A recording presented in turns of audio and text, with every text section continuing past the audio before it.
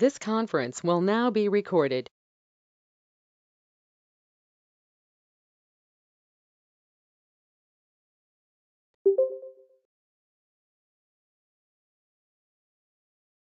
Hi everyone, welcome to Isha Training Solutions. Myself Sesi. I have 7+ years of experience in performance testing and engineering. So this session we are going to discuss approximately 200 interview questions on JMeter from basics to advanced.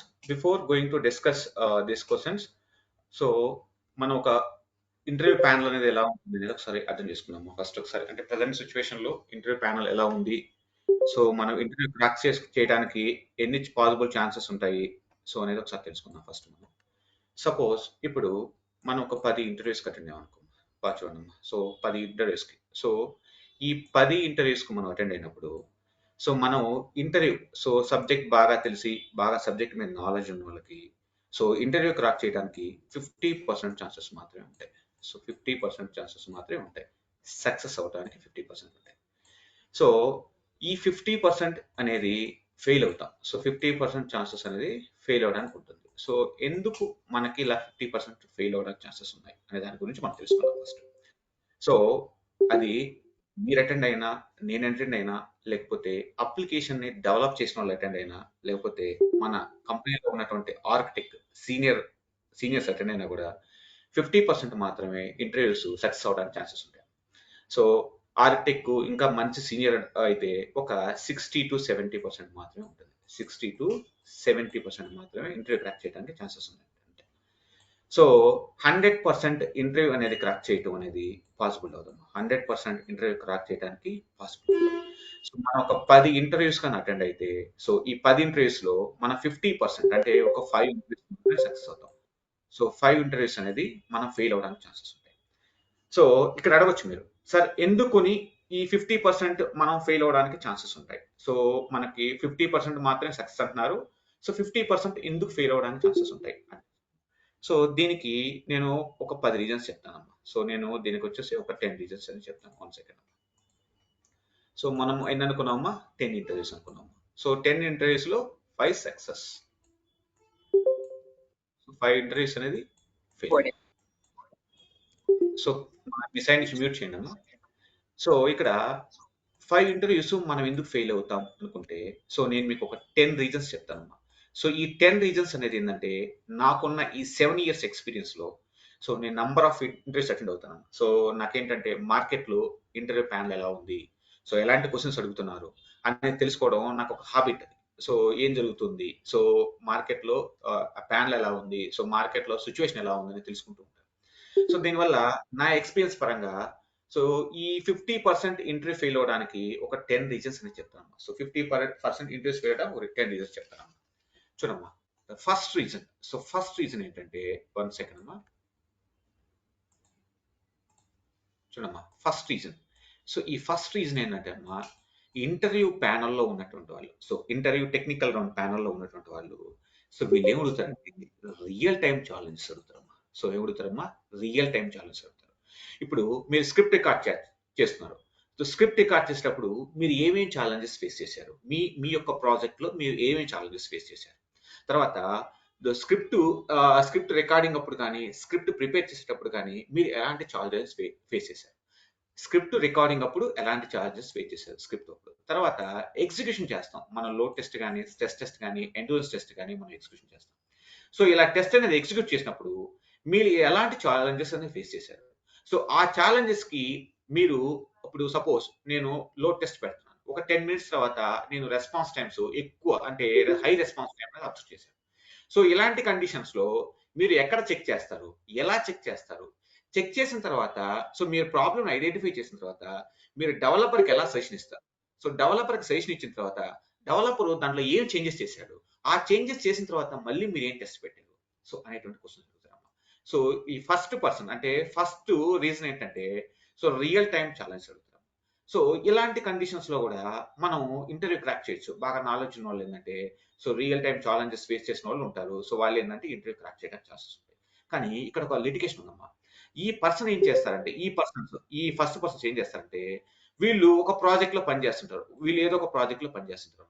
ఈ project లో కొన్ని errors వస్తాయి, ఈ project లో కొన్ని errors ఉంటాయి, కొన్ని issues ఉంటాయి. సో ఎగ్జిక్యూషన్ అప్పుడు కానీ సో ఏదో ఇష్యూస్ ఉంటాయి.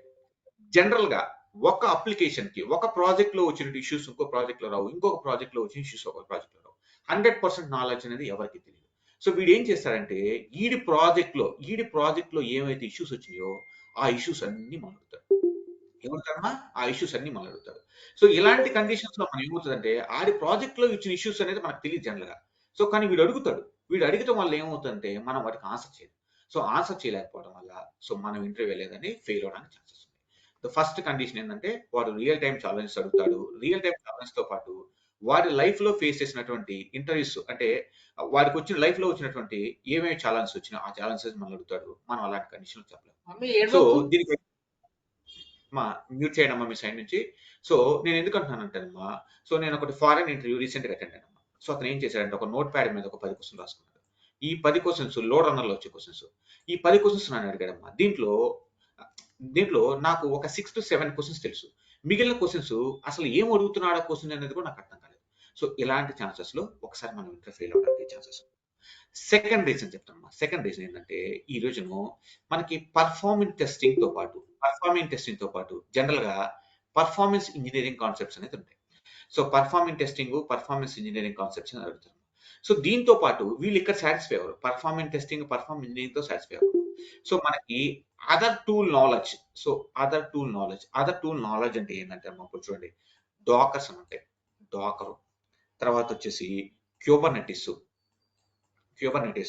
తర్వాత జెంక్లిన్స్, ఈ దీంట్లో సిఐసిడి పైప్లైన్స్, తర్వాత వచ్చేసి క్లౌడ్ లో మీకు ఏమైనా నాలెడ్జ్ ఉందా? సో క్లౌడ్ లో సంబంధించి సో ఏడబ్ల్యూఎస్ కానీ సో లేకపోతే జీసీపీ క్లౌడ్ కానీ క్లౌడ్ కి సంబంధించి ఏమైనా నాలెడ్జ్ ఉందా? సో లేకపోతే వీడు ఏం చేస్తాడంటే పర్ఫార్మెన్స్ టెస్టింగ్ చేసేటప్పుడు పర్ఫార్మెన్స్ ఎస్టిమేషన్స్ అని ప్రిపేర్ చేస్తాం. అంటే ప్రాజెక్ట్ మనకు వచ్చినప్పుడు ఈ పర్ఫార్మెన్స్ ఎస్టిమేషన్స్ గురించి కొన్ని క్వశ్చన్స్ అడుగుతాడు. సో ఇలాంటి కండిషన్స్ లో కూడా మనం ఫెయిల్ అవడానికి ఛాన్సెస్ ఉంది. ఎందుకంటే ప్రతి ప్రాజెక్ట్ లో ఈ జెంక్లిన్స్ సో లేకపోతే ఈ పర్ఫార్మెన్స్ టెస్టింగ్ సంబంధించిన ఎస్టిమేషన్స్ గురించి కానీ డాకర్, క్యూబర్నెటిస్ వీటన్నిటి గురించి నాలెడ్జ్ ఉండదు. సో ఇప్పుడు మీరు ఎంఎన్సీ కంపెనీలోకి వెళ్ళారంటే కొంతమంది స్క్రిప్టింగ్ లో పనిచేస్తారు, కొంతమంది ఎగ్జిక్యూషన్ లో పనిచేస్తారు, కొంతమంది మానిటరింగ్ లో పనిచేస్తారు. సో అలాంటప్పుడు మనం ఇంటర్వ్యూ ఫెయిల్ అవడం ఛాన్సెస్ ఉంది. సో ఈ రెండు కండిషన్స్ లో మనం ఇంటర్వ్యూ ఫెయిల్ అవడం ఛాన్సెస్ ఉంది. తర్వాత థర్డ్ కండిషన్ చూడమ్మా. థర్డ్ రీజన్ ఏంటంటే స్లాంగ్ అమ్మా. స్లాంగ్ బాగా గమనించమ్మా.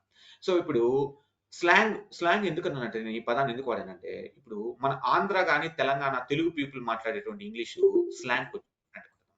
సో తమిళనాడు నుంచి మాట్లాడే వాళ్ళ స్లాంగ్ డిఫరెంట్ ఉంటుంది, నార్త్ ఇండియా నుంచి డిఫరెంట్ ఉంటుంది. సో ఒక చిన్న ఎగ్జాంపుల్ అమ్మా, నేను ఐటీ స్టార్ట్ చేసినప్పుడు బీహార్ నుంచి సో మా ఆఫీస్ లో ఒక అమ్మాయి ఉంటుంది అమ్మా. సో ఈ అమ్మాయి ఫంక్షనల్ టెస్టింగ్ టీమ్ లో ఉండేది. సో ఈ అంటే మాన్యువల్ టీమ్ లో ఉండేది. సో ఈ అమ్మాయి ఏమనేదంటే సోయింగ్ అనేది. సో ఈ అమ్మాయి ఏం సోయింగ్ అంటే ఏంటి నాకు అర్థమయ్యేది కాదు. సోయింగ్ ఏంటి అర్థమైంది. తర్వాత నాకు కొన్ని రోజుల తర్వాత ఏమర్థమైందంటే షోయింగ్ అని అర్థమైంది. సో వాళ్ళ స్లాంగ్ బట్టి కొంచెం ఇంగ్లీష్ అనేది కొంచెం చేంజ్ అవుతూ ఉంటుంది. సో కొంతమంది ఇంగ్లీష్ లో తమిళ్ మిక్స్ చేసేసారు, ఇంగ్లీష్ లో తెలుగు హిందీ మిక్స్ చేసేసారు. ఇలా డిఫరెంట్ మిక్స్ చేయడం వల్ల సో వాళ్ళ స్లాంగ్ వల్ల మనకు కొంచెం కన్ఫ్యూజ్ ఉంటుంది. సో ఇంటర్వ్యూ ప్యానల్లో ఉన్నాడు వాడి ఓన్ స్లాంగ్ ఉపయోగించి మనల్ని క్వశ్చన్ అడిగాడు అనుకో, మనం ఆ క్వశ్చన్ అర్థం చేసుకోవడం కొంచెం కష్టంగా ఉంటుంది. తర్వాత మన స్లాంగ్ లో మనం చెప్పడం వల్ల వాడికి అర్థం కాక సో మనం ఇంటర్వ్యూ ఫెయిల్ అవడానికి ఛాన్సెస్ ఉన్నాయి. నెక్స్ట్ తర్వాత ఫోర్త్ రీజన్ ఏంటంటే చూడండి మీరు ఒకసారి గమనించండి. ఇప్పుడు ఫోర్త్ రీజన్ ఏంటంటే అప్పుడు మనకి ఇంటర్వ్యూస్ అనేది సాటర్డే టైంలో, సండే టైంలో షెడ్యూల్ చేస్తారమ్మా. కొన్నిసార్లు సాటర్డే టైంలో, సండే షెడ్యూల్ చేస్తారు. ఇలాంటి టైంలో ఏం చేస్తారంటే మనకి ఇంటర్వ్యూ ప్యానల్లో ఉన్న వాళ్ళు వీళ్ళకి సాటర్డే సండే హాలిడే కాబట్టి సో వీళ్ళు ఏం చేస్తారంటే హోమ్ నుంచి కనెక్ట్ అవుతారు. సో వీళ్ళ ల్యాప్టాప్ లో వీళ్ళ హోమ్ లో ఉన్నటువంటి నెట్వర్క్ ప్రాపర్ గా లేదనుకోమ్మా, ఆ నెట్వర్క్ ప్రాపర్ గా లేనందువల్ల సో వాడు అడిగే క్వశ్చన్ మనకి ప్రాపర్ గా అర్థం కాదు. సో మనం చెప్పే ఆన్సర్ వాడికి ప్రాపర్ గా అర్థం కాదు. సమ్ టైమ్స్ మన లిప్ అనేది సింక్ కాదు. సో మన లిప్ అనేది ఆ వీడియో క్వాలిటీ తక్కువ ఉండటం వల్ల లిప్ సింక్ అనేది తక్కువగా ఉంటుంది. సో ఇలాంటి టైంలో వీడియో ఏమనుకుంటాడంటే వీడేదో ప్రాక్సీ చేస్తున్నాడు అనేటువంటి అవకాశం ఉంటుంది. సో ఇలాగే ఈ సాటర్డే సండే సీజన్స్ లో కూడా నేను బాగా అబ్జర్వ్ చేసింది, కొంతమంది ఇంటర్వ్యూలో ఉన్న వాళ్ళు ఏం చేస్తారంటే జర్నీస్ లో ఉంటారమ్మా. కొంతమంది జర్నీస్ లో ఉంటారు, లేకపోతే కొంతమంది అవుట్ సైడ్ ఎక్కడైనా సరే వాళ్ళ సో డిఫరెంట్ అవుట్ సైడ్ లో ఉండి వీళ్ళు ఏం చేస్తారంటే మొబైల్ ఫోన్స్ తో కనెక్ట్ అవుతారు. సో ఇలాంటి సిచ్యువేషన్స్‌లో గూడా వాళ్ళు ప్రాపర్‌గా క్వెషన్ మనకు అర్థం గాదు. సో మనం ఏం చెప్తున్నాం వాడికి అర్థం గాదు. వాడు గూడా సెలెక్ట్ చేద్దాం అనేటువంటి ఉద్దేశాన్ని పక్కన పెట్టి, సో ఇంటర్వ్యూ దాన్ని ఫాస్ట్‌గా వాడికి ఆ ప్యానెల్‌లో సెట్ చేశారు కాబట్టి వాడిని, సో దాన్ని కంప్లీట్ చేయాలి అనే ఉద్దేశంతో ఉంటాడు గానీ, మనం సెలెక్ట్ చేయాలి, మనం ప్రాపర్‌గా అడగాలి అనే ఉద్దేశం ఉండదు. సో ఇలాంటి కండిషన్స్‌లో గూడా మనకి ఇంటర్వ్యూ ఫెయిల్ అయ్యేటువంటి ఛాన్సెస్ ఉన్నాయి. సో నెక్స్ట్ ఫిఫ్త్ చూడండమ్మా. సో ఫిఫ్త్ వన్ ఏమనుకుంటున్నానంటే నేను ఫిఫ్త్ రీజన్ ఏమనుకుంటున్నానంటే, so less requirement. So requirement చాలా తక్కువగా ఉందనుకోమ్మా. సో రిక్వైర్మెంట్ లేదు. సో మనకేందంటే ఇప్పుడు ఆఫీస్‌లో ఇప్పుడు పర్ఫార్మెన్స్ టెస్టింగ్‌లో ఒకే జాబ్ ఉందమ్మా. సో దీనికి ఇంటర్వ్యూకి అటెండ్ అయ్యేవాళ్ళు 100 మెంబర్స్ అటెండ్ అవుతున్నారు ఈ జాబ్ కోసం. 100, 1000 మెంబర్స్ కొన్ని సమ్‌టైమ్స్ 1000 కూడా ఉంటారు. సో ఒక్క జాబ్ కోసం 100 మెంబర్స్ పోటీ పడుతున్నప్పుడు వీళ్ళేం చేస్తారంటే మనల్ని ఫిల్టర్ చేస్తూనే ఉంటారు. మనం ఎన్ని క్వెషన్స్ ఆన్సర్ చెప్పినా, ఎంత చెప్పినా కూడా ఫిల్టర్ చేస్తూనే ఉంటారు. ఫిల్టర్ చేస్తూనే ఉంటారు. సో ఇలాంటి కండిషన్స్‌లో గూడా మనం ఇంటర్వ్యూ సక్సెస్ అవ్వాలి. ఇలాంటి కండిషన్స్‌లో గూడా మనం ఇంటర్వ్యూ అనేది సక్సెస్ అవ్వలేము. సో తర్వాత ఇంకొకటి చూడండమ్మా. కొ ఇంకొకటి సిక్స్త్ చెప్తున్నానమ్మా. నేను సిక్స్త్ రీజన్ చెప్తున్నానమ్మా. సో కొంతమందికేందంటే మల్టిపుల్ సో కొన్ని ప్రాజెక్ట్‌లో మల్టిపుల్ టూల్ నాలెడ్జ్ కావాలమ్మా. మల్టిపుల్ టూల్స్ కావాలమ్మా. లోడ్ రన్నర్ గావాలి, JMeter గావాలి, నియో లోడ్ కావాలి, అలాగే మానిటరింగ్ టూల్స్ డైనాట్రైస్ కావాలి, AppDynamics కావాలి. సో ఇలాగ మల్టిపుల్ టూల్స్ నాలెడ్జ్ కావాలి. అంటే కొన్ని ప్రాజెక్ట్స్ రిక్వైర్మెంట్‌లో మల్టిపుల్ టూల్ నాలెడ్జ్ కావాలి. సో మనకి ఉంటే లోడ్ రన్నరో, JMeterో ఈ 2 మానిటరింగ్ టూల్స్‌లో ఎయిదర్ డైనాట్రైస్ కానీ, లేకపోతే AppDynamicsలో కానీ నాలెడ్జ్ ఉంటుంది. సో అన్ని టూల్స్‌లో నాలెడ్జ్ అనేది చాలా తక్కువగా ఉంటుంది. సో ఇలాంటి కండిషన్స్‌లో మనం పోతాం. ఇదే సేమ్ కండిషన్‌లో కొన్ని ప్రాజెక్ట్స్‌లో నాకు ఇప్పుడు మనకి 5 ఇయర్స్ ఎక్స్‌పీరియన్స్ పెట్టుకున్నాం అనుకుందాం. సో వాడేమంటాడంటే నాకు 5 ఇయర్స్ JMeter మీదే కావాలి. లేకపోతే 5 ఇయర్స్ అనేది లోడ్ రన్నర్ మీదే కావాలి అంటాడు. అంటే మనం 5 ఇయర్స్ మనకున్న 5 ఇయర్స్ ఎక్స్‌పీరియన్స్ లోడ్ రన్నర్ మీద ఉంటుంది, JMeter మీద ఉంటుంది. సపోజ్ లోడ్ రన్నర్ మీద 2 ఇయర్స్, JMeter మీద 3 ఇయర్స్ ఉందనుకో. వీడికి JMeter మీదే 3 ఇయర్స్ కావాలి. సో 5 ఇయర్స్ ఎక్స్‌పీరియన్స్ మొత్తం JMeter మీదే కావాలి. సో లేకపోతే లోడ్ రన్నర్ మీదే కావాలి. సో ఇలాంటి కండిషన్స్‌లో మళ్ళీ జాబ్ పోయే ఛాన్స్ ఉంటుంది. అంటే మనం సెలెక్ట్ కాకుండా పోవడానికి అవకాశం ఉంటుంది. సో తర్వాత ఇంకోటి గుర్తుపెట్టుకోండమ్మా. సో దీంట్లోనే కొన్ని ప్రాజెక్ట్స్‌లో ఏందంటే మాన్యువల్ టెస్టింగ్ తెలిసుండాలి. పర్ఫార్మెన్స్ టెస్టింగ్ తెలిసుండాలి. లేకపోతే ఆటోమేషన్ టెస్టింగ్ తెలిసుండాలి. పర్ఫార్మెన్స్ టెస్టింగ్ తెలిసుండాలి. సో లేకపోతే పర్ఫార్మెన్స్ టెస్టింగ్ తెలిసుండాలి. లేకపోతే సెక్యూరిటీ టెస్టింగ్ తెలిసుండాలి. సో ఇలాగా రిక్వైర్మెంట్ ఉంటది. సో ఇలాంటి కండిషన్స్‌లో కూడా మనం అనేది ఇంటర్వ్యూ అనేది క్రాక్ చేయలేం. ఇలాంటి కండిషన్స్‌లో కూడా మనం ఇంటర్వ్యూ అనేది క్రాక్ చేయలేము. నెక్స్ట్ సెవెంత్ పాయింట్ చూద్దాము. మనం సెవెంత్ రీజన్ చూద్దాం. ఈ సెవెంత్ రీజన్ ఏంటంటే సార్ చూడండమ్మా. సో కొంతమంది ఇంటర్వ్యూ ప్యానెల్‌లోకి వచ్చే ముందే ఒక నెగెటివ్ ఫీలింగ్‌తో ఉంటారమ్మా. వాళ్ళేంటారంటే ఒక నెగెటివ్ ఫీలింగ్‌తో ఉంటారు. సో వాళ్ళ ఫీలింగ్ ఏందంటే సో ఇంటర్వ్యూకి అటెండ్ అయ్యే క్యాండిడేట్స్ మొత్తం ఫేక్ లేకపోతే ప్రాక్సీ. ఫేక్ లేకపోతే ప్రాక్సీ. సో ఈ మైండ్‌తో ఉంటారు. ఈ మైండ్‌తో ఉండటం వల్ల ఏం చేస్తారంటే వాడు స్టార్టింగ్ నుంచి మన మీద డౌట్ పడుతూనే ఉంటాడు. సో మనం ఏది చెప్పినా డౌట్ పడుతూ ఉంటాడు. ఇలాంటి సిట్యుయేషన్స్‌లో మనం కొంచెం డిసప్పాయింట్ అయిపోతాం. వాడు మనల్ని కన్‌ఫ్యూజ్ చేస్తా ఉంటాడు. సో క్వెషన్ అడుగుతూ ఉంటాడు. మధ్యలో డైలీ మీ ఆఫీస్ టైమింగ్ అవర్స్ ఏంది? మీ క్లయింట్ కాల్ ఎప్పుడుంటది? స్టాండప్ కాల్ ఎక్కువుంటది. ఇలాంటి క్వెషన్స్ అడిగి మనల్ని డిస్టర్బ్ చేస్తాడు. సో ఇలాంటి సిట్యుయేషన్స్‌లో కూడా మనం ఫెయిల్ అవ్వడానికి ఛాన్సెస్ ఉంటాయన్నమాట. తర్వాత నెక్స్ట్ వచ్చేసి ఎయిత్ రీజన్ చెప్తాను చూడమ్మా. సో ఎయిత్ రీజన్ ఏందంటే బాగా చూడండమ్మా. సో కోవిడ్ అమ్మా. కోవిడ్. సో ఈ కోవిడ్ అనేది ఎందుకు చెప్పానంటే నేను, ఈ కోవిడ్ సిట్యుయేషన్స్‌లో చాలా మంది ఐటీలోకి సో ప్రాక్సీ ద్వారా చాలా మంది ఐటీలోకి ఎంటర్ అయిపోయారు. ప్రాక్సీ ద్వారా చాలా మందికి ఐటీలోకి ఎంటర్ అయిపోయారు. సో ప్రాక్సీ ద్వారా ఐటీలోకి ఎంటర్ అయిపోవటం వల్ల మార్కెట్‌లో ఐటీ ఫీల్డ్‌లో ఒక ఫీలింగ్ ఏందంటే ప్రెజెంటు సో మాక్సిమం ఫేక్ ఎక్కువ ఫేక్ క్యాండిడేట్స్ ఉన్నారు. లేదంటే ప్రాక్సీ ద్వారా గాని, సో ఏదో ఒక విధంగా ఐటీలోకి ఎంటర్ అయిపోతున్నారని ఎక్కువ ఫిల్టర్ చేస్తున్నారమ్మా. మీకు నోయిడా గాని, గుర్గాం లొకేషన్స్‌లో గాని ఎళ్తే సో మనం ఆంధ్ర నుంచి గాని, తెలంగాణ నుంచి గాని మనం అంటే ఈ క్యాండిడేట్ ఉన్నాడంటే ఈవెన్ వాళ్ళు ఇంటర్వ్యూ షెడ్యూల్ కూడా చేయరమ్మా. ఇంటర్వ్యూ అనేది షెడ్యూల్ కూడా చేయరు. సో స్పెషల్లీ హైదరాబాద్ ఎంప్లాయీస్, హైదరాబాద్‌లో వర్క్ చేస్తున్నటువంటి సాఫ్ట్‌వేర్ ఎంప్లాయీస్ అంటే వీళ్ళు అసలు సెలెక్ట్ చేయరు. ఇంటర్వ్యూ కూడా షెడ్యూల్ చేయట్లేదు. సో ఎందుకు చేయట్లేదంటే సో మాక్సిమం ఆంధ్ర, తెలంగాణ నుంచి ఎక్కువ మంది పీపుల్స్ అనేది కోవిడ్ సిట్యుయేషన్స్‌లో ప్రాక్సీ ద్వారా లోపలికెళ్లారు. సో దానివల్ల ఏందంటే సో ఈ నోయిడా, గుర్గాము సో ఇదే కాదు చాలా కొన్ని ఏరియాస్‌లో కొన్ని కంపెనీస్ అనేది సో ఈ హైదరాబాద్‌లో గాని, ఆంధ్ర, తెలంగాణ వాళ్ళంటే బిలీవ్ చేయడం అనేది మానేశారు. సో నెక్స్ట్ నైన్త్ రీజన్ ఒకటి చెప్పుకుందాం. ఈ నైన్త్ రీజన్ ఏందంటేనమ్మా సో రికమెండేషన్స్ అమ్మా. Recommendations plus references. References. Recommendations, references మీకు తెలిసి ఇంకొక పదం కూడా ఉంటుంది, నేను వాడకూడదు ఇది. So recommendations, references. ఈ రికమెండేషన్స్, రిఫరెన్స్ వల్ల ఇప్పుడు మన ఆఫీస్‌లో ఒక మేనేజర్ పొజిషన్‌లోనో లేకపోతే హెచ్ఆర్ పొజిషన్‌లో ఉంటారు కొంతమంది.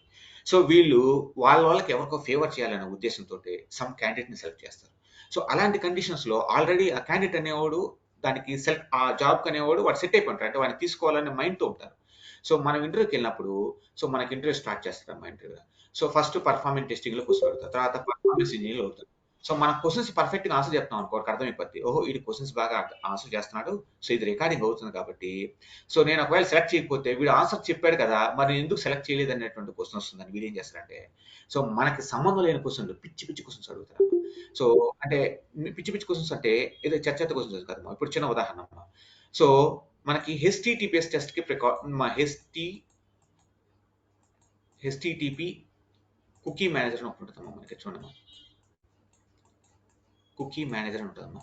తర్వాత క్యాచీ మేనేజర్ అని ఉంటుందమ్మా. ఒక చిన్న ఎగ్జాంపుల్ చెప్తానమ్మా. నాకు వచ్చిన ఎక్స్‌పీరియన్స్ అమ్మా.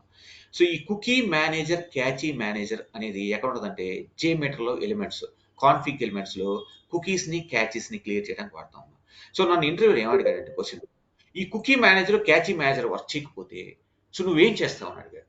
So cookie manager, cache manager work చేయకపోతే ఏం చేస్తావు అని అడిగాడు. సో నేనేం చెప్పానంటే నాకైతే తెలీదు. నాకు నాలెడ్జ్ లేదు దాని గురించి చెప్పాను. తర్వాత సో ఈ తర్వాత లాస్ట్‌లో ఇంటర్వ్యూ అయిపోయిన తర్వాత ఇంటర్వ్యూ కంప్లీట్ అయిపోయిన తర్వాత వాడు నన్ను ఎన్ని క్వెషన్స్ అన్నాడు. సో నేను ఈ సేమ్ క్వెషన్ అడిగాను. So cookie manager, cache manager అనేది వర్క్ చేయకపోతే సో మనం ఏం అంటే మీరు క్వెషన్ అడిగారు కదా! సో దానికి ఆన్సర్ చెప్పండి అని అడిగాను. వాడు ఏమన్నాడంటే we will work on that. We will work on that అన్నాడు. అంటే అది cookie manager, cache manager work చేయకపోతే ఏం చేయాలో వాడికి తెలీదు. కానీ we will work on that. We will work on that అన్నాడు. అంటే సో అంటే వాడి మైండ్ సెట్ ఆలోచించండి మరి. సో వాడు మనల్ని ఏదో విధంగా రిజెక్ట్ చేయాలి అనే మైండ్‌లో ఈ విధంగా ఉంటుంది. సో తర్వాత లాస్ట్ రీజన్ అమ్మా. సో లాస్ట్ రీజన్ ఇది చాలా ఇది లాస్ట్ రీజన్ అమ్మా. ఇది కామన్‌గా జరుగుతుంటుందమ్మా. సో కొంతమంది ఇంటర్వ్యూ ప్యానెల్‌లో ఉన్నటువంటి వాళ్ళు. సో నేను బాగా అబ్జర్వ్ చేశానమ్మా. సో ఇంటర్వ్యూ ప్యానెల్‌లో ఉన్న కొంతమంది పీపుల్స్. సో అందరూ కాదమ్మా కొంతమంది పీపుల్స్.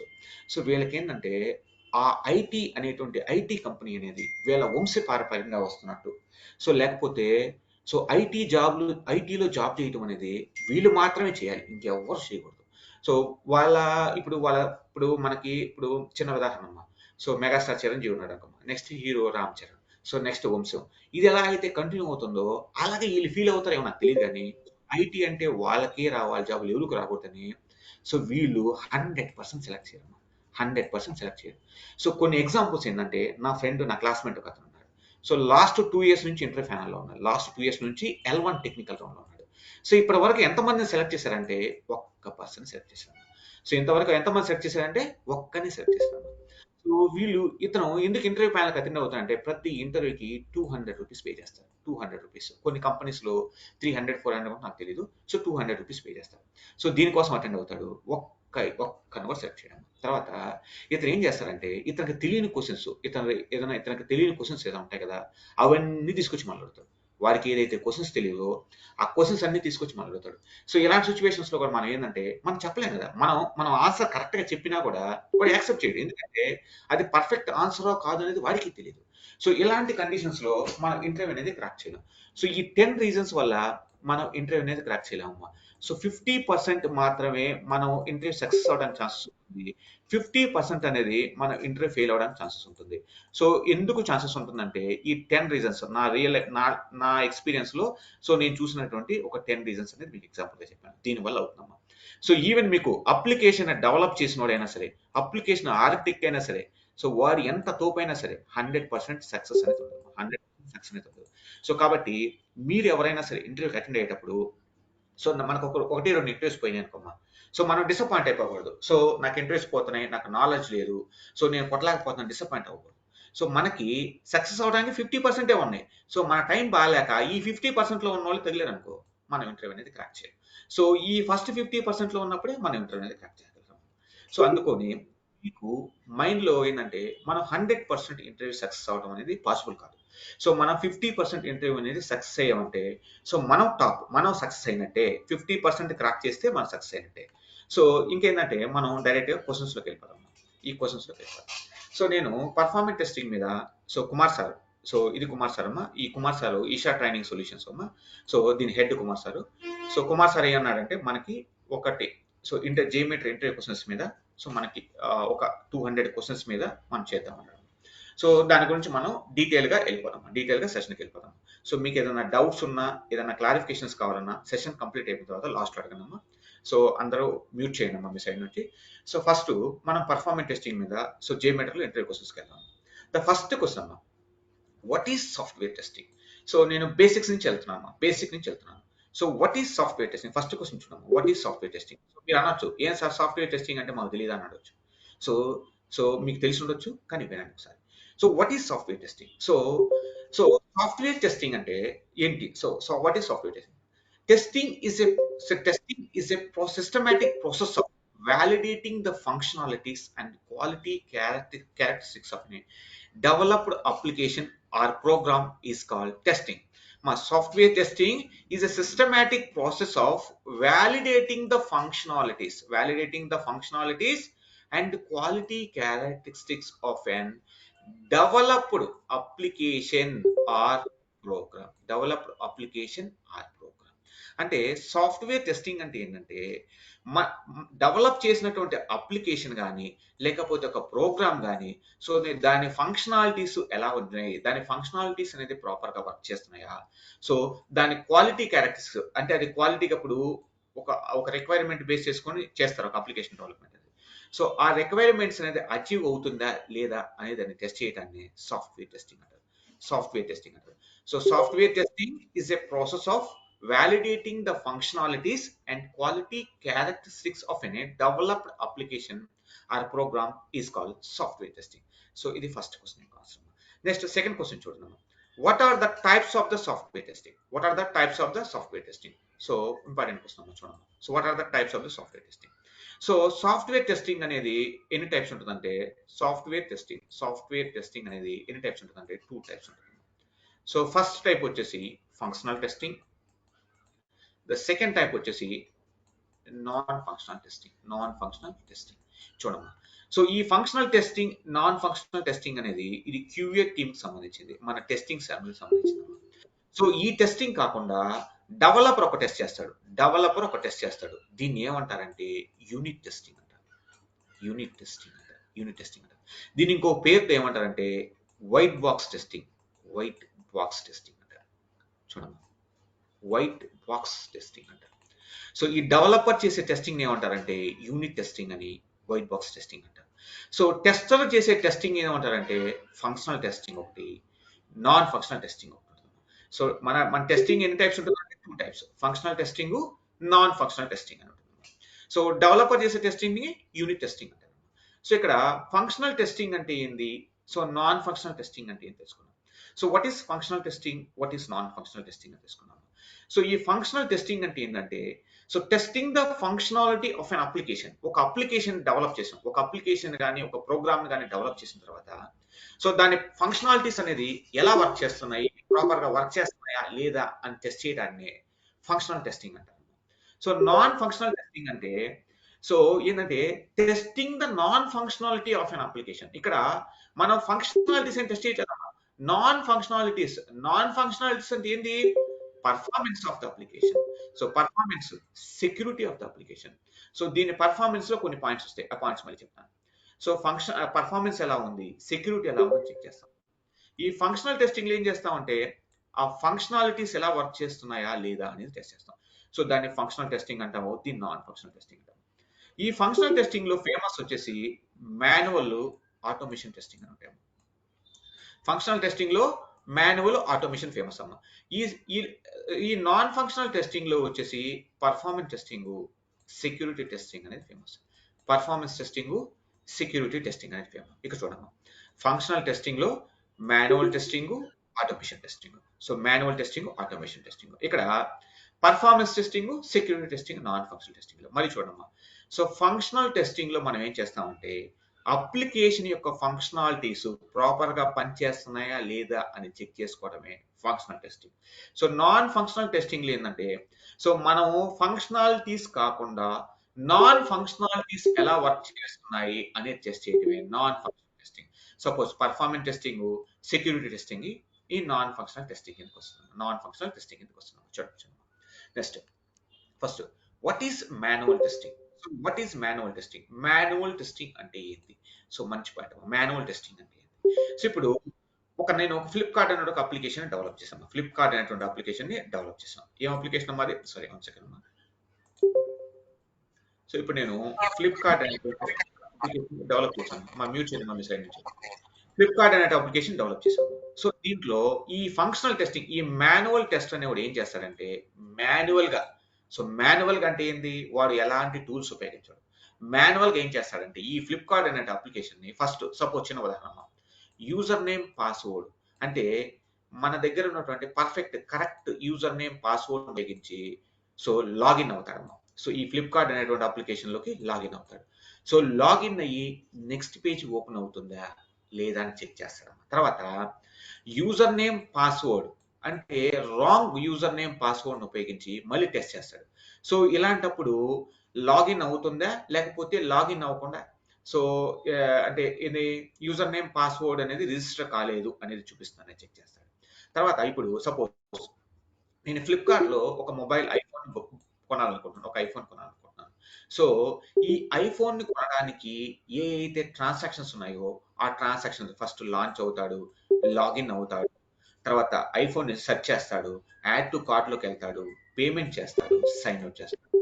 ఇదంతా మన రియల్ టైమ్‌లో ఒక యూజర్ ఏ విధంగా అయితే చేస్తాడో, ఆ విధంగా ఈ మాన్యువల్ టెస్ట్ అనేవాడు సో దీనన్నిటిని సో మాన్యువల్‌గా నావిగేట్ చేసి ఫైనల్‌గా టెస్ట్ కేసెస్ అనేది రాస్తాడు. ఫైనల్‌గా ఏం చేస్తాడంటే టెస్ట్ కేసెస్ అనేది రాస్తాడు. సో దాన్నే మాన్యువల్ టెస్టింగ్ అంటారు. సో మాన్యువల్ టెస్టింగ్ అంటే ఏంటంటే సో ఏం లేదమ్మా, టెస్టింగ్ డన్ బై సో మనం చూడమ్మా, testing done by the manual tester అమ్మా. మాన్యువల్ టెస్ట్ అనేవాడు మాన్యువల్‌గా టెస్టింగ్ చేస్తాడు. దాన్ని మాన్యువల్ టెస్టింగ్ అంటారమ్మా. Testing done by manually is called manual testing. ఇక్కడ next what is automation testing? So what is automation testing? So ఇక్కడ నేను ఫంక్షనల్ టెస్టింగ్ లో రెండు అని చెప్పాను. ఏం చెప్పాను? Manual testing, automation testing famous అని చెప్పాను. సో మాన్యువల్ టెస్టింగ్ లో ఏ అయితే యాక్టివిటీస్ అనేది చేస్తారో సో సేమ్ యాక్టివిటీస్ ని ఈ ఆటోమేషన్ టెస్టింగ్ లో చేస్తారు. ఎలా చేస్తారంటే సమ్ ఆటోమేషన్ టూల్స్ అమ్మా. సెలీనియము, టోస్కా, సో ఇంకా చాలా టూల్స్ ఉన్నాయి. సో సెలీనియము, టోస్కా ఈ టూల్స్ ఉపయోగించి సో సేమ్ మాన్యువల్ టెస్ట్ అయితే ఏ యాక్టివిటీస్ చేస్తాడో సో అలాంటి యాక్టివిటీస్ ని ఈ టూల్స్ ఉపయోగించి చేస్తాడు.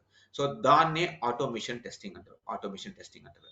సో దీంట్లో సెలీనియం అనేది ఫేమస్, సెలీనియం అనేది ఓపెన్ సోర్స్, ఇది ఫేమస్ టూల్, టోస్కా అనేది కమర్షియల్ టూల్. ఇంకా చాలా టూల్స్ ఉన్నాయి, లాట్ ఆఫ్ టూల్స్ ఉన్నాయి. సో ఈ టూల్స్ ఉపయోగించి ఆటోమేషన్ టెస్టింగ్ అనేది చేస్తారు. సో చూడండి, వన్ సెకండ్ చూడండి. సో అయిపోయింది ఇది. సో తర్వాత what is non functional testing? So ఇంతకు ముందుగా మనం అనుకున్నాం. సో నాన్ ఫంక్షనల్ టెస్టింగ్ అంటే ఏంది? So testing the non functionality application. So application లో ఉన్నటువంటి నాన్ ఫంక్షనాలిటీ. దీంట్లో ఫేమస్ రెండు ఉన్నాయమ్మా. సో ఒకటి వచ్చేసి పర్ఫార్మెన్స్ టెస్టింగ్, రెండోది సెక్యూరిటీ టెస్టింగ్. ఈ సెక్యూరిటీ టెస్టింగ్ గురించి మనం వదిలేద్దాం. సో పర్ఫార్మెన్స్ టెస్టింగ్ గురించి చదువుకున్నాం. సో మనం ఎందుకంటే మనం JMeter అనే టూల్ పర్ఫార్మెన్స్ టెస్టింగ్ చేస్తాం కాబట్టి సో మనం పర్ఫార్మెన్స్ టెస్టింగ్ అంటే ఏదో తెలుసుకున్నాం. సో దీనికంటే ముందు సో ఇక్కడ what is the difference between functional and non functional testing? So already చూసుకున్నాము. సో ఏంటంటే వన్ సెకండ్. సో ఇక్కడ ఫంక్షనల్ టెస్టింగ్ కి నాన్ ఫంక్షనల్ టెస్టింగ్ కి ఉన్న డిఫరెన్స్ చూద్దాం. సో ఫంక్షనల్ టెస్టింగ్ కి non functional testing difference. So ఇక్కడ ఏం చేస్తామంటే అప్లికేషన్ ఫంక్షనాలిటీ చెక్ చేస్తాం. Testing the functionality of an application. ఇక్కడ testing the non functionality of an application. So non functionality of a application. So ఇది functional testing కి, non functional testing కి. ఈ functional testing లో మనం ఏదన్నా ఎర్రర్స్ ఐడెంటిఫై చేసామంటే వాటిని ఏమంటారంటే డిఫెక్ట్స్ అంటారు. డిఫెక్ట్స్ లేకపోతే బగ్స్ లేకపోతే బగ్స్ అంటారు. సో ఈ నాన్ ఫంక్షనల్ టెస్టింగ్ లో మనం పర్ఫార్మెన్స్ ఇష్యూస్ ఐడెంటిఫై చేస్తే దాన్ని ఏమంటారంటే బాటిల్ నెక్స్ అంటారు. సో నాన్ ఫంక్షనల్ టెస్టింగ్ లో, పర్ఫార్మెన్స్ టెస్టింగ్ లో ఐడెంటిఫై చేసేటువంటి ఇష్యూస్ ని మనం ఏమంటారంటే బాటిల్ నెక్స్ అంటారు. ఫంక్షనల్ టెస్టింగ్ లో మనం ఐడెంటిఫై చేసేటువంటి ఇష్యూస్ ని డిఫెక్ట్స్, బగ్స్ అంటారు. ఈ ఫంక్షనల్ టెస్టింగ్ లో మాన్యువల్ టెస్టింగ్, ఆటోమేషన్ టెస్టింగ్ అనేది famous. So non functional testing లో పర్ఫార్మెన్స్ టెస్టింగ్, సెక్యూరిటీ టెస్టింగ్ అనేది ఫేమస్. సో ఇదమ్మా. సో ఇది ఫంక్షనల్ టెస్టింగ్ కి నాన్ ఫంక్షనల్ టెస్టింగ్ కి ఉన్న డిఫరెన్స్ అమ్మా. సో ఒక అప్లికేషన్ అనేది డెవలప్మెంట్ జరిగిన తర్వాత ఫస్ట్ ఎక్కడికి వస్తుందంటే ఫంక్షనల్ టెస్టింగ్ టీమ్కి వస్తుందమ్మా. ఈ ఫంక్షనల్ టెస్టింగ్ టీమ్ అనేది ఒక రౌండ్ కంప్లీట్ అయిన తర్వాత ఆ తర్వాత మనకి నాన్ ఫంక్షనల్ టెస్టింగ్ వస్తుంది. నాన్ ఫంక్షనల్ టెస్టింగ్ కి వస్తుంది. సో ఇది functional testing, non functional testing కి. Next 1 second. నెక్స్ట్ అమ్మా.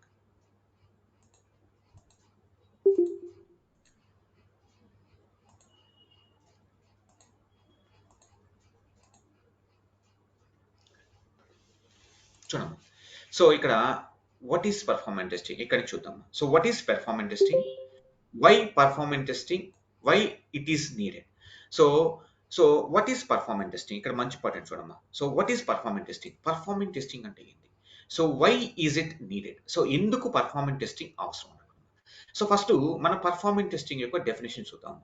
సో పర్ఫార్మెన్స్ టెస్టింగ్ అంటే ఏంటి చూద్దాము. సో పర్ఫార్మెన్స్ టెస్టింగ్ అంటే ఏంటంటే, సో పర్ఫార్మెన్స్ టెస్టింగ్ చాలా మంది ఏం చెప్తారంటే performance testing is under the non functional testing.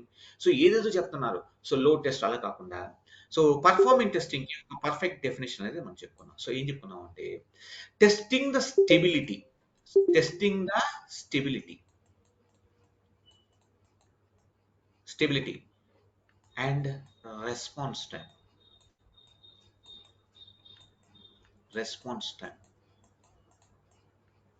చూడమ్మా. So testing the stability and response time of an application by applying load is called performance testing. So performance testing means what? Testing the stability and response time of an application by applying load is called performance testing. So ఇది perfect definition అమ్మా.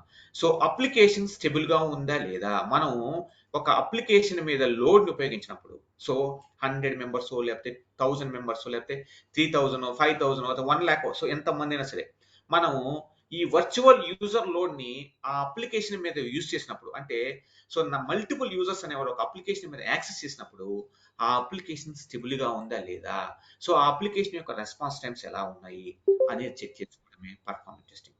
So performance testing is nothing but testing the stability and response time of an application by applying load is called performance testing. So మళ్ళీ నేను repeat చేస్తానమ్మా. So what is performance testing? Testing the stability and response time of an application by applying load is called performance testing. అంటే performance testing అంటే ఏంటంటే so మనము number of users so అంటే X users అనుకోమా expected user load తో మనం ఒక application మీద లోడ్ ఉపయోగించినప్పుడు సో ఈ అప్లికేషన్ యొక్క బిహేవియర్ ఎలా ఉంది, ఇది స్టెబుల్ గా ఉందా లేదా, సో దీని యొక్క రెస్పాన్స్ టైమ్స్ ఎలా ఉన్నాయి అనేది చెక్ చేసుకోవడమే performance testing. So next point. So mute చేయండి మన సైడ్ నుంచి. సో చూడమ్మా, why it's needed. So mute చేయండి అమ్మా మీ సైడ్ నుంచి. So why is it needed. ఎవరమ్మా మ్యూట్ చేయండి అమ్మా మీ సైడ్ నుంచి.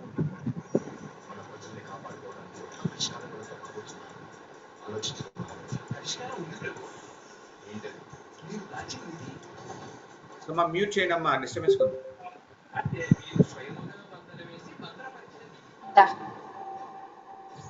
హలో మా మ్యూట్ చేయండి మీ సైడ్ నుంచి.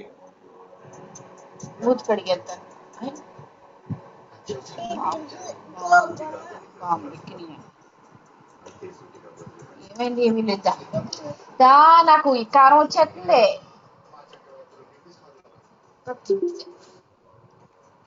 మరి పోతే కొట్టే అనుకోమండి నేను.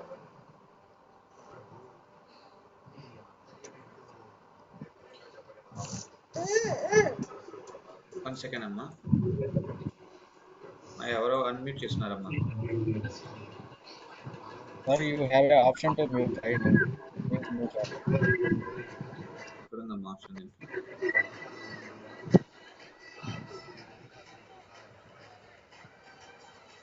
ఎవరు మ్యూట్ చేస్తున్నారు? Name Krupa. నేమ్ కృప ఎక్కడ వస్తుంది? Yeah, her name is Krupa, sir. ఇది కదమ్మా, ఇదేనా? So use that 3 dots parallel to the people option. 1 second అమ్మా. ఎక్కడ ఉందమ్మా అది ఆప్షన్? సో నాకు కొత్త Name okay behind. Okay unmute అయిపోయింది. People, mute organizer can do it. Organizer has to do. Yeah okay no problem. చూడండి. So next question ఇక్కడ చూడమ్మా. సో కొంచెం మీరు దయచేసి కొంచెం మ్యూట్లో పెట్టండి అమ్మా, ఎందుకంటే సో క్లాస్ మధ్యలో డిస్టర్బెన్స్ అయితే మూడ్ చేంజ్ అయిపోతుందమ్మా. సో కొంచెం మ్యూట్లో పెట్టుకోనమ్మా. సో తర్వాత ఇక్కడ చూడమ్మా. So why it's needed, why performance testing required for any application. So interview పాయింట్లో what is performance testing. So performance testing అంటే మనం ఏమనుకున్నాం. So what is performance testing? Testing the stability and response time of an application by applying load is called performance testing. So అంటే మన expected user load తో ఒక application access చేస్తున్నప్పుడు application యొక్క response times ఎలా ఉన్నాయి, సో అది stable గా ఉందా లేదా అనేది టెస్ట్ చేసుకోవడాన్ని పర్ఫార్మెన్స్ టెస్టింగ్ అనుకున్నాము. So why performance testing need అంటే, సో పర్ఫార్మెన్స్ టెస్టింగ్ ఎందుకు చేయాలి అంటే, సో మీరు ఒక చిన్న ఎగ్జాంపుల్ తీసుకున్నాము. చిన్న ఎగ్జాంపుల్, ఇప్పుడు నాకు ఫ్లిప్కార్ట్, సో ఫేమస్ ఫ్లిప్కార్ట్ ఒక అప్లికేషన్ తీసుకున్నాను. తర్వాత అమెజాన్ అటువంటి ఒక అప్లికేషన్ ఉందన్నమాట. ఫ్లిప్కార్ట్ అనే అప్లికేషన్, అమెజాన్ ఒక అప్లికేషన్ అనమాట. సో దీంట్లో ఫ్లిప్కార్ట్ అనే అప్లికేషన్స్ లో ఐఫోన్ ని తీసుకున్నాం మన ఎగ్జాంపుల్. ఐఫోన్ లో సో ఈ రోజు సో ఏదో ఒక టైంలో ఒక 10 minutes టైం తీసుకున్నాము. ఒక 10 minutes టైంలో ఈ ఐఫోన్ మీద 30% ఆఫర్ పెట్టాడమ్మా. ఈ ఐఫోన్ మీద 30% ఆఫర్ పెట్టాడు. సో వీడి ఫ్లిప్కార్ట్ వాడు పెట్టాడు కదా అని అమెజాన్ కూడా ఏం చేశాడంటే, సో ఈ 10 minutes టైంలో వీడు కూడా 30% పెట్టాడమ్మా. సేమ్. సో 30% ఆఫర్ అనేది పెట్టాడమ్మా. సో ఇప్పుడు నేనేమో ఫ్లిప్కార్ట్ యూస్ చేస్తున్నాను, సో నా ఫ్రెండ్ ఏమో అమెజాన్ అదే యూస్ చేస్తున్నాడు అమ్మా. సో బాగా చూడండమ్మా, ఫ్లిప్కార్ట్ అనేటువంటి అప్లికేషన్ అమెజాన్ ని 2 ఎగ్జాంపుల్ గా తీసుకున్నాను. సో ఈ రోజు ఒక 10 minutes టైం, సో ఏదో ఒక టైంలో, సో నైట్ 12 తర్వాత ఏదో టైంలో, సో కొన్ని ఫోన్స్, ఒక లిమిటెడ్ ఫోన్స్ మీద, ఐఫోన్స్ మీద 30% డిస్కౌంట్ అనేది ఫ్లిప్కార్ట్ ఇస్తున్నాడు. సో 30% డిస్కౌంట్ అనేది అమెజాన్ ఇస్తున్నాడు. సో ఇక్కడ బాగా గమనించినమ్మా, అమెజాన్ అనేవాడు పర్ఫార్మెన్స్ టెస్టింగ్ ప్రాపర్ గా చేస్తాడు. సో వీడు అప్లికేషన్స్ లో ఏ ఇష్యూస్ లేవు, వీడు 1,00,000 మంది వచ్చినా 10 లక్షలు వచ్చినా 1,00,00,000 మంది యూజర్స్ యాక్సెస్ చేసినా వాడికి రెస్పాన్స్ టైమ్స్ కానీ ఎక్కడ ఏ ఇష్యూస్ అనేది రావు. కొన్ని సెకండ్స్ లో అప్లికేషన్ అనేది దందని వెళ్ళిపోతుంది. సో నేను ఇక్కడ అప్లికేషన్ చెప్పట్లేదమ్మా, సో ఎగ్జాంపుల్ కోసం చెప్తున్నాను. ఫ్లిప్కార్ట్ ని తక్కువ చేయడం కాదు, ఎగ్జాంపుల్ కోసం చెప్తున్నాను. మనం జస్ట్ అజ్యూమ్ చేసినామా, జస్ట్ అనుకోండి మీరు అంతే. సో ఇప్పుడు ఈ ఫ్లిప్కార్ట్ అనేటువంటి అప్లికేషన్ ని, సో నేను పర్ఫార్మెన్స్ టెస్టింగ్ చేయలేదు, అప్లికేషన్ అనేది డెవలప్ చేసేసాను. తర్వాత ఫంక్షనల్ టెస్టింగ్ అంటే ఏంది, మాన్యువల్ టెస్టింగ్, ఆటోమేషన్ టెస్టింగ్ చేశాను. పర్ఫార్మెన్స్ టెస్టింగ్ చేయకుండా మార్కెట్లో పంపించేసాను. సో చిన్న ఎగ్జాంపుల్ అమ్మా, ఫ్లిప్కార్ట్ 100% చేస్తుంటారు కానీ నేను ఎగ్జాంపుల్ చేస్తాను, పంపించేసాను. సో పంపించేసిన తర్వాత ఇక్కడ నా ఫ్రెండ్ ఏమో అమెజాన్ వాడుతున్నాడు, నేనేమో ఫ్లిప్కార్ట్ వాడుతున్నాను. సో నేను ఏం చేశాను అంటే, ఈ ఫ్లిప్కార్ట్ అనే అప్లికేషన్ లో సోకి వెళ్ళి నేను ఫస్ట్ లాంచ్ అయ్యాను, అప్లికేషన్ లో లాంచ్ అయ్యాను. సో తర్వాత లాగిన్ అయ్యాను, తర్వాత ఐఫోన్ సెలెక్ట్ చేసుకున్నాను. ఐఫోన్ సెలెక్ట్ చేసుకొని యాడ్ టు కార్ట్కి వెళ్ళాను. యాడ్ టు కార్ట్కి వెళ్ళిన తర్వాత సో నెక్స్ట్ ఏం చేయాలమ్మా, మన పేమెంట్ పేజ్ చేయాలి. సో ఈ యాడ్ టు కార్ట్కి వెళ్ళి పేమెంట్ పేజ్ మీద క్లిక్ చేశాను, లేకపోతే యాడ్ టు కార్ట్ మీద క్లిక్ చేయగానే సో ఇలా తిరుగుతా ఉంది, బ్రౌజింగ్ తిరుగుతా ఉంది. అంటే నెక్స్ట్ పేజ్ అనేది ఓపెన్ అవ్వలేదు. సో అది ఏమవుతుందంటే, అప్లికేషన్ అనేది ఎక్కువ రెస్పాన్స్ టైం తీసుకుంటుంది. నెక్స్ట్ పేజ్ ఓపెన్ అవడానికి ఒక 2 minutes లేదా 3 minutes, ఒక 5 minutes తీసుకుంటాం. సో ఇక్కడ నా ఫ్రెండ్ ఏం చేశాడంటే, అమెజాన్ లో సేమ్ వెళ్ళిపోయాడు, లాంచ్ అయ్యాడు, లాగిన్ అయ్యాడు, తర్వాత ప్రోడక్ట్ ని సెలెక్ట్ చేసుకున్నాడు, తర్వాత యాడ్ టు కార్ట్ లోకి వెళ్ళిపోయాడు, తర్వాత పేమెంట్ చేశాడు, సైన్ అవుట్ చేశాడు. సో నేను ఎక్కడ అయిపోయాను, ఏదో ఒక పాయింట్ లో యాడ్ టు కార్ట్ దగ్గర, పేమెంట్ దగ్గర అయిపోయాను. సో వీడికేమో ఐఫోన్ అనేది బుక్ చేసుకున్నాడు, వీడేమో 30% లో ఐఫోన్ అనేది బుక్ చేసుకున్నాడు. సో నేనేం చేశాను ఇక్కడ, సో నాకు ఐఫోన్ అనేది బుక్ కావలేదు. సో నాకు ఒక 10 minutes తర్వాత సో నాకు యాడ్ టు కార్ట్ అనేటువంటి పేజ్, లేకపోతే పేమెంట్స్ అనేటువంటి పేజ్ ఉన్నాయి. సో ఈ పేమెంట్స్ పేజ్కి వెళ్ళంగానే నాకేం చేసిందంటే, సో ఈ ఆఫర్ లో ఉన్నటువంటి 30% పోయి మళ్ళీ 100% ప్రైస్కి వెళ్ళిపోయింది. సో మళ్ళీ 100% ప్రైస్కి వెళ్ళిపోయింది. అంటే 30% ఆఫర్ అంటే 70%. ఇప్పుడు 70, సపోజ్ ₹1,00,000 ఐఫోన్ అంటే, సో 30% ఆఫర్స్ మనకి 70,000కి వస్తుంది. ఇప్పుడు ఎంత చూపిస్తుంది, నాకు 1 lakh చూపిస్తుంది. సో ఇలాంటి సిచ్యువేషన్ లో కస్టమర్ ఏం చేస్తాడంటే, సో వీడేమో ఐఫోన్ బుక్ చేసుకున్నాను, నా ఫ్రెండ్ ఏమో, నేనే బుక్ చేసుకోలేకపోయా. సో వీడు ఏం చేస్తాడంటే కాంపిటేటర్ అప్లికేషన్ సైట్కి వెళ్ళిపోతాడు. ఏం చేస్తాడు, కాంపిటేటర్ అప్లికేషన్ సైట్కి వెళ్ళిపోతాడు. సో ఇది పర్ఫార్మెన్స్ బాగాలేదు కాబట్టి ఈ అప్లికేషన్కి వెళ్ళిపోతాడు. సో మన పర్ఫార్మెన్స్ టెస్టింగ్ చేయకుండా అప్లికేషన్ మార్కెట్లో పంపిస్తే ఏమవుతుందంటే, సమ్ టైమ్స్ అప్లికేషన్స్ అనేది క్రాష్ అయిపోతాయి. సో సమ్ టైమ్స్ ఏంటంటే, ఇలా బిగ్ బిలియన్ డేస్ అప్పుడు కానీ, సో ఇలాంటి సిచ్యువేషన్స్ లో ఏం చేస్తాయంటే, సో ప్రాపర్ గా ఎక్కువ మంది యూజర్స్ దాన్ని యాక్సెస్ చేసినప్పుడు, సో అది అప్లికేషన్ ఎలా బిహేవ్ చేస్తుందో తెలియదు కాబట్టి, సో అప్లికేషన్ ప్రాపర్ గా యాక్సెస్ చేయలేం కాబట్టి, అలాంటప్పుడు మన కస్టమర్స్ ఉన్నాడు, అప్లికేషన్స్ పక్క అప్లికేషన్స్ మూవ్ అయిపోతారు. తర్వాత మన మనకి ఏదైతే మన మన బ్రాండ్ మీద ఇమేజ్ డౌన్ అయిపోతుంది, మన బిజినెస్ అనేది మొత్తం లాస్ అయిపోతాం. సో కాబట్టి మనం ఏం చేయాలంటే, సో పర్ఫార్మెన్స్ టెస్టింగ్ అనేది ప్రాపర్గా చేయాలి. పర్ఫార్మెన్స్ టెస్టింగ్ అనేది ప్రాపర్గా చేయాలి. సో పర్ఫార్మెన్స్ టెస్టింగ్ ద్వారా పర్ఫార్మెన్స్ టెస్టింగ్ చేయడం ద్వారా మనం ఏం చేస్తామంటే, so what need to be improved before application goes into the life. అంటే మన అప్లికేషన్లో n number of expected user load అనేవాళ్ళు ఆ అప్లికేషన్ యాక్సెస్ చేసినప్పుడు, సో మనకి ఏదైనా ఇష్యూస్ ఏమైనా వస్తున్నాయి అనేటువంటి మనం ముందుగా ఐడెంటిఫై చేసి, ఆ ఇష్యూస్ రాకుండా ఉండటానికి మనం ఏమేమి చేంజెస్ చేయాలి అనేది పర్ఫార్మెన్స్ టెస్టింగ్తో పాసిబుల్ అవుతుంది. సో అందుకని ప్రతి అప్లికేషన్కి మనం పర్ఫార్మెన్స్ టెస్టింగ్ చేయాలి. So why performance testing needed for any application అంటే, so what need to be improved before application goes in live. So that will possible with performance testing. So మనం performance testing చేయడం ద్వారా, so application మార్కెట్లోకి వెళ్ళడానికంటే ముందు, so ఏదన్నా improvements చేయాలా అనే దాన్ని తెలుసుకోవడం కోసం మనం పర్ఫార్మెన్స్ టెస్టింగ్ అనేది చేస్తాం. సో మనం పర్ఫార్మెన్స్ టెస్టింగ్ అనేది చేస్తాం. సో నెక్స్ట్ క్వశ్చన్ అమ్మా చూడండి. సో ఇది పర్ఫార్మెన్స్ టెస్టింగ్. సో నెక్స్ట్ చూడమ్మా. So what is performance testing life cycle? Interview point of లో చాలా వెరీ ఇంపార్టెంట్ క్వశ్చన్ అమ్మా. సో మనం L1లో డెఫినెట్ గా ఈ పర్ఫార్మెన్స్ టెస్టింగ్ మీద క్వశ్చన్ పడుతుందమ్మా. So what is performance testing అనేది అడగకపోయినా sometimes what is the performance testing life cycle అంటారు. సమ్ టైమ్స్ ఏంటంటే what is the end to end flow of performance testing. So interview ఎలా అడుగుతాడంటే, what is performance testing life cycle, what is the end to end flow of performance testing అని అడుగుతాడు. So ఇలాంటప్పుడు మన performance testing life cycle, ఇప్పుడు development అనుకోమ్మా, software development కి ఒక life cycle ఉందమ్మా. దీన్ని software development life cycle. So performance testing కూడా ఒక లైఫ్ సైకిల్ ఉంటుందమ్మా. సో దీన్ని ఏమంటారంటే పర్ఫార్మెన్స్ టెస్టింగ్ లైఫ్ సైకిల్ అంటారు. Performance testing life cycle or end to end flow of the performance testing అంటారు. సో ఈ పర్ఫార్మెన్స్ టెస్టింగ్ లైఫ్ సైకిల్లో మనకి మొత్తం ఎన్ని స్టేజెస్ ఉంటాయంటే 6 స్టేజెస్ ఉంటాయి. పర్ఫార్మెన్స్ టెస్టింగ్ లో మనకి ఎన్ని స్టేజెస్ ఎన్ని ఉంటాయంటే 6 ఉంటాయి. సో ఈ 6 ఏంటి అనేది ఒకసారి చూద్దాం. 6 స్టేజెస్ ఏంటంటే చూద్దాము. 6లో వచ్చేసి ఫస్ట్ స్టేజ్ ఏంటంటే NFR gathering. So NFR gathering. So NFR అంటే ఏంటంటే, so non functional requirements gathering. So first stage లో మనం ఏం చేస్తామంటే నాన్ ఫంక్షనల్ రిక్వైర్మెంట్స్ గ్యాదర్ చేస్తాం. ద సెకండ్ వచ్చేసి ఏం చేస్తామంటే మనం టెస్ట్ ప్లాన్ డాక్యుమెంట్ యూజ్ చేస్తాము. సో టెస్ట్ ప్లాన్ డాక్యుమెంట్ అని ప్రిపేర్ చేస్తాము. నెక్స్ట్ థర్డ్ స్టేజ్ లో మనం ఏం చేస్తామంటే పిఓసి అంటే ప్రూఫ్ ఆఫ్ కాన్సెప్ట్ అని చేస్తాము. నెక్స్ట్ ఫోర్త్ స్టేజ్ లో మనం ఏం చేస్తామంటే script recording and script enhancements అంటే ఏంది? కోరిలేషను, పారామీటరైజేషను, ఎర్రర్ హ్యాండిలింగ్, డిజైన్ సినారీస్ అని చేస్తాము. నెక్స్ట్ ఫిఫ్త్ స్టేజ్ ఏం చేస్తామంటే సో ఎగ్జిక్యూషన్ అంటే మనం ఏవైతే ఉన్నాయో ఎగ్జిక్యూషన్ చేస్తాము. అండ్ మానిటరింగ్, సో మనం డిజైన్ చేసినటువంటి సినారియోస్ని ఎగ్జిక్యూట్ చేసి వాటిని మానిటరింగ్ చేస్తాం.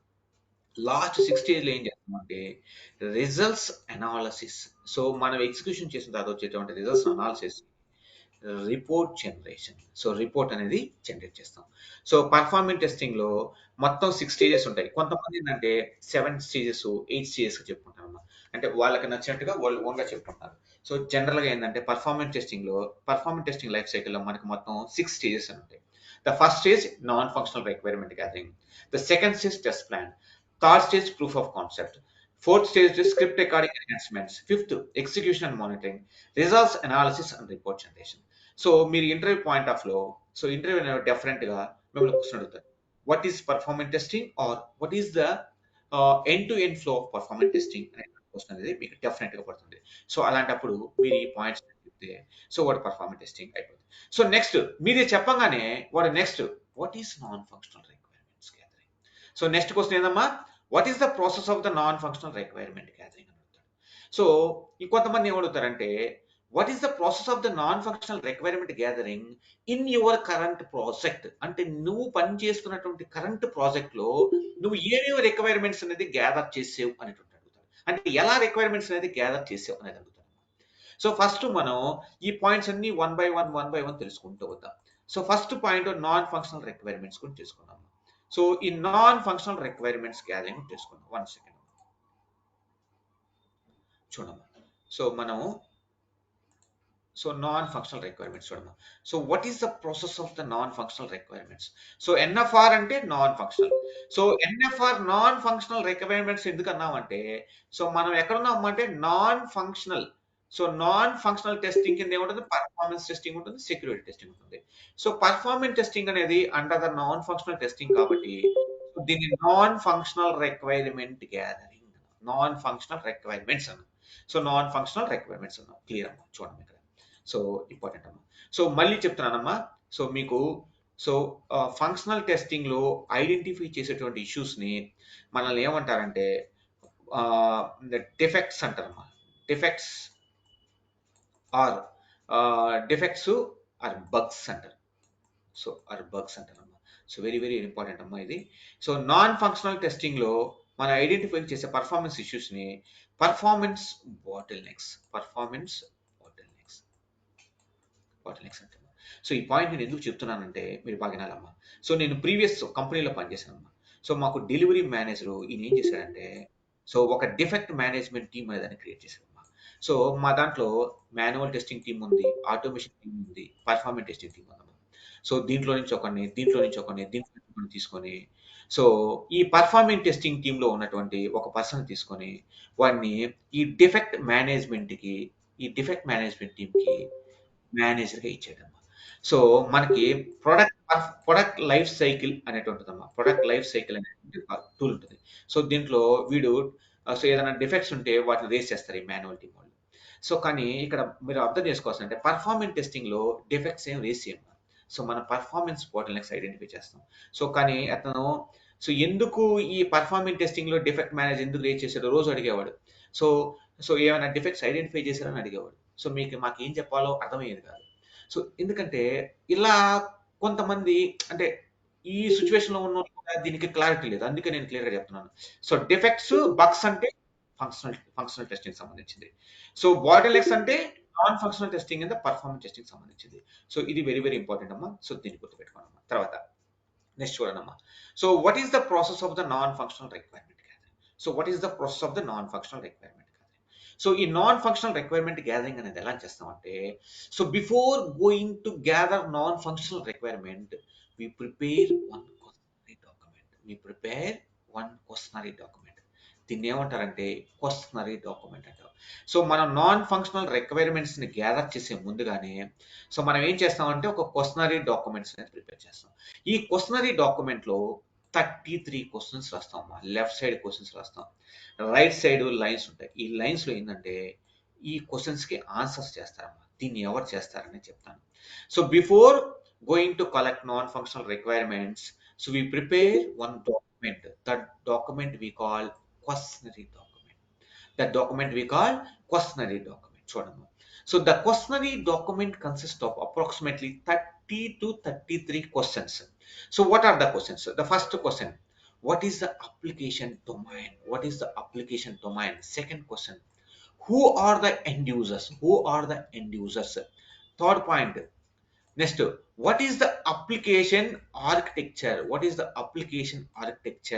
The fourth point, so what are the technologies used in this application? So next, Mali Mayaro. Little bit Next. slow at these points. అమ్మా నేను మళ్ళీ మీకు చూపిస్తానమ్మా. సో కొంచెం హోల్డ్ లో ఉండమ్మా. సో నేను మీకు మళ్ళీ డీటెయిల్ చెప్తాను. సో చూడండి ఇక్కడ. సో ఫిఫ్త్ పాయింట్ అమ్మా. సో ఫస్ట్ పాయింట్ వచ్చేసి what is the application domain, who are the end users, what are the technologies used this application. Next, what are the technologies used? What is the application architecture? What are the technologies used this application? So అమ్మా ఎవరు అడిగింది? So కొంచెం slow చేస్తాను చూడండి. So చూడమ్మా. So మనకి first point చూడమ్మా. So first point ఏమనుకున్నా what is the application domain? So what is the application domain? Application యొక్క డొమైన్ ఏంటి? The second question. So who are the end users? Next, third point చూడమ్మా.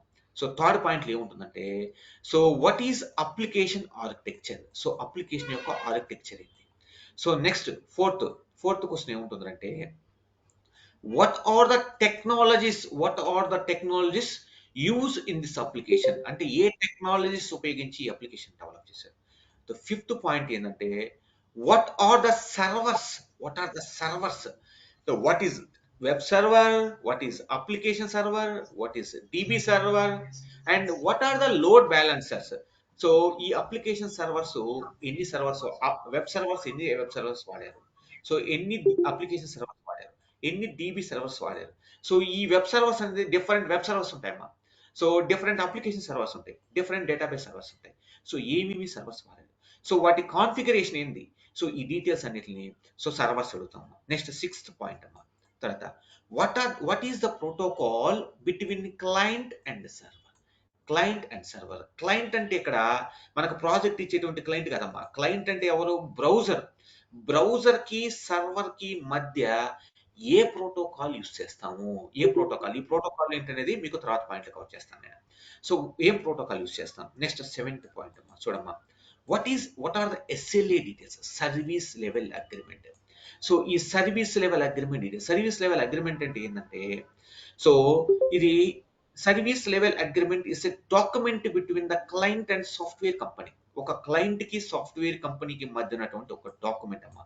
So ఈ SLAలో ఏముంటుందంటే, ఆ client, మనకి project ఉన్నటువంటి client ఏం చేస్తాడంటే, నాకు రెస్పాన్స్ టైం 2 seconds కావాలి, లేకపోతే 1 second కావాలి, త్రూపుట్ ఇంత కావాలి, త్రూపుట్ సంథింగ్ కావాలి.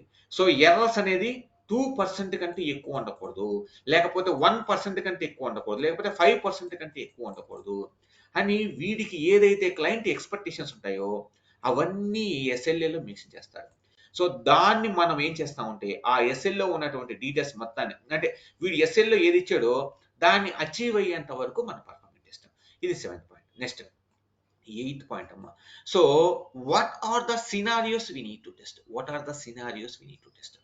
ద సినారియోస్ అంటే ఏంటంటే అమ్మా, సినారియోస్ అంటే ఇప్పుడు product booking scenario, product cancellation scenario, user registration scenario, offer search scenario. So ఇట్లా లాట్ ఆఫ్ సినారియోస్ ఉంటాయి. ఈ సినారియోస్ అంటే ఏంటి అనేది, సో నెక్స్ట్ మన క్వశ్చన్స్ వస్తాయమ్మా. ఆ క్వశ్చన్స్ లో మనం సినారియో అంటే ఏంటో క్లియర్ చేసుకున్నాం. So what are the scenarios we have to test. ఏమేమి సినారియోస్ టెస్ట్ చేయాలి. సో మనం పర్ఫార్మెన్స్ టెస్టింగ్ లో మనం అన్ని సినారియోస్ టెస్ట్ చేయమమ్మా.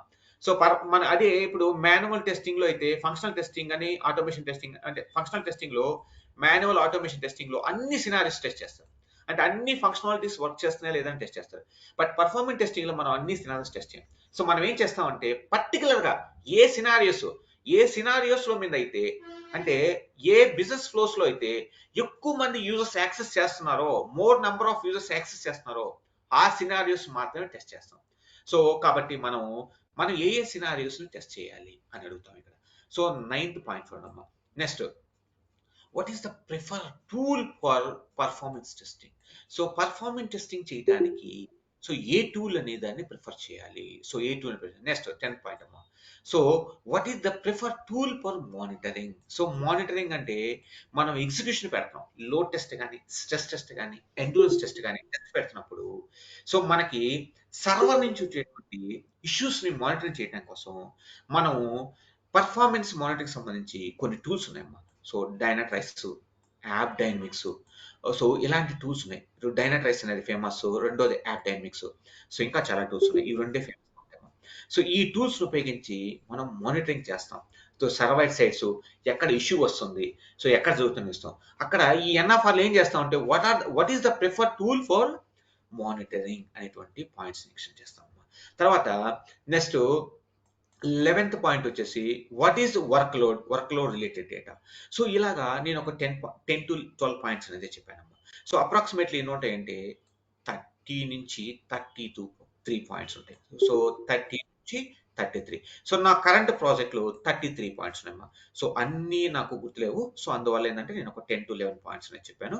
సో మీకు ఈ పాయింట్స్ అనేది, ఈ 33 పాయింట్స్ అనేది మళ్ళీ నేను మీకు వాట్సాప్ లో గ్రూప్ లో షేర్ చేస్తాను. సో మీరు ఈ డీటెయిల్స్ తీసుకోండి. So non functional requirement, so మళ్ళీ ఒకసారి చూడండి. So non functional NFR gathering లో, సో NFR గ్యాదరింగ్ లో సో మనం ఫస్ట్ ఏం చేస్తామంటే ఒక క్వశ్చనరీ డాక్యుమెంట్ ని ప్రిపేర్ చేస్తాం.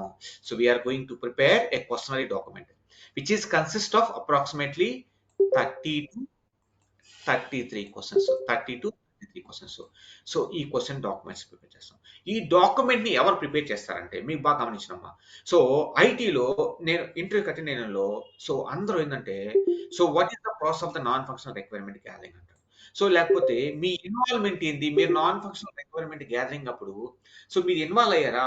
సో మీరు పెర్ఫార్మ్ చేశారా అని అడుగుతారు. సో జనరల్‌గా సో ఈ నాన్ ఫంక్షనల్ రిక్వైర్మెంట్ గ్యాదరింగ్‌లో అందరూ పెర్ఫార్మ్ చేయరమ్మా. సో ఎవరు వెళ్తారంటే టెస్ట్ మేనేజర్ లేకపోతే టెస్ట్ లీడ్ లేకపోతే ద సీనియర్ ఎంప్లాయ్ అనేవాడు ఈ నాన్ ఫంక్షనల్ రిక్వైర్మెంట్ గ్యాదరింగ్ లో ఇన్వాల్వ్ అవుతారు.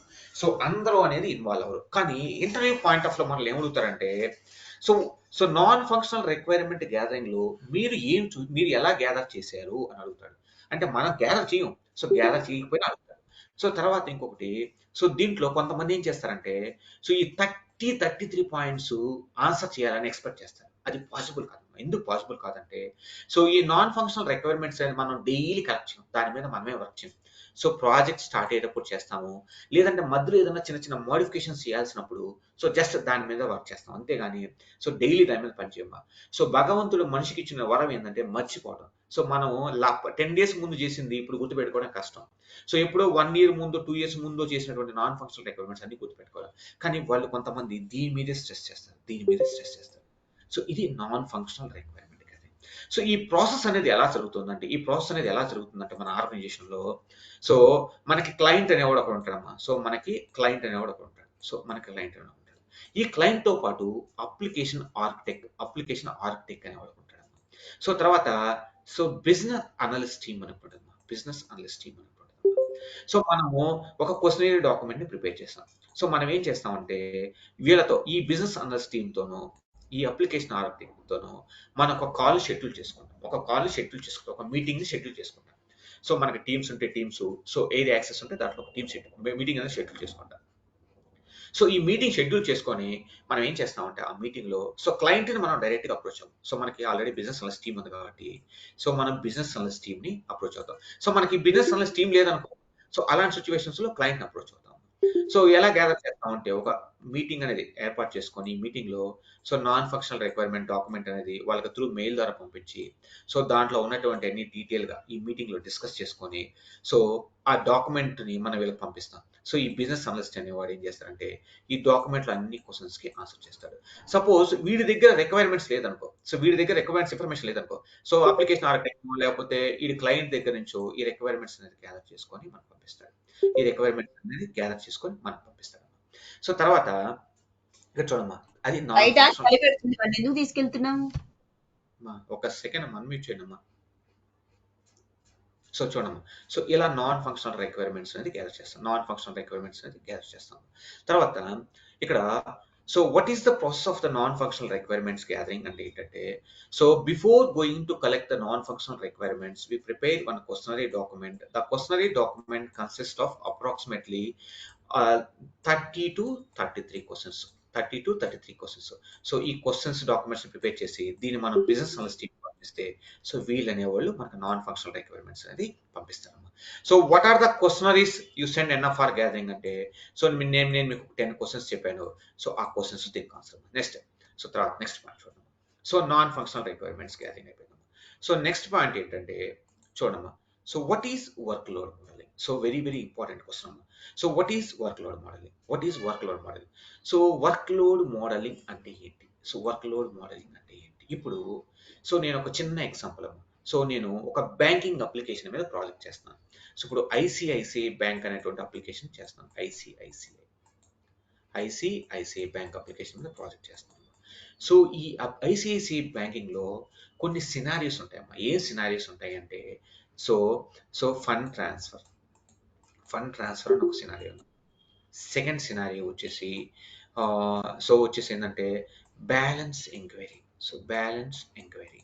సో థర్డ్ వన్ వచ్చేసి ఏంటంటే ఫండ్ ట్రాన్స్ఫర్ అయిపోయింది కదా, బ్యాలెన్స్ ఎంక్వైరీ. తర్వాత open FD fixed deposits. Next fourth one వచ్చేసి last 3 months statement. So last 3 months కానీ లాస్ట్ 4 months కానీ సో లాస్ట్ 5 years కానీ బ్యాంక్ స్టేట్మెంట్. సో ఎగ్జాంపుల్ ఇంకా చాలా ఉంటాయమ్మా. సో ఈ సినారియోస్ ఉన్నాయి. సో ఈ సినారియోస్ అనేది మనం ఎలా ఐడెంటిఫై చేస్తామంటే సో ఈ నాన్ ఫంక్షనల్ రిక్వైర్మెంట్ లో వాడు ఏ సినారియోస్ ఇస్తే ఆ సినారియోస్ అనేది మనం ఐడెంటిఫై చేయాలి. ఆ సినారియోస్ మనం తీసుకొని టెస్ట్ చేస్తాం. సపోజ్ ఈ సినారియోస్ అనేది మనకి ఇవ్వలేదనుకో సో సో మనం అన్ని సినారియోస్ టెస్ట్ చేయం. ఆ సినారియోస్ ఎలా చూస్తామంటే సో ఒకవేళ అప్లికేషన్ అనేది ఆల్రెడీ డెవలప్ అయ్యి సో లైవ్లో ఉందనుకోమ్మా, సో దానికి వెబ్ సర్వర్ లాక్స్ ఉంటాయి, వెబ్ సర్వర్కి లాక్స్ ఉంటాయి. Request for the web server logs, request for the web server logs ఉంటాయమ్మా. ఈ request for the web server లాక్స్ని కలెక్ట్ చేసుకొని లాస్ట్ 1 year వెబ్ సర్వర్ లాక్స్ని కలెక్ట్ చేసుకొని స్ప్లంక్ అనే ఒక టూల్ ఉంటుందమ్మా. స్ప్లంక్ అనేటువంటి టూల్ని ఉపయోగించి మనం ఏం చేస్తామంటే ఈ వెబ్ సర్వర్ లాగ్లో నుంచి మనం ఏం చేస్తామంటే ఏ సినారియోస్కి ఎక్కువ మంది యూజర్స్ అనేవాళ్ళు యాక్సెస్ చేస్తున్నారు ఆ సినారియోస్ అనేది ఐడెంటిఫై చేస్తాం. ఆ సినారియోస్ వచ్చేసి critical transaction, frequently executed transactions, high resource requirement transactions అనే సినారియోస్ ఎగ్జిక్యూట్ చేస్తాం. ఈ సినారియోస్ని మనం suppose fund transfer, balance enquiry, open FT, so లేకపోతే బ్యాంక్ స్టేట్మెంట్, ఈ సినారియోస్ అనేది మనం ఐడెంటిఫై చేసాం అనుకోండి.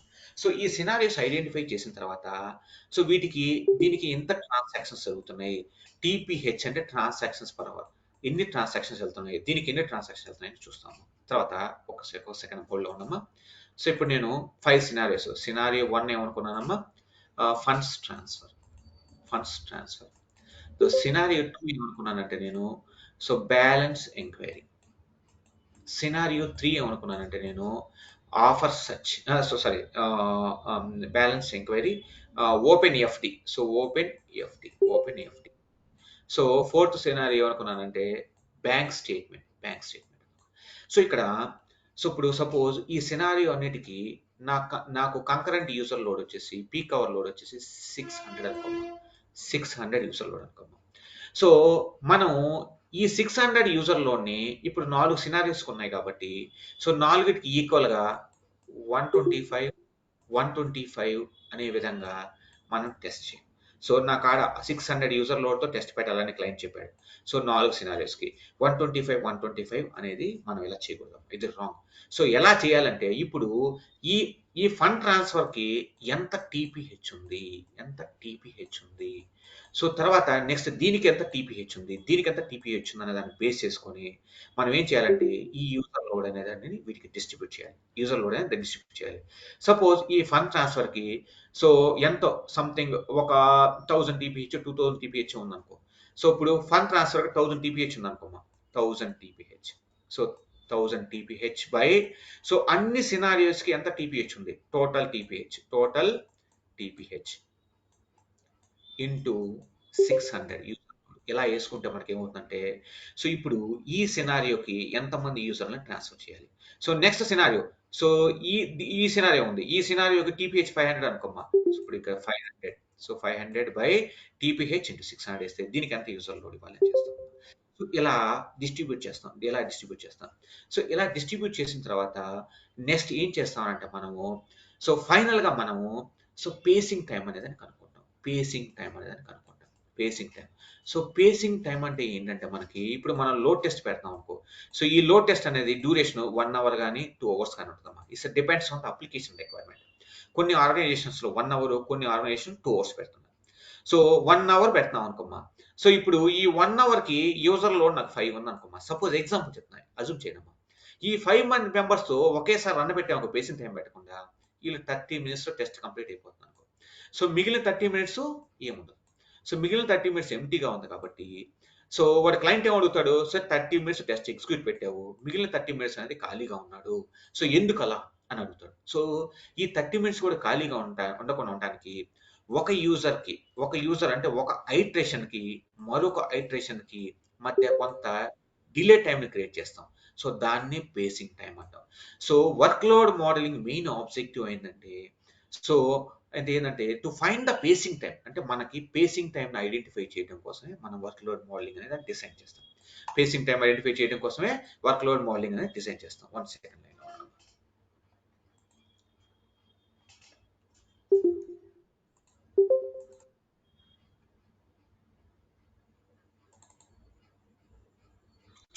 చూడమ్మా. సో ఇప్పుడు చిన్న ఎగ్జాంపుల్ అమ్మా. ఇప్పుడు నాకు లాగిన్ ట్రాన్సాక్షన్ ఉందమ్మా. సో లాగిన్ ట్రాన్సాక్షన్ టీపీహెచ్ 700 ఉందమ్మా. సో అకౌంట్ సమ్మరీ 1000 ఉందమ్మా. సో తర్వాత చెక్ ట్రాన్స్ఫర్ 800 ఉందమ్మా. ఓపెన్ ఎఫ్టీ 30 ఉందమ్మా. సో స్టేట్మెంట్ ఇలా ఉందమ్మా. సో ఇప్పుడు యూజర్ లోడ్ నేను 600 అనుకో, 600 యూజర్ లోడ్తో టెస్ట్ పెట్టాలనుకో. సో నేను ఏం చేయాలి? సో నంబర్ ఆఫ్ యూజర్స్, ఈ లాగిన్ ట్రాన్సాక్షన్స్, ఈ లాగిన్ సినారియోకి ఎంతమంది యూజర్స్ కావాలి, సో అకౌంట్ సమ్మరీకి ఎంతమంది యూజర్స్ కావాలి, ఎలా క్యాలిక్యులేట్ చేస్తానంటే ఇప్పుడు 700 డివైడెడ్ బై టోటల్ 2000 సంథింగ్ ఎంత వస్తుందమ్మా, 1700. సో 2000 1 సెకండ్ అమ్మా, 2340 సంథింగ్, 340 వస్తుంది.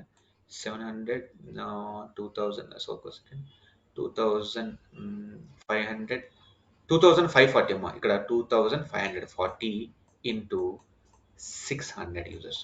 ఇలా క్యాలిక్యులేట్ చేసుకుంటే సో వీళ్ళకి ఎంతమంది యూజర్స్ ఇవ్వాలి, నంబర్ ఆఫ్ యూజర్స్ అనేవాళ్ళు ఎంతమంది అనేది మనకు తెలిసిపోతుంది.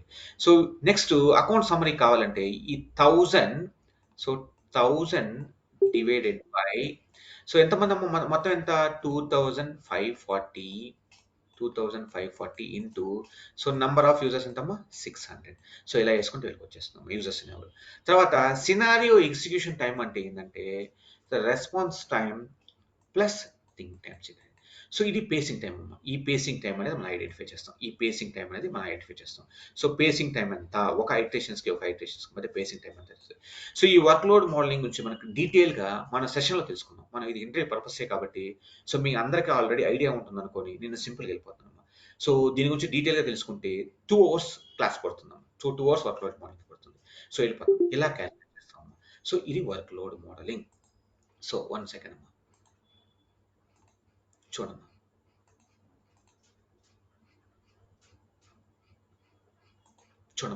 So workload modeling. What is workload modeling? So workload modeling will help you to design the test scenario. The main objective of workload modeling is to find the pacing time. That is the workload modeling. Next, what is Little's law? So the formula. What is Little's law? Little's law అంటే ఏంటంటే, so ఈ వర్క్లోడ్ modelling create చేయడానికి మనకు ఒక formula ఉంది. So ఆ ఫార్ములాని littles లా అంటారు. So ఈ లిటిల్స్ లా అనేవాడు ఈ ఫార్ములాని డెవలప్ చేశాడు. So who is developed Little's law? The Little's law అనేవాడు డెవలప్ చేశాడు కాబట్టి ఈ ఫార్ములా లిటిల్స్ లా అని వస్తుంది. సో యాక్చువల్గా ఈ ఫార్ములాని so not developed for performance testing. So వీడు పర్ఫార్మెన్స్ టెస్టింగ్ కోసం డెవలప్ చేయలేదమ్మా. సో వీడు క్లోజ్ సిస్టమ్స్ కోసం డెవలప్ చేశాడు. దేనికోసం చేశాడమ్మా?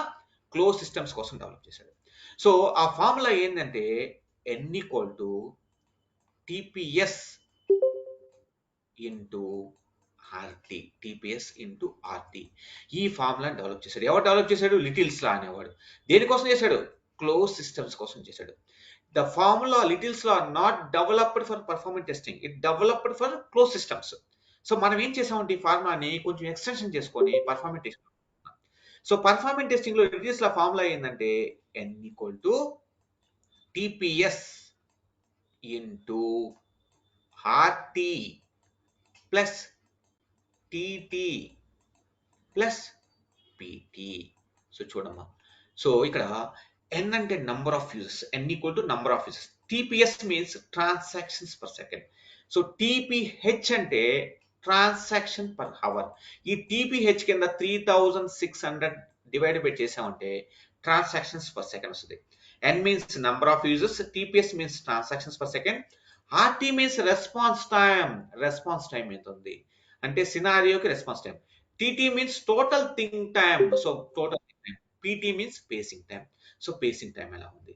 సో ఈ ఫార్ములాను ఉపయోగించి సో మనకి TPS ఇచ్చి ఈ వాల్యూస్ ఇచ్చి నెంబర్ ఆఫ్ యూజర్స్ అయినా కనుక్కోవచ్చు. సో ఈ వాల్యూస్ ఇచ్చి నెంబర్ ఆఫ్ యూజర్స్ ఇచ్చి TPS అయినా కనుక్కోవచ్చు. సో ఈ నెంబర్ ఆఫ్ యూజర్స్ TPS ఇచ్చి మనం పేసింగ్ కనుక్కోవచ్చు. సో ఎలా అయినా కనుక్కోవచ్చు అమ్మా. సో ఈ ఫార్ములాని లిటిల్స్ లా అంటారు. సో లిటిల్స్ లా అంటే the formula n = TPS into RT plus TT plus PT. That is the formula for the Little's law. So తర్వాత ఇంకొకటి బాగా గమనించాము. సో నెక్స్ట్ పాయింట్ ఏంటంటే ఇక్కడ what is the facing calculation formula. ఇక్కడ ఈ ఫార్ములాను ఉపయోగించి కూడా మనం పేసింగ్ వాల్యూని కనుక్కోవచ్చు. ఈ ఫార్ములాను ఉపయోగించి పేసింగ్ వాల్యూ కనుక్కోవచ్చు.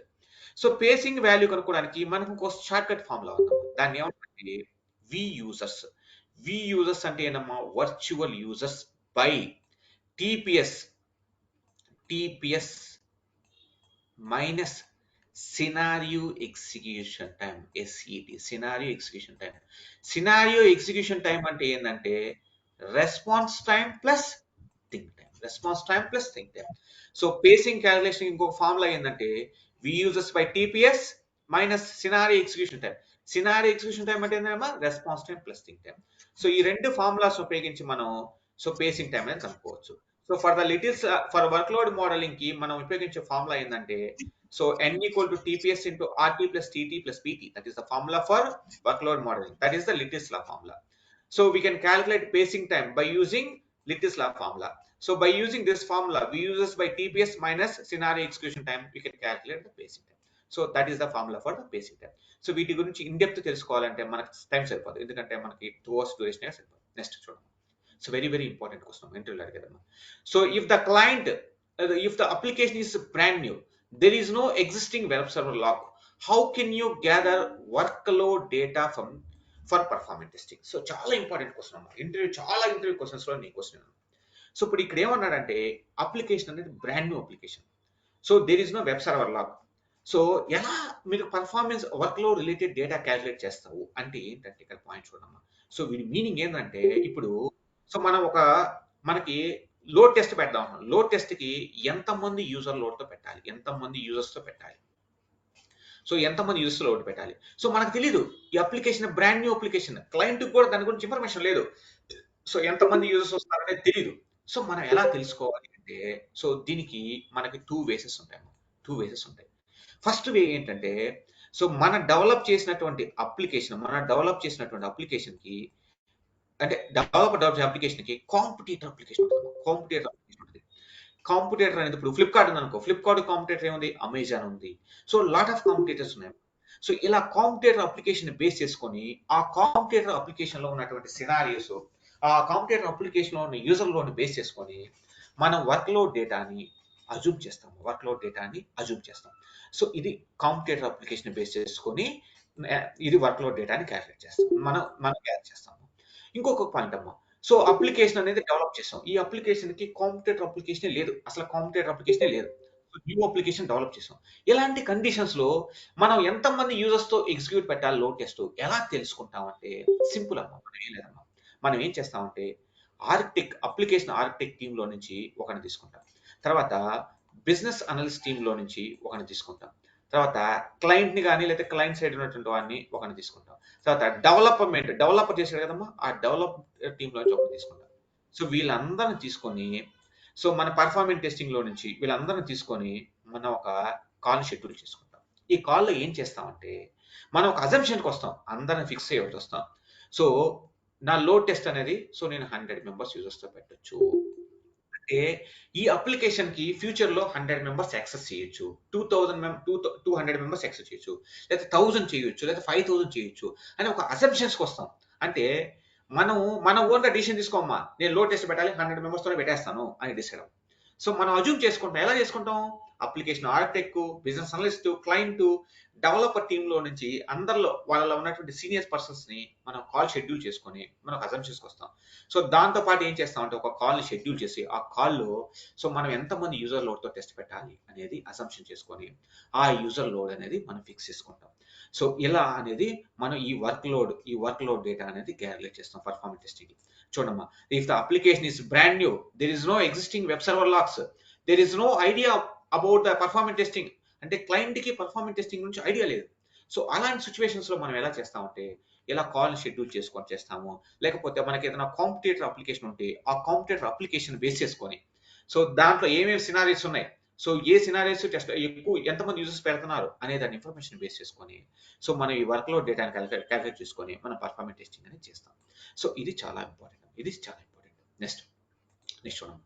సో నెక్స్ట్ పాయింట్ ఏంటంటే ఇక్కడ so what is test plan. So performance testing life సైకిల్లో ఫస్ట్ వన్ ఏందమ్మా, NFR gathering. So NFR gathering. The second point ఏంటంటే టెస్ట్ ప్లాన్ డాక్యుమెంట్. సో ఈ టెస్ట్ ప్లాన్ డాక్యుమెంట్ చాలా మంది ఈ టెస్ట్ ప్లాన్ డాక్యుమెంట్ విసిగిస్తారు మన interview point of view. So ఇది కూడా సింగిల్ టైం చేస్తాము, single time process. Project start అయ్యేటప్పుడు చేస్తాము, మళ్ళీ మనం మర్చిపోతూ ఉంటాం. సో ఈ టెస్ట్ ప్లాన్ లో మనల్ని చాలా మంది విసిగిస్తుంటారు, ఎందుకంటే మనల్ని పాయింట్ గా మనల్ని సెలెక్ట్ చేయకూడదు అనేటువంటి మైండ్ లో ఉంటారు కొంతమంది. సో అలాంటి వాళ్ళు బాగా విసిగిస్తుంటారు. సో ఈ నాన్ ఫంక్షనల్ రిక్వైర్మెంట్లు కానీ టెస్ట్ ప్లాన్ లో కానీ విసిగిస్తుంటారు. So what is test plan? So test plan అంటే ఏంటని మనం తెలుసుకోండి. సో మనం టెస్ట్ ప్లాన్ అంటే ఏంటో తెలుసుకున్నాం. So test plan is a mutual document between client and software company. బాగా చూడమ్మా. సో టెస్ట్ ప్లాన్ అనేది ఒక మ్యూచువల్ డాక్యుమెంట్, ఒక అగ్రిమెంట్. ఇప్పుడు నేను సపోజ్ మీ దగ్గర నుంచి 1 లక్ష రూపాయలు అప్పు తీసుకున్నానమ్మా. మీకు నేను ఏం చేస్తాను, ఒక ప్రామిసర్ నోట్ రాసిస్తాను. సో మీ దగ్గర నుంచి నేను 1 లక్ష రూపాయలు అప్పు తీసుకున్నాను, ఇంత వడ్డీ రేటు, సో నెల నెల ఇంత పే చేస్తాను, సో దీని డ్యూరేషన్ ఇది 1 అవర్లో 1 ఇయర్లోనో 2 ఇయర్స్లోనో మొత్తం పేమెంట్ అనేది రిటర్న్ చేస్తాను. సో నాకు అగ్రిమెంట్ ఎలా రాసుకుంటాము. ఇదే విధంగా ఒక సాఫ్ట్వేర్ కంపెనీకి క్లయింట్కి మధ్య ఉన్నటువంటి అగ్రిమెంట్ని మనం ఏమంటారంటే టెస్ట్ ప్లాన్ అంటారు. So I'll repeat one more time. Test plan is a mutual document between the client and software company. So client and the software company. So ఈ test plan document, who are prepared test plan document? The same అమ్మా. So test manager కానీ, లేకపోతే team lead, tower lead కానీ, so లేకపోతే senior employee కానీ prepare చేస్తాడు. So దీన్ని test plan document అనేది ప్రిపేర్ చేస్తాడు.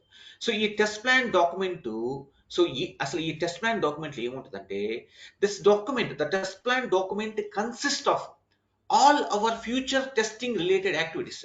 అంటే మనం ప్రాజెక్ట్ స్టార్ట్ అయ్యేటప్పుడు టెస్ట్ ప్లాన్ డాక్యుమెంట్ ప్రిపేర్ చేస్తాం. స్టార్ట్ అవ్వక ముందు అంటే స్టార్టింగ్ స్టేజ్లో ఈ టెస్ట్ ప్లాన్ డాక్యుమెంట్ ఏమేమి మెన్షన్ చేస్తామంటే, మనం ఫ్యూచర్లో ఏమేమి యాక్టివిటీస్ చేస్తామో ఆ యాక్టివిటీస్ అన్నిటిని మెన్షన్ చేసి ఆ డాక్యుమెంట్ మీద ఏం చేస్తామంటే క్లయింట్ అనేవాడు ఒకడు, మన సాఫ్ట్వేర్ కంపెనీ వాడు ఒకడు సైన్ చేస్తాడు.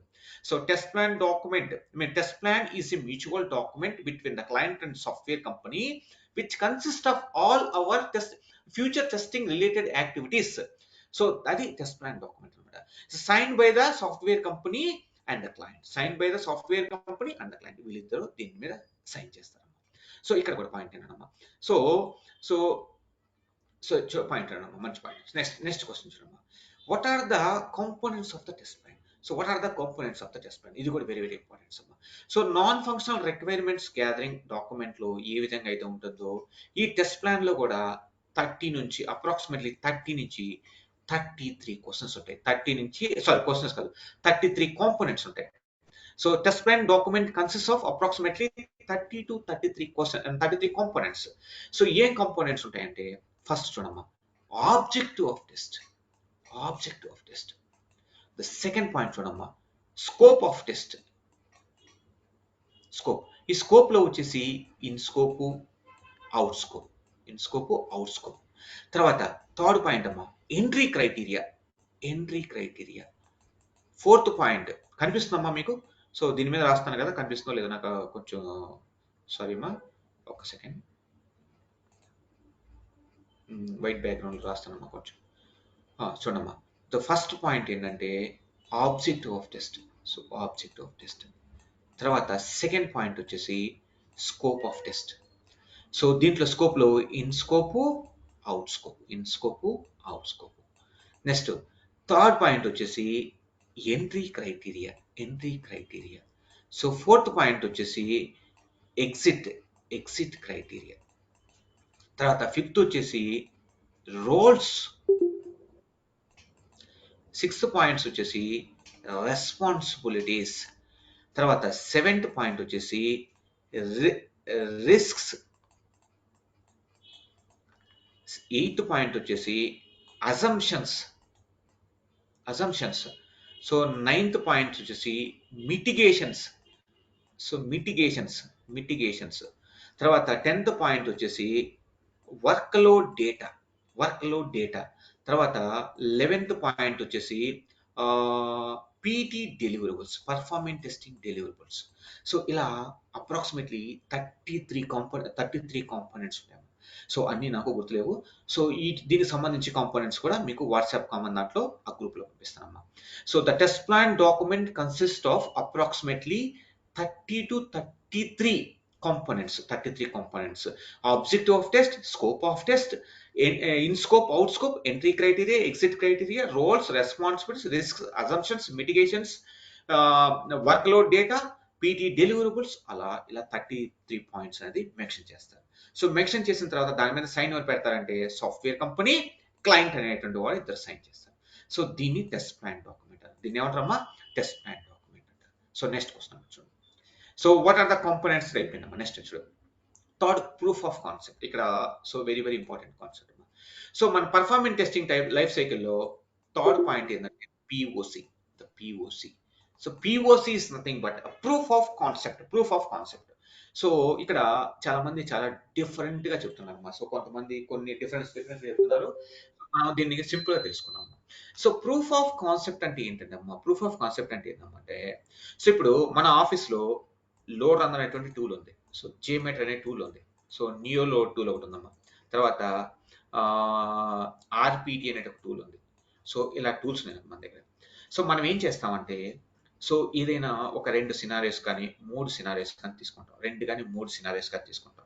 ఈ సినారియోస్ ఏం చేస్తామంటే లోడ్ రన్నర్తో, JMeterతో, నియో లోడ్తో, సో ఈ RPTతో, అంటే మన దగ్గర ఉన్నటువంటి ఏ టూల్స్ అయితే ఉన్నాయో ఆ టూల్తో ఏం చేస్తామంటే ఈ 2 స్క్రిప్ట్స్ని ప్రిపేర్ చేస్తాం. ఈ 2 స్క్రిప్ట్స్ని ప్రిపేర్ చేసి మనం ఏం చేస్తామంటే క్లయింట్ ముందు మనం ఏం చేస్తామంటే ఎగ్జిక్యూషన్ పెడతాం. క్లయింట్ ముందు మనం ఏం చేస్తాము, ఎగ్జిక్యూషన్ పెడతాం. అంటే క్లయింట్కి డెమో ఇస్తాం. ఏమని ఇస్తాము, సో నేను 2 స్క్రిప్ట్స్ కానీ 3 స్క్రిప్ట్స్ కానీ తీసుకొని load runner, JMeter, neo load, so any tools ఈ క్లయింట్ ముందు ఏం చేస్తాంటే ఎగ్జిక్యూషన్ పెట్టి డెమో ఇస్తాం. సో డెమో ఇచ్చి, సో లోడ్ రన్నర్ ఉపయోగించి మనం స్క్రిప్ట్ రెడీ చేస్తే సో ఇలాంటి బెనిఫిట్స్ ఉంటాయి. సో JMeter ఉపయోగించి చేస్తే ఇలాంటి బెనిఫిట్స్ ఉంటాయి. సో నియో లోడ్ నుంచి ఎలాంటి బెనిఫిట్స్ వస్తాయని క్లయింట్కి డీటెయిల్గా ఎక్స్ప్లెయిన్ చేస్తాను. తర్వాత సో ఈ ప్రూఫ్ ఆఫ్ కాన్సెప్ట్లో కూడా సో దీనికి ఏది పర్ఫెక్ట్ అంటే పర్ఫెక్ట్ ప్రోటోకాల్, సో నా అప్లికేషన్కి ఏది పర్ఫెక్ట్ ప్రోటోకాల్ అనేటువంటి విషయాన్ని కూడా మనం ఐడెంటిఫై చేస్తాం. సో తర్వాత ఫైనల్గా క్లయింట్ ఏం చేస్తారంటే, సో ఇవన్నీ చూసిన తర్వాత వాడు డిసైడ్ అవుతాడు. సో నేను లోడ్ రన్నర్ లైసెన్స్ కొనాలా, JMeter తీసుకోవాలా, నియో లోడ్ తీసుకోవాలా, RPT తీసుకోవాలా అనేది వాడు డిసైడ్ అయ్యి వాడు ఒక టూల్ని కొనుగోలు చేస్తాడు. సో టూల్ అంటే లోడ్ రన్నర్ అయితే లైసెన్స్ కొనాలి, JMeter అయితే కొనాల్సిన అవసరం లేదు, నియో లోడ్ కూడా లైసెన్స్ అయితే తీసుకోవాలి. సో JMeter అనేది ఓపెన్ సోర్స్ తర్వాత తీసుకున్నాం. సో ఇలా మనం దీన్ని చేయడాన్ని ఏమంటారంటే ప్రూఫ్ ఆఫ్ కాన్సెప్ట్ అంటారు. ప్రూఫ్ ఆఫ్ కాన్సెప్ట్ అంటే ఏంటంటే మన దగ్గర ఉన్నటువంటి టూల్స్ని బేస్ చేసుకొని మనం 2 to 3 స్క్రిప్ట్స్ అనేది ప్రిపేర్ చేసి క్లయింట్ ముందు డెమో ఇచ్చి దాని గురించి డీటెయిల్ ఎక్స్ప్లెనేషన్ ఇస్తే సో వాడు డిసైడ్ అవుతాడు. దీన్ని ప్రూఫ్ ఆఫ్ కాన్సెప్ట్. ఈ ప్రూఫ్ ఆఫ్ కాన్సెప్ట్లో మనం ఏం చేస్తామంటే టూల్ అనేది డిసైడ్ చేస్తాము, తర్వాత ప్రోటోకాల్ అనేది డిసైడ్ చేస్తాం. సో దీన్ని ప్రూఫ్ ఆఫ్ కాన్సెప్ట్ అంటారు. నెక్స్ట్ చూడమ్మా, script recording, enhancements, execution, monitoring అనేది మనం తర్వాత చూద్దాం. చూడండి next point. So proof of concept complete అయిపోయింది. Next at the time of sign off, what are the documents you submitted to the client? PT deliverables. Very important question. So మనం ఇంటర్వ్యూకి attend అయినప్పుడు so interview point of లో మనం genuine క్యాండిడేటా fake క్యాండిడేటా observe చేయడం కోసం వాడు ఏం చేస్తారంటే, సో మీ ఆఫీస్ టైమింగ్స్ ఏంటి, సో డైలీ యాక్టివిటీస్ ఏంటి, మీరు ఏం డైలీ యాక్టివిటీస్ పర్ఫామ్ చేస్తున్నారు, లేకపోతే పర్ఫార్మెన్స్ టెస్టింగ్ సైన్ ఆఫ్ సిచ్యువేషన్లో పర్ఫార్మెన్స్ టెస్టింగ్ సంబంధించిన డెలివరబుల్స్ అంటే ఏమేమి ఇస్తారు డెలివరబుల్స్ అనేటువంటి క్వశ్చన్ అడుగుతున్నాం. సో దాన్ని పర్ఫార్మెన్స్ టెస్టింగ్ డెలివరబుల్స్ అంటావు. So at the time of sign off సమయంలో ఏమేమి డాక్యుమెంట్స్ సబ్మిట్ చేస్తామని అడుగుతారు. సో ఇది ఏంటంటే మనం ఏమి సబ్మిట్ చేస్తామంటే ఫస్ట్ పాయింట్ వచ్చేసి టెస్ట్ ప్లాన్ డాక్యుమెంట్ సబ్మిట్ చేస్తాము. So test plan document submit చేస్తాం. రెండోది ఏం చేస్తామంటే టెస్ట్ స్క్రిప్ట్స్. సో సెకండ్ వచ్చేసి టెస్ట్ స్క్రిప్ట్ సబ్మిట్ చేస్తాము. సో థర్డ్ పాయింట్ ఏం చేస్తామంటే టెస్ట్ రిజల్ట్స్. మనం టెస్ట్ని ఎగ్జిక్యూట్ చేస్తాం కదమ్మా. సో లోడ్ టెస్ట్ కానీ స్ట్రెస్ కానీ ఎండ్యూరెన్స్ టెస్ట్ చేస్తే దాని రిజల్ట్స్. ఫోర్త్ పాయింట్ ఏంటంటే ఫైనల్ టెస్ట్ కంప్లీషన్ రిపోర్ట్ అని సబ్మిట్ చేస్తాం. సో ఫిఫ్త్ పాయింట్ ఏంటంటే so daily and weekly status reports. అంటే డైలీ వీక్లీ మనం ఏమేమి చేసాము, ఏమేమి యాక్టివిటీస్ చేసాము సో అనే దానికి సంబంధించి ఒక స్టేటస్ రిపోర్ట్ని కూడా సబ్మిట్ చేస్తాం. సో మన ప్రాజెక్ట్ కంప్లీషన్ టైంలో టెస్ట్ ప్లాన్ డాక్యుమెంట్ని, టెస్ట్ స్క్రిప్ట్స్ని, తర్వాత టెస్ట్ రిజల్ట్స్ని, ఫైనల్ టెస్ట్ కంప్లీషన్ రిపోర్ట్ని, సో తర్వాత డైలీ వీక్లీ స్టేటస్ రిపోర్ట్స్ అనేది మనం క్లయింట్కి సబ్మిట్ చేస్తాం. సో అదే next one. So when do you start performance, చాలా వెరీ ఇంపార్టెంట్ క్వశ్చన్. సో మనం పర్ఫార్మెన్స్ టెస్టింగ్ అనేది ఎప్పుడు స్టార్ట్ చేస్తాం. ఇప్పుడు మనకి సపోజ్ మనం కరెంట్ అజైల్ మెథడాలజీ ఉందనుకో, అజైల్ మెథడాలజీలో మనం చేస్తాం అనుకో. సో మన ప్రాజెక్ట్ అజైల్ మెథడాలజీ అనుకో, మనకి 2 weeks కానీ 3 weeks కానీ ఒక స్ప్రింట్ అనేది ఉంటుంది. 2 weeks కానీ 3 weeks కానీ ఒక స్ప్రింట్ ఉంటుంది. సో అప్లికేషన్ అనేది ఈ అజైల్ మెథడాలజీలో 100% డెవలప్ చేయరు. సో ఒక మాడ్యూల్ అనేది డెవలప్ చేస్తారు. సో ఈ మాడ్యూల్ అనేది డెవలప్ చేసిన తర్వాత ఇది డెవలప్మెంట్ కంప్లీట్ అయిపోతుంది. ఇది ఎక్కడికి వస్తుందంటే టెస్టింగ్ వస్తుంది.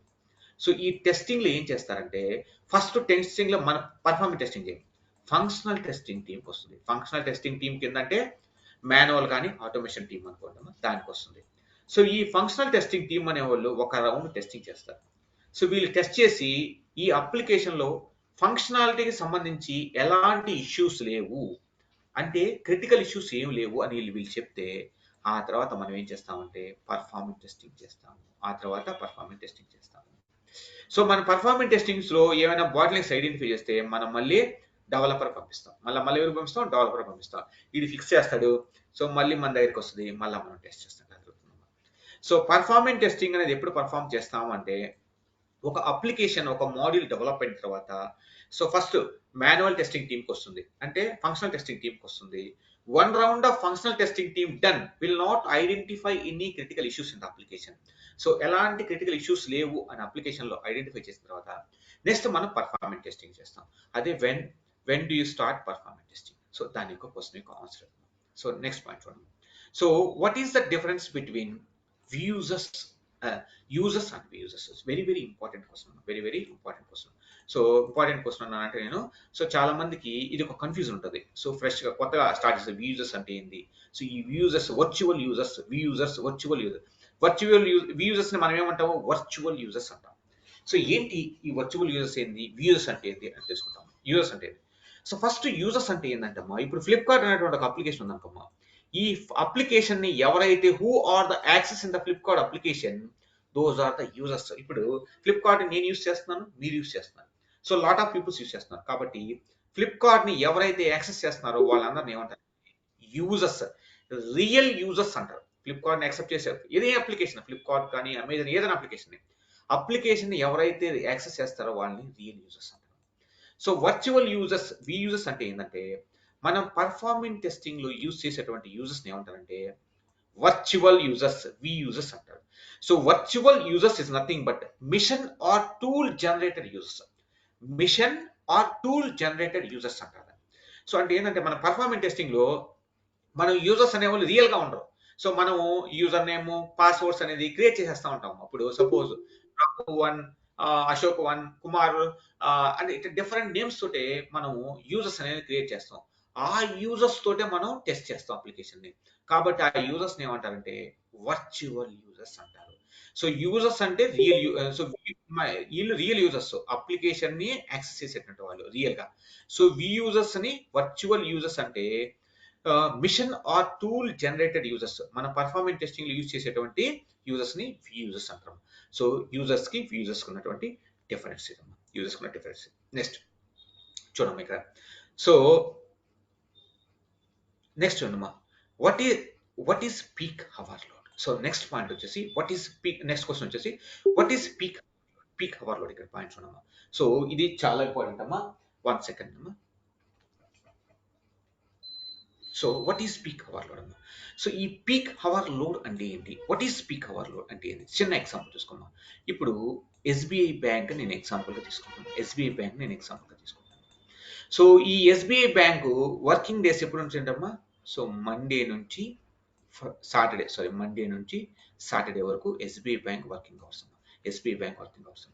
సో ఎస్బీఐ బ్యాంక్లో సో మండే నుంచి సాటర్డే వరకు సో మన జనరల్గా ఆలోచిద్దాం. సో ఏ రోజు ఎక్కువ మంది కస్టమర్స్ ఉంటారు బ్యాంక్లో? సో 90% మండే రోజున ఎక్కువ ఉంటారు. సో మనం ఎగ్జాంపుల్ తీసుకున్నాం. కొంతమంది కొన్ని బ్యాంక్స్ లో డిఫరెంట్ డేస్ లో కూడా ఉండొచ్చు, అది వదిలేసాడు. సో మండే నుంచి సాటర్డే వరకు బ్యాంక్ వర్కింగ్ డేస్. ఇలాంటి కండిషన్స్ లో ఈ ఎస్బీఐ బ్యాంక్ లో మండే రోజున ఏముంటారంటే మాక్సిమం చాలా మంది కస్టమర్స్ అనేవాళ్ళు ఉంటారు. సో అంటే మండేని మనం ఏం చేసుకోవచ్చు అంటే ఈ మండే రోజు ఎక్కువ ఉన్నారు కాబట్టి మండేని తీసుకుంటాం. మండే అనే దాంట్లో ఎక్కువ యూజర్లు ఉన్నారు. తర్వాత ఈ మండేలో బ్యాంక్ హవర్స్ వచ్చేసి morning 10 to evening 5. First bank open చేయగానే గేట్ ముందు కొంతమంది నిలబడుకుంటారమ్మా. సపోజ్ ఒక 50 మంది ఎంటర్ అయ్యారు అనుకోనమ్మా. 10 o'clock 50 మంది ఎంటర్ అయ్యారు. 50 మెంబర్స్ 10 o'clock ఎంటర్ అయ్యారు. సో 11 o'clock వచ్చేలకి ఇంకొంచెం మంది కస్టమర్ యాడ్ అయ్యి 100 మెంబర్స్ వచ్చారమ్మా. సో 12 o'clock కల్లా సో 500 మెంబర్స్ ఉన్నారు. సో 500 మెంబర్స్ బ్యాంక్ లో. సో 500 ఎక్కువ. సో ఒక 200 మెంబర్స్ ఉన్నారు అనుకోనమ్మా. జస్ట్ 200 మెంబర్స్ బ్యాంక్ లో ఉన్నారు. తర్వాత 1 o'clock కల్లా సో కొంతమంది వాళ్ళు వర్క్ కంప్లీట్ చేసుకొని అంటే బ్యాంక్ లో ఉన్న పని కంప్లీట్ చేసుకొని కొంతమంది వెళ్ళిపోయారు. ఇప్పుడు 150 మెంబర్స్ ఉన్నారు అనుకోమా. సో తర్వాత 3 o'clock కి 100 ఉన్నారు అనుకోమా. సో లాస్ట్ 5 o'clock అప్పటికి ఒక 50 మెంబర్స్ ఉన్నారు. 50 మెంబర్స్ ఇక్కడ చూడమ్మా. సో బ్యాంక్ స్టార్టింగ్ లో 10 o'clock 50 మెంబర్స్ ఉన్నారు. సో చిన్నగా కస్టమర్స్ అనేవాళ్ళు పెరిగి 12 o'clock అప్పుడు 12 to 1, సో 12 to 1 మధ్యలో 200 మెంబర్స్ అనేవాళ్ళు ఉన్నారు బ్యాంకులో. సో తర్వాత చిన్నగా కస్టమర్స్ అనేవాళ్ళు బ్యాంక్ నుంచి వెళ్ళిపోతూ ఉన్నారు. సో మనకి పీక్ హవర్ లోడ్ అంటే ఏంటంటే, సో మనం ఎలా తీసుకుంటామంటే ఏ రోజున అయితే ఇప్పుడు మండే రోజున ఎక్కువ మంది కస్టమర్స్ ఉంటారు. సో ఈ మండే రోజున ఏ టైంలో అయితే ఎక్కువ మంది యూజర్స్ ఉన్నారో దాన్నే పీక్ హవర్ అంటారు. దాన్ని ఏమంటారమ్మా? పీక్ హవర్ అంటారు. సో ఈ టైంలో సో 12 నుంచి 1 o'clock మధ్య నంబర్ ఆఫ్ యూజర్స్ ఉన్నారు కాబట్టి ఈ టైం ఏమంటారంటే పీక్ హవర్ అంటారు. సో కాబట్టి ఇప్పుడు మనకి పీక్ హవర్ లోడ్ అంటే ఎంతమ్మా ఇక్కడ 200. సో పీక్ హవర్ లోడ్ అనేది 200. సో ఎస్బీఐ బ్యాంక్ అని ఎగ్జాంపుల్ చేసుకొని చెప్పాను పీక్ హవర్ లోడ్. ఇప్పుడు ఒక అప్లికేషన్ ఉందమ్మా. ఈ అప్లికేషన్ కూడా సో ఒక పర్టికులర్ టైంలో ఏదో ఒక రోజున ఏదో ఒక టైంలో సో ఎక్కువ మంది యూజర్స్ ఉంటారు, అంటే మ్యాక్సిమం యూజర్స్ ఉంటారు. ఆ మ్యాక్సిమం యూజర్స్ ఏ టైంలో ఉన్నారో తీసుకొని ఆ యూజర్ లోడ్ ఏమంటారంటే మనకి పీక్ హవర్ లోడ్ అంటారు. సపోజ్ బిగ్ బిలియన్ డేస్ వచ్చినాయి ఫ్లిప్కార్ట్, అమెజాన్లో. ఆ టైంలో సో ఎక్కువ మంది యూజర్స్ ఉండొచ్చు. సో ఇలాంటి అంటే ఏ సమయంలో అయితే ఎక్కువ మంది యూజర్స్ ఉంటారో ఆ యూజర్ లోడ్ ఏమంటారంటే మనం పీక్ హవర్ యూజర్ లోడ్ అంటాం. పీక్ హవర్ లోడ్ అంటాం. పీక్ హవర్స్ అంటే ఎక్కువ మంది కస్టమర్స్ ఉన్నటువంటి టైం. సో ఇప్పుడు ఇక్కడ 12 నుంచి 1 o'clock మధ్య 200 ఉన్నారు. సో ఇది పీక్ హవర్ టైం. సో ఈ పీక్ హవర్ లోడ్ అంటే ఏంది? 200 పీక్ హవర్ లోడ్. సో ఇది peak hour load. The next point. So what is concurrent users? What is simultaneous users? Very very important question. So very very important question. So ఇప్పుడు నేను transactions చూద్దామా. ఇప్పుడు ఒక scenario ఉందమ్మా, ఒక script, ఒక scenario ఉంది. ఈ సినారియో ఏంటంటే product booking scenario. Product booking అంటే చిన్న ఎగ్జాంపుల్ ఏనమ్మా. నేను ఫ్లిప్కార్ట్ అనేటువంటి అప్లికేషన్లో ఐఫోన్ కొనాలనుకుంటున్నాను, ఐఫోన్ని తీసుకోవాలనుకుంటున్నాను. సో దీని సినారియోని ప్రోడక్ట్ బుకింగ్ సినారియో. ఈ ఐఫోన్ బుక్ చేసుకోవడానికి ఫస్ట్ ఏమని లాంచ్ అవ్వాలి, తర్వాత ఏమవ్వాలమ్మా లాగిన్ అవ్వాలి. సో లాగిన్ తర్వాత ప్రోడక్ట్ సెర్చ్, తర్వాత సెలెక్ట్ ప్రోడక్ట్, తర్వాత యాడ్ టు కార్ట్, తర్వాత పేమెంట్, లాస్ట్ ఏందమ్మా సైన్. ఇవన్నీ ఏంటంటే ట్రాన్సాక్షన్స్. అంటే నేను ఫ్లిప్కార్ట్లో ఒక అప్లికేషన్ కొనాలి, ఒక ప్రోడక్ట్ని కొనాలంటే లాంచ్ అవ్వాలి, లాగిన్ అవ్వాలి, ఆ ప్రోడక్ట్ని సెలెక్ట్ చేసుకోవాలి, తర్వాత యాడ్ టు కార్ట్లోకి వెళ్ళాలి, పేమెంట్ కట్టాలి, సైన్ అప్ అవ్వాలి. సో ఒక అప్లికేషన్, సో ఇక్కడ చూడమ్మా కంకరెంట్ యూజర్స్ అంటే ఏంటంటే the number of users accessing the application particular period of time over the period of time is called concurrent users. Concurrent users అంటే ఏంటంటే ఒక పర్టికులర్ సో ఒక టైంలో ఈ అప్లికేషన్లో అంటే ఈ సినారియోలో సో ఎక్కడో ఏదో ఒక ట్రాన్సాక్షన్లో యాక్సెస్ చేస్తూ ఉంటారు. సో ఈ సినారియో కానీ ఏదో ఒక సినారియో కానీ ఒక అప్లికేషన్ ఉందమ్మా. సో ఈ ఫ్లిప్కార్ట్ అనే అప్లికేషన్లో ఎక్కడో ఒక దగ్గర సో ఈ ప్రోడక్ట్ బుకింగ్ సినారియో కావచ్చు, ప్రోడక్ట్ క్యాన్సిలేషన్ కావచ్చు, ఏదో ఒక సినారియోస్లో అప్లికేషన్లో యూజర్స్ చేస్తూ ఉంటారు ఒక పర్టికులర్ పీరియడ్ టైంలో. ఆ యూజర్స్ ఏమంటారు అంటే కంకరెంట్ యూజర్స్ అంటారు. Concurrent users is nothing but the number of users accessing the application over the period of time, particular period of time. So ఒక పర్టికులర్ పీరియడ్లో యూజర్స్ యాక్సెస్ చేస్తున్న వాళ్ళని కంకరెంట్ యూజర్స్ అంటారు. సో మరి simultaneous users అంటే ఏంటి? What are the simultaneous users? Simultaneous users అంటే ఏంటంటే సో ఈ సినారియోలో ఇప్పుడు ఈ లాంచ్ ట్రాన్సాక్షన్ లో 10 మంది యూజర్స్ ఉన్నారమ్మా. ఈ లాగిన్ ట్రాన్సాక్షన్ లో 50 మెంబర్స్ ఉన్నారు. ఇది ప్రోడక్ట్ సెర్చ్ లో వచ్చేసి ఒక 10 మెంబర్స్ ఉన్నారు. సో ఇప్పుడు యాడ్ టు కార్ట్ లో ఒక 5 మెంబర్స్ ఉన్నారు. ఇక్కడ ఒక 7 మెంబర్స్ ఉన్నారు. సో పేమెంట్ లో ఒక 6 మెంబర్స్ ఉన్నారు. సైన్ ఆఫ్ లో ఒక 10 ఉన్నారు. అంటే యూజర్స్ అనేవాళ్ళు లాంచ్ లో కొంతమంది ఇలా డిఫరెంట్ ప్లేసెస్ లో ఉన్నారు. అంటే లాంచ్ అనే పేజ్ లో కొంతమంది, లాగిన్ అనే పేజ్ లో కొంతమంది, ప్రోడక్ట్ సెర్చ్ దానిలో ఒకటి, సెలెక్ట్ ప్రోడక్ట్ లో, యాడ్ ఇలా డిఫరెంట్ పేజెస్ లో ఉన్నారు. సో ఇప్పుడు సైమల్టేనియస్ యూజర్స్ అంటే ఇప్పుడు ఈ లాంచ్ అనేటువంటి పేజ్ ఎంతమంది ఉన్నారు? 10 మంది యూజర్స్ ఉన్నారు. ఈ 10 మంది యూజర్స్ ఈ లాంచ్ పేజ్ యొక్క సైమల్టేనియస్ యూజర్స్. ఇప్పుడు లాగిన్ పేజ్ ఉంది. ఈ లాగిన్ పేజ్ ఎంతమంది ఉన్నారు? 50 మెంబర్స్. ఈ 50 మెంబర్స్ ఎవరంటే సో ఈ లాగిన్ పేజ్ యొక్క సైమల్టేనియస్ యూజర్స్. సైమల్టేనియస్ యూజర్స్ అంటే ఏంటంటే the number of users performing the same transaction together at a time. ఒకేసారి సేమ్ ట్రాన్సాక్షన్ లో పర్ఫార్మ్ చేసేవారని సైమల్టేనియస్ యూజర్స్ అంటారు. So concurrent users is nothing but the number of users accessing the application particular period of time over the period of time. The simultaneous users is nothing but the number of users performing the same transaction together at a time is called simultaneous users. So అది దీనికి సంబంధించిన details. So దీనికి సంబంధించిన next question. So what are the tools vendors available for the performance testing? So anybody, so మీలో ఎవరైనా ఒకరు unmute చేసి what are the tools available for the performance testing? Just ఎవరైనా ఒక 5 tools ఎగ్జాంపుల్ చెప్పండి. LoadRunner, JMeter, Votes, Gatling, Neoload, VSTS. K6. Okay. K6. Okay, very good. RPD. Okay, sure. RPD, very good. Next. Low cost. Okay. One second. Plan tool. So, okay, good అమ్మా. So నేను ఒకసారి చెప్తాను చూడమ్మా, నా side నుంచి చూడమ్మా. So what are the tools and vendors available for performance testing? So tools అంటే ఏమేమి టూల్స్ మార్కెట్లో ఉన్నాయి నేను మనం తెలుసుకున్నాను. లోడ్ రన్నర్ సంబంధించి టూల్స్ ఉన్నాయి. Sorry, performance testing. Performance testing అనేది వితౌట్ టూల్తో పాసిబుల్ అవుతామా? సో కొంతమంది వితౌట్ టూల్తో పాసిబుల్ అవుతున్నారు. సో ఒక 10 మంది 20 మంది యూజర్స్ అయితే 10 సిస్టమ్స్ పెట్టుకొని 10 మంది ఎంప్లాయీస్ పెట్టుకొని చేయొచ్చేమో కానీ సో వితౌట్ టూల్తో పర్ఫార్మెన్స్ టెస్టింగ్ అనేది పాసిబుల్ అవుతుంది. ఫర్ ద పర్ఫార్మెన్స్ టెస్టింగ్ కి మన మార్కెట్లో చాలా టూల్స్ ఉన్నాయి. సో ఈ టూల్స్ అనేది ఏంటో చూసుకున్నాం. ఫస్ట్ టూల్ వచ్చేసి Lode Runner. So LR. So ఈ లోడ్ రన్నర్ కి వెండర్ ఎవరురా అంటే మైక్రో ఫోకస్. ఎవడమ్మా వెండర్ అంటే మైక్రో ఫోకస్. సో నెక్స్ట్ వచ్చేసి JMeter. కనిపిస్తుంది కదమ్మా, మీకేం ప్రాబ్లం లేదు కదా, బ్లాక్ మీద ఉంది కదా. సో దీనికి వచ్చేసి అపాచీ సాఫ్ట్వేర్ ఫౌండేషన్ షార్ట్ కట్లో రాస్తానమ్మా, ఎందుకంటే నీట్గా రాసుకుంటా పోతే టైం సరిపోదమ్మా. Load runner, JMeter. తర్వాత నియోలోడ్.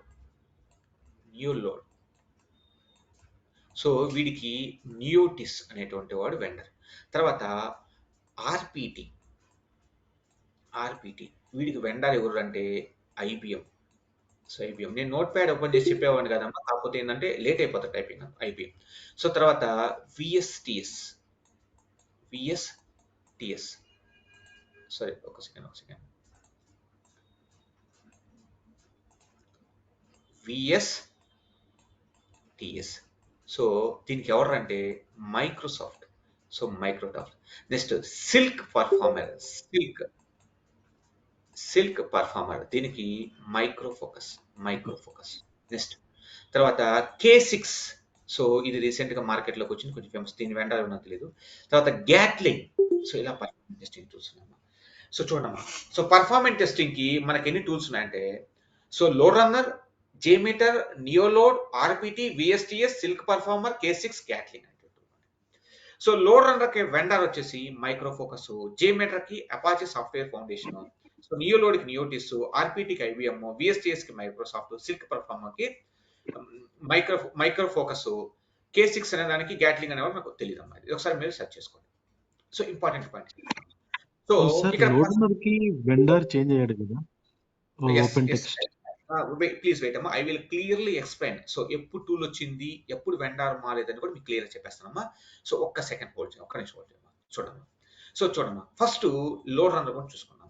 సో ఈ లోడ్ రన్నర్ ని మార్కెట్ లోకి ఎప్పుడు ఇంట్రొడ్యూస్ అయిందంటే 1999లో ఇంట్రొడ్యూస్ అయింది. సో దీన్ని ఎవరో ఇంట్రొడ్యూస్ చేశారంటే మెర్క్యూరీ. సో లోడ్ రన్నర్ ని ఇంట్రొడ్యూస్ చేసిన ఎవరు అంటే మెర్క్యూరీ అనేవాడు 1999లో ఇంట్రొడ్యూస్ చేశాడు. సో లోడ్ రన్నర్ ఎవరు ఇంట్రొడ్యూస్ చేశాడు? 1999లో మెర్క్యూరీ అనేటువంటి వాడు డెవలప్ చేసి దీన్ని ఇంట్రొడ్యూస్ చేశాడు.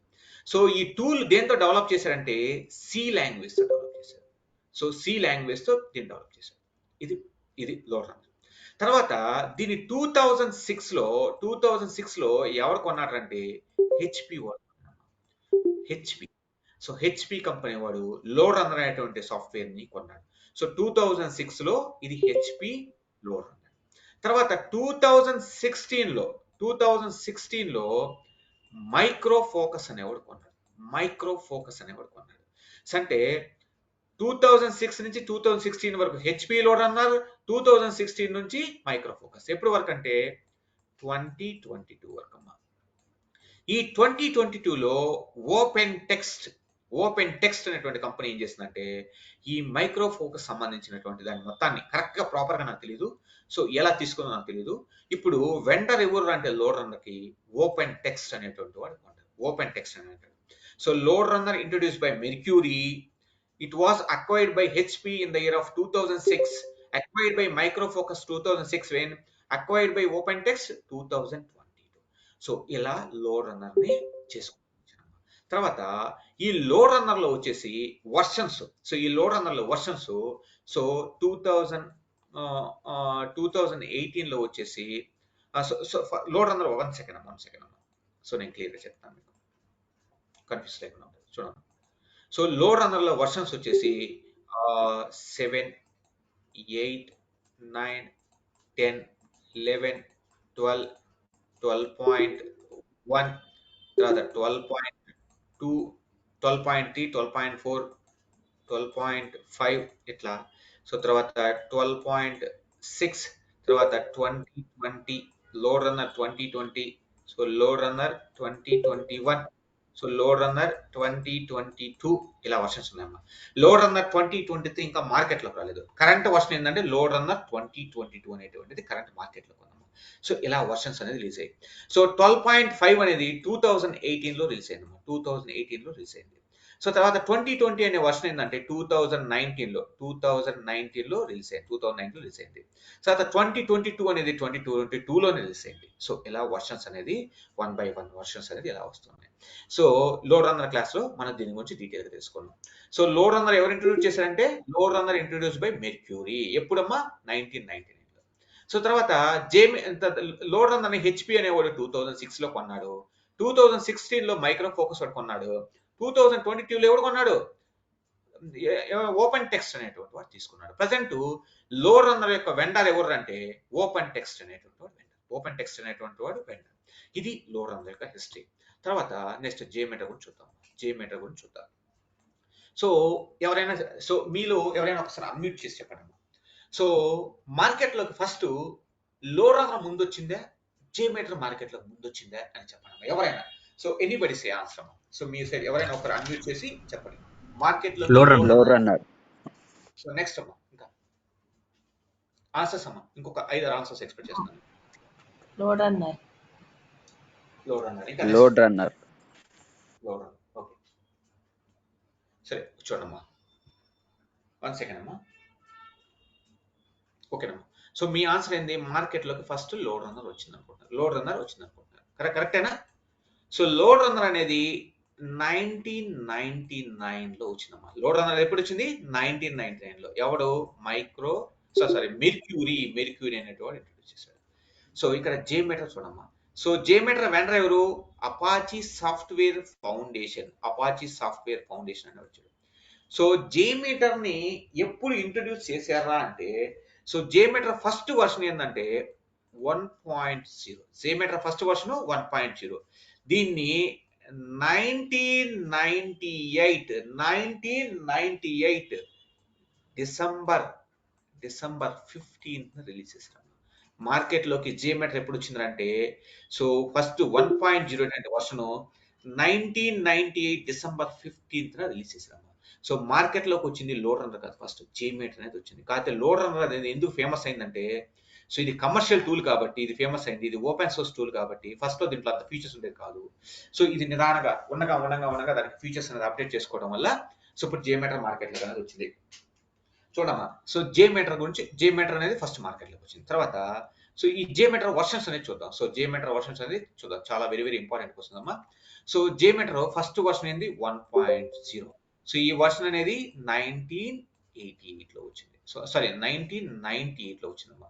సో తర్వాత 5.0. సో 5.0 అంటే వర్షన్ ఎప్పుడు వచ్చిందంటే ఇది 2018లో వచ్చిందమ్మా. 2018లో వచ్చింది. సో 2018లో 5.0 వచ్చింది. తర్వాత 5.1, తర్వాత 5.2, తర్వాత 5.3, తర్వాత 5.4, నెక్స్ట్ 5.4.3, తర్వాత 5.5, తర్వాత 5.6.0, 5.7, 6.1, 5.6.2 ఇలా వర్షన్స్ ఉన్నాయమ్మా. సో ఇలా వర్షన్స్ ఉన్నాయమ్మా. ఫస్ట్ 1998లో లోడ్ రన్నర్ వచ్చింది. 5.0 అనేది 2018లో వచ్చింది. సో 2019లో 5.1 వచ్చిందమ్మా. సో 2019లోనే 5.2 వచ్చింది. 2009లో 5.2 వచ్చింది. నెక్స్ట్ వచ్చేసి 5.3 అనేది 2020లో వచ్చింది. 2020లో వచ్చింది. నెక్స్ట్ 5.4 అనేది 2021లో వచ్చింది. 5.4 అనేది ఎప్పుడు వచ్చిందమ్మా? 2021లో వచ్చింది. తర్వాత ఇక్కడ సో ఈ 5.4.3 కంటే ముందు 5.4.1, 5.4.2 వచ్చింది. అది వదిలేసిందమ్మా. తర్వాత ఈ 5.4.3 అనేది ఎప్పుడు వచ్చిందంటే డిసెంబర్ చూడమ్మా. సో డిసెంబర్ 2021లో వచ్చిందమ్మా. 5.4.3 అనేది మార్కెట్లోకి ఎప్పుడు రిలీజ్ అయిందంటే డిసెంబర్ 2021లో 5.4.3 వచ్చింది. నెక్స్ట్ 5.5 అనేది జూన్ 14, 2022లో వచ్చిందమ్మా మార్కెట్లోకి.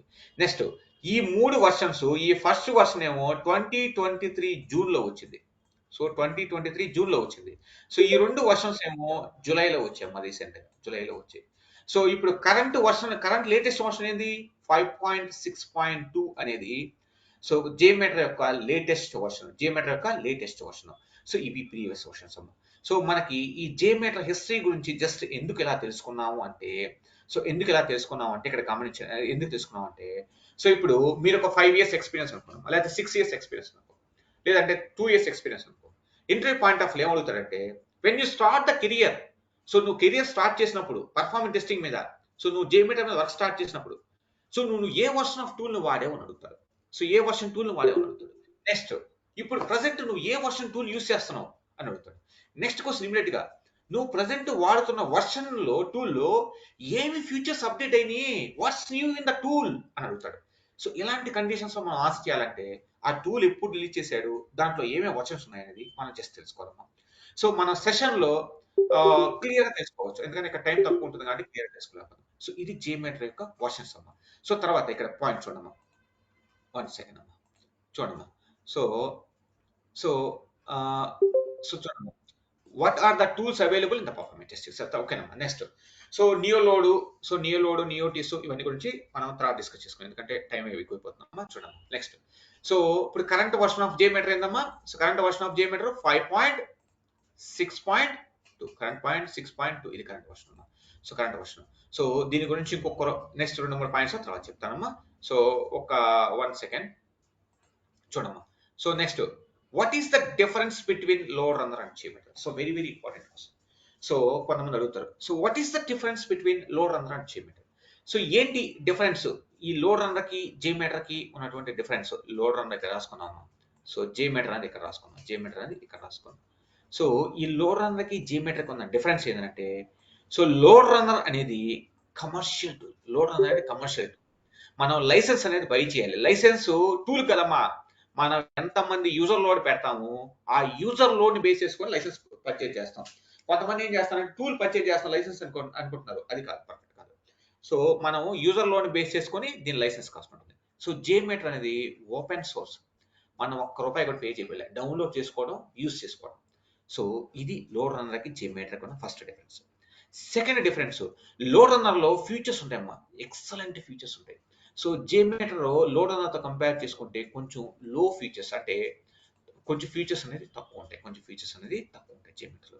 నెక్స్ట్ ఈ LoadRunner అనేది దేంతో డెవలప్ చేశారంటే C లాంగ్వేజ్ తో డెవలప్ చేశారమ్మా. సో JMeter అనేది జావాతో డెవలప్ చేశారమ్మా. ఫుల్ అంటే 100% ప్యూర్ జావా అప్లికేషన్ అమ్మా. నెక్స్ట్ పాయింట్ అమ్మా, సో LoadRunner లో 33 ప్రోటోకాల్స్ ఉన్నాయమ్మా. వర్షన్ 2022లో 33 ప్రోటోకాల్స్ ఉన్నాయి. JMeter లో మనకి 10 to 15 మాక్సిమం ప్రోటోకాల్స్ ఉన్నాయమ్మా, ఎక్కువ ప్రోటోకాల్స్.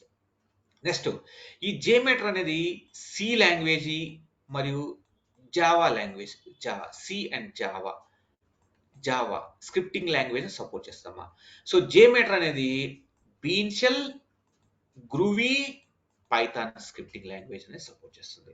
సో బీన్ షెల్ అంటేనే జావా అమ్మా, అంటే జావా. సో ఇలా సపోర్ట్ చేస్తుందమ్మా. సో ఇది దీనికి ఉన్నటువంటి డిఫరెన్స్. తర్వాత LoadRunner అనేది లెస్ మెమరీని కన్సంప్షన్ చేస్తుందమ్మా. లెస్ మెమరీ చేస్తుంది, మనం ఎగ్జిక్యూషన్ పెట్టామనుకో తక్కువ మెమరీని కన్సంప్షన్ చేస్తుంది.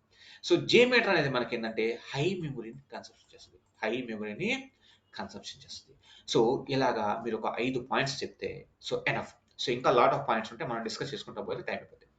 సో లోడ్ రన్నర్ అనేది కమర్షియల్ టూల్, JMeter అనేది open source. Lode Runner is a commercial tool, JMeter is open source. So features wise it's high, so low features in JMeter.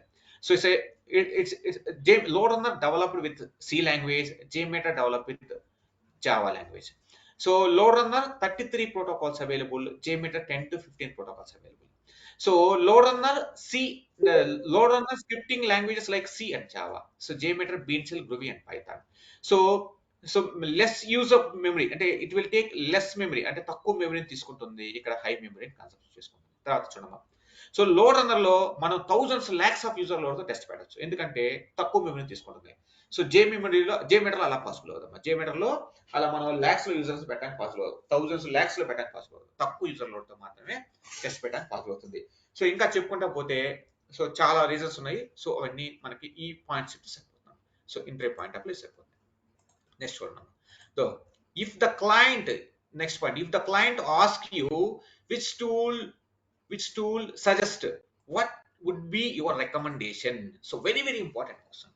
So 10 entries attend అయితే so మీకు ఒక కనీసం 5 entries లో ఈ question దొరుకుతుంది. If the client ask you which tool to suggest, so A tool నువ్వు suggest చేస్తావు, నీ రికమెండేషన్ ఏంటి? ఇప్పుడు లోడ్ రన్నర్ ఉంది, సో సపోజ్ అమ్మా లోడ్ రన్నర్ ఉంది, సో JMeter ఉంది, సో న్యూ లోడ్ ఉంది, సో ఇలాంటి టూల్స్ ఉన్నాయి. సో ఇప్పుడు మనం న్యూ లోడ్ని పక్కన పెట్టేద్దాం. సో ఈ లోడ్ రన్నర్ JMeter గురించి చదువుకున్నాం. సో నువ్వు క్లయింట్, ఇప్పుడు నీ క్లయింట్ నీ దగ్గరికి వచ్చాడు. సో క్లయింట్ నీ దగ్గరికి వచ్చి నేను పర్ఫార్మెన్స్ టెస్టింగ్ చేయాలనుకుంటున్నాను అప్లికేషన్. సో నాకు పర్ఫార్మెన్స్ టెస్టింగ్ గురించి ఐడియా లేదు, I don't have idea on the performance testing. So నేను ఏ టూల్ని సెలెక్ట్ చేసుకోవాలి అని నేను అడిగాడు. సో నువ్వు ఏ సజెషన్ ఇస్తావు అనేది కొంచెం పక్కా ఇంటర్వ్యూలో పడే క్వశ్చన్. సో దీనికి ఆన్సర్ ఎలా చెప్పాలి, దీనికి ఆన్సర్ చెప్పాలి. సో మీ సైడ్ నుంచి ఒకరిద్దరు ఆన్సర్ చెప్పండమ్మా. ఏ టూల్ సెలెక్ట్ చేస్తారు? సో నాకు లోడ్ రన్నర్ సెలెక్ట్ చేస్తావా, లేకపోతే JMeter సెలెక్ట్ చేస్తారా? ఎవరన్నా ఒక ఇద్దరు ఆన్సర్ చెప్పండి. Based on the protocol. Based on the protocol. Next one. Very good. Next. Anybody answer? So load runner Based on the memory. Depends on users. Memory depends on users. Very good. Next. Based on the budget. Based on the, one second amma. Budget, project budget. Yes, very good points amma. So చూడమ్మా, so మనం ఈ Lode Runner ని JMeter ని ఏ tool select చేసుకోవాలనేది first point ఏంటంటే based on the protocol. So very good answer అమ్మా. So మీరు మంచి ఆన్సర్ చెప్పారు, బేస్డ్ ఆన్ ద ప్రోటోకాల్. ఎందుకంటే సో JMeter లో ప్రోటోకాల్స్ ఎన్ని ఉంటాయండి? 10 నుంచి 15 ఉంటాయి. సో లోడ్ రన్నర్ లో 33 ఉంటాయమ్మా. ఇప్పుడు సో 33 ప్రోటోకాల్స్ ఉంటాయి. సో మనకి SAP వెబ్, SAP GUI ఇలాంటి ప్రోటోకాల్స్ JMeter లో ఉండవు, లోడ్ రన్నర్ లో ఉంటాయి. సో ఆ ప్రోటోకాల్ లేనప్పుడు మనం ఏ సైజ్ చేయాలి? లోడ్ రన్నర్ సెలెక్ట్ చేసుకోవాలి. సో ఆ ప్రోటోకాల్ అనేది మన JMeter లో లేకపోతే మనం లోడ్ రన్నర్ సెర్చ్ చేయాలి. So based on the protocol అనేది first point. So very good answer. Second అమ్మా, ఈ సెకండ్ పాయింట్ ఏంటంటే so based on the client budget.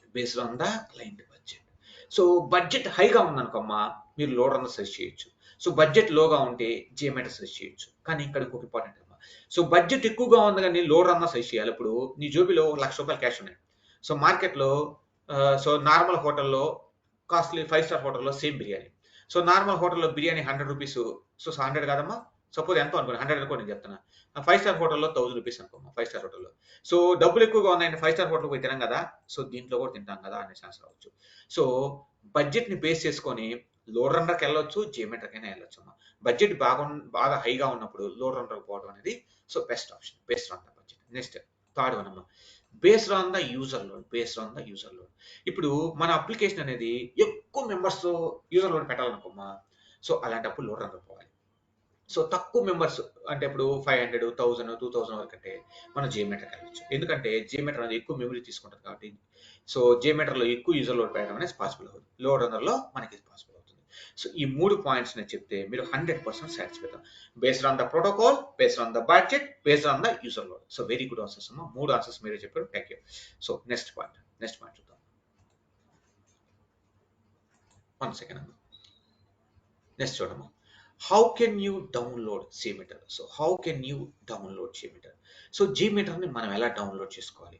So ఇది సో చాలా సింపుల్ క్వశ్చన్, బట్ ఇది మీకు తెలుసుకోవాల్సిన point. How can you download the JMeter?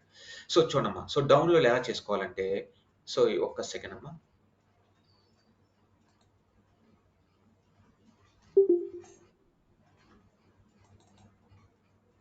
చూడమ్మా, సో ఇప్పుడు మనం JMeter డౌన్లోడ్ చేసుకోవాలంటే JMeter అఫీషియల్ సైట్ ఏంటంటే, సో JMeter డౌన్లోడ్ అని ఉందమ్మా. జస్ట్ ఇక్కడ క్లిక్ చేయండి అమ్మా. ఇక్కడ క్లిక్ చేయగానే సో JMeter డౌన్లోడ్లో ఇక్కడ చూడమ్మా, JMeter ఇక్కడ చూడమ్మా, JMeter.apache.org ఉందమ్మా. ఇది అఫీషియల్ సైట్, JMeter యొక్క అఫీషియల్ సైట్. ఇది అపాచీ సాఫ్ట్వేర్ అఫీషియల్. సో దీని మీద క్లిక్ చేసాం అనుకోమ్మా, సో దీని మీద క్లిక్ చేసాం అనుకోమ్మా, ఇలా ఓపెన్ అవుతుంది. సో దీని మీద క్లిక్ చేస్తే ఇలా ఓపెన్ అవుతుంది.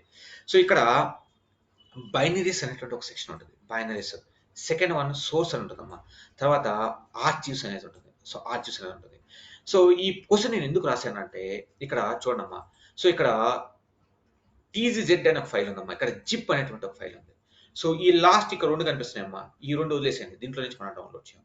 సో మనం JMeter లేటెస్ట్ వర్షన్ ఎక్కడ నుంచి డౌన్లోడ్ చేసుకుంటామంటే, సో TZZ ఫైల్ నుంచి కానీ, లేకపోతే జిప్ ఫైల్ నుంచి కానీ డౌన్లోడ్ చేసుకుంటాం. జిప్ ఫైల్ నుంచి కానీ డౌన్లోడ్ చేసుకుంటాం. సో ఈ జిప్ ఫైల్ నుంచి ఎవరు డౌన్లోడ్ చేసుకుంటారంటే, మన ఆపరేటింగ్ సిస్టమ్ అనేది విండోస్ కానీ లేకపోతే మ్యాక్ అయితే కానీ మనం జిప్లో డౌన్లోడ్ చేసుకుంటాం. సో లైనెక్స్, యునిక్స్ అయితే మాత్రం మనం TZZ ఫైల్ నుంచి డౌన్లోడ్ చేసుకుంటాం. సో మనకి చాలా మంది ఎక్కడి నుంచి డౌన్లోడ్ చేసేస్తున్నారమ్మా. దీని మీద క్లిక్ చేసినా డౌన్లోడ్ అవుతుంది. సో కొన్ని అట్లా వర్కౌట్ అవ్వట్లేదు. సో మీరు ఇక్కడ లెఫ్ట్ సైడ్ జిప్ కనిపిస్తుంది చూడమ్మా, ఈ జిప్ ఫైల్ మీద క్లిక్ చేసి మాత్రమే డౌన్లోడ్ చేసుకోవాలి. విండోస్ కానీ మ్యాక్ కానీ చేసుకోవాలి. సో ఇది JMeterని ఎలా డౌన్లోడ్ చేసుకుంటాం అంటే ఇక్కడ డౌన్లోడ్ చేసుకుంటాం. తర్వాత సోర్స్ అని ఉందమ్మా. సోర్స్ అనేది మనకు సంబంధించింది కాదు. సో ఈ JMeter ఫీచర్స్ అప్డేట్ చేసే వాళ్ళ కోసం సంబంధించింది. సో ఇది JMeterని ఎలా డౌన్లోడ్ చేసుకోవాలి అనడానికి example. Next 1 second. Next question.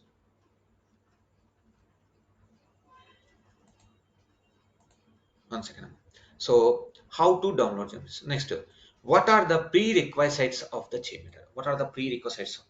So very important question. ఇప్పుడు LoadRunner అనేదాన్ని మీ దాంట్లో ఇన్స్టాల్ చేసుకుంటే, LoadRunner అనేటువంటి టూల్ మీ దాంట్లో ఇన్స్టాల్ చేసుకుంటే, సో మీరు డైరెక్ట్గా LoadRunner యూస్ చేసుకోవచ్చమ్మా. సో మీరు దీనికి ఏం పెద్ద ప్రీరిక్వెస్ట్ అవసరం లేదు. సో JMeter అనేది ఏంటంటే, సో ఈ JMeter అనేది మన సిస్టంలో రన్ అవ్వాలంటే మనం జావాని ఇన్స్టాల్ చేయాలి. సో జావా అనేది ఏంటంటే 8+. సో 8+ అనేటువంటి జావా అనేది మన సిస్టంలో ఇన్స్టాల్ చేయాలి. సో మన సిస్టంలో జావా అనేది ఇన్స్టాల్ అయి ఉంటేనే మనకి JMeter అనేది వర్క్ అవుతుంది. సో మన సిస్టంలో జావా అనేది ఇన్స్టాల్ కాకపోతే JMeter అనేది వర్క్ అవుతుంది, JMeter అనేది రన్ చేయలేము. సో 1.8 వర్షన్ అనేది రికమెండెడ్ అమ్మా. సో 8 వర్షన్ జావా 8 అనేది ఎందుకు రికమెండేషన్ అంటే, సో ఈ జావా యొక్క ఈ JDK bin folder, so JDK and JRE అని ఉంటుందమ్మా. సో JRE, సో ఈ JDK బిన్ ఫోల్డర్లో JVisualVM అని ఒకటి ఉంటుంది, JConsole అని ఒకటి ఉంటుంది. సో ఇవి ఏంటంటే ఈ పర్ఫార్మెన్స్ మానిటరింగ్ చేయడానికి వాడతాం. సో ఇవి మనం తర్వాత ప్రశ్న తెలుసుకుందాం. ఇవి దీంట్లో ఉంటుంది. సో 8 అనేది ప్రిఫర్ అమ్మా, జావా 8 అనేది ప్రిఫర్ చేస్తాం. సో JMeter రన్ చేయాలంటే ప్రీరిక్వెసిట్స్ ఏమి ఉండాలమ్మా, జావా అనేది మస్ట్ అండ్ షుడ్ గా మన సిస్టంలో ఇన్స్టాల్ చేసుకోవాలి. ఇప్పుడు మీరు LGSలో ఎగ్జిక్యూట్ చేయాలన్నా కూడా మస్ట్ అండ్ షుడ్ గా జావా అనేది ఇన్స్టాల్ చేసుకోవాలి. సో అది దానికి సంబంధించినటువంటి prerequisite item. Next one second. So తర్వాత what are so చూడమ్మా, what are the advantages of the JMeter? So what are the disadvantages of the JMeter? So JMeter లో ఉన్నటువంటి అడ్వాంటేజెస్ ఏంటి, డిసడ్వాంటేజెస్ అని చూసుకున్నాము. సో అడ్వాంటేజెస్ ఫస్ట్ ఏంటంటే, so ఇది open source software. So మనం లైసెన్స్ పే చేయాల్సిన అవసరం లేదు. సో మనకి క్లయింట్ పర్ఫార్మెన్స్ టెస్టింగ్ యొక్క కాస్ట్ అనేది తగ్గించవచ్చు.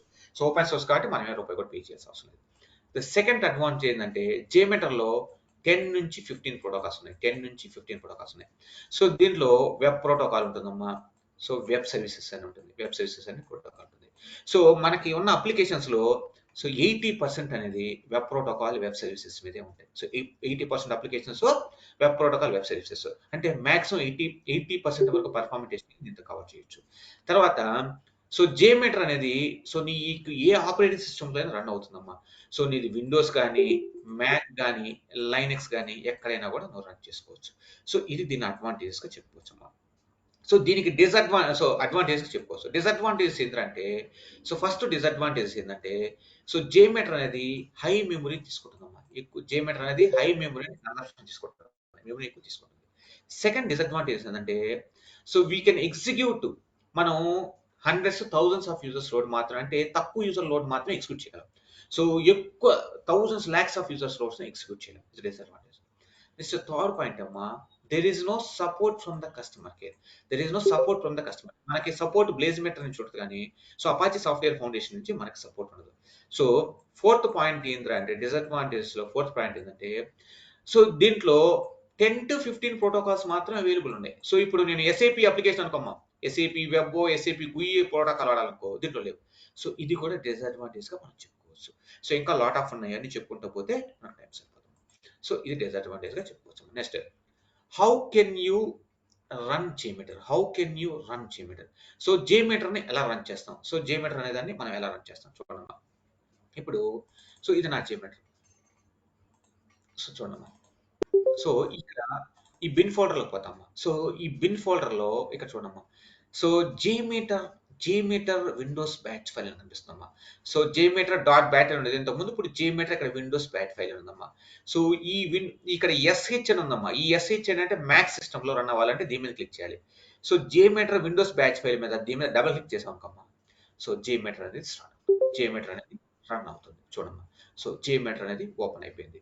సో ఫస్ట్ వే ఏంటంటే సో ఇక్కడ సో JMeter యొక్క బిన్ ఫోల్డర్లోకి వెళ్ళాను. బిన్ ఫోల్డర్లోకి వెళ్ళి JMeter విండోస్ బ్యాట్ ఫైల్ మీద డబుల్ క్లిక్ అవ్వగానే ఓపెన్ అయింది. నెక్స్ట్ సో దీని మీద ఈ JMeter మీద రైట్ క్లిక్ ఇచ్చేది రన్ యాజ్ అడ్మినిస్ట్రేటర్ మీద క్లిక్ చేసాను అనుకోమ్మా.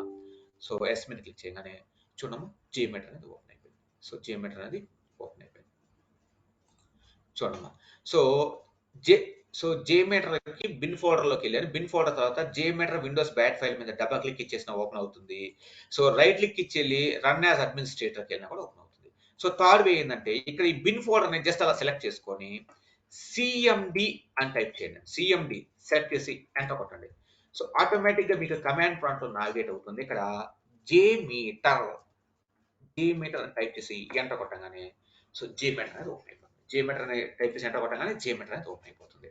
సో నేను ఇక్కడ ఏం చేశానంటే ఈ బిన్ ఫోల్డర్ పాత్ని సెలెక్ట్ చేసుకొని అమ్మా. సో ఈ బిన్ ఫోల్డర్ పాత్ని సెలెక్ట్ చేసుకొని CMD అని టైప్ చేయగానే ఏమైంది, అది కమాండ్ ప్రాంప్ట్లోకి పోయింది. సో నేను ఇక్కడి నుంచి కమాండ్ ప్రాంప్ట్లోకి పోకుండా డైరెక్ట్ కమాండ్ ప్రాంప్ట్లో నుంచి ఓపెన్ చేస్తాను అంటే సో ఇప్పుడు చూడమ్మా, CMD కమాండ్ ప్రాంప్ట్ ఓపెన్ చేసి CD స్పేస్ సో ఇక్కడ JMeter బిన్ ఫోల్డర్ ఉంది కదమ్మా. సో దీన్ని కాపీ చేసుకొని పాత్ని కాపీ చేసుకొని పేస్ట్ చేసి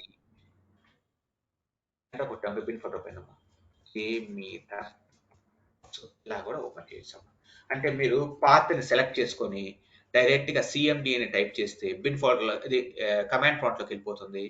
JMeter టైప్ చేసి ఓపెన్ చేయొచ్చు. లేదంటే మీరు డైరెక్ట్ గా కమాండ్ ప్రాంప్ట్ లోకి వెళ్ళి CD అని చెప్పి స్పేస్ ఇచ్చి మనకు బిన్ ఫోల్డర్ పాత్ ఇచ్చేసి బిన్ ఫోల్డర్ యొక్క పాత్ ఎక్కడ ఉందమ్మా, బిన్ ఫోల్డర్ యొక్క పాత్ ఇచ్చేసి సో బిన్ ఫోల్డర్ పాత్ ఇచ్చి ఎంటర్ కొట్టంగానే ఎంటర్ కొట్టిన తర్వాత JMeter అని టైప్ చేసి ఎంటర్ కొడితే JMeter ఓపెన్ అవుతుంది.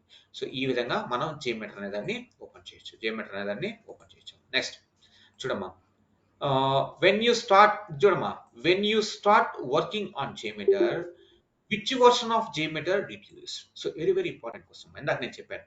సో JMeter ఒక హిస్టరీలో చెప్పాను. సో మీరు వర్క్ ఎప్పుడు స్టార్ట్ చేశారో అప్పుడు మీరు ఏ వర్షన్ రిలీజ్ అయ్యిందో ఆ వర్షన్ గుర్తుపెట్టుకోవాలి.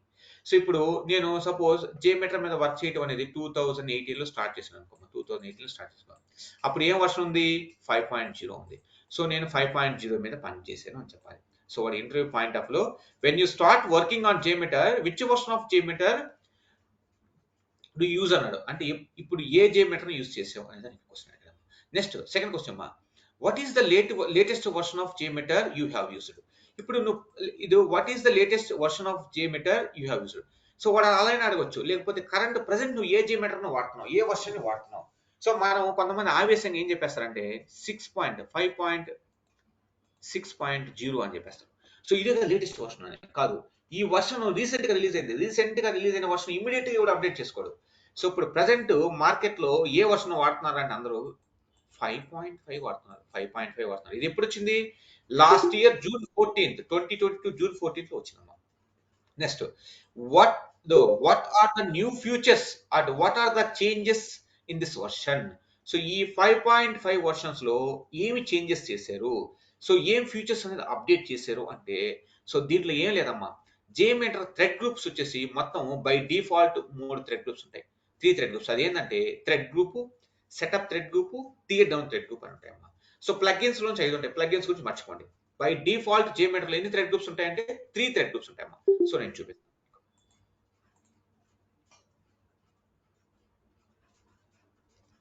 చూడమ్మా,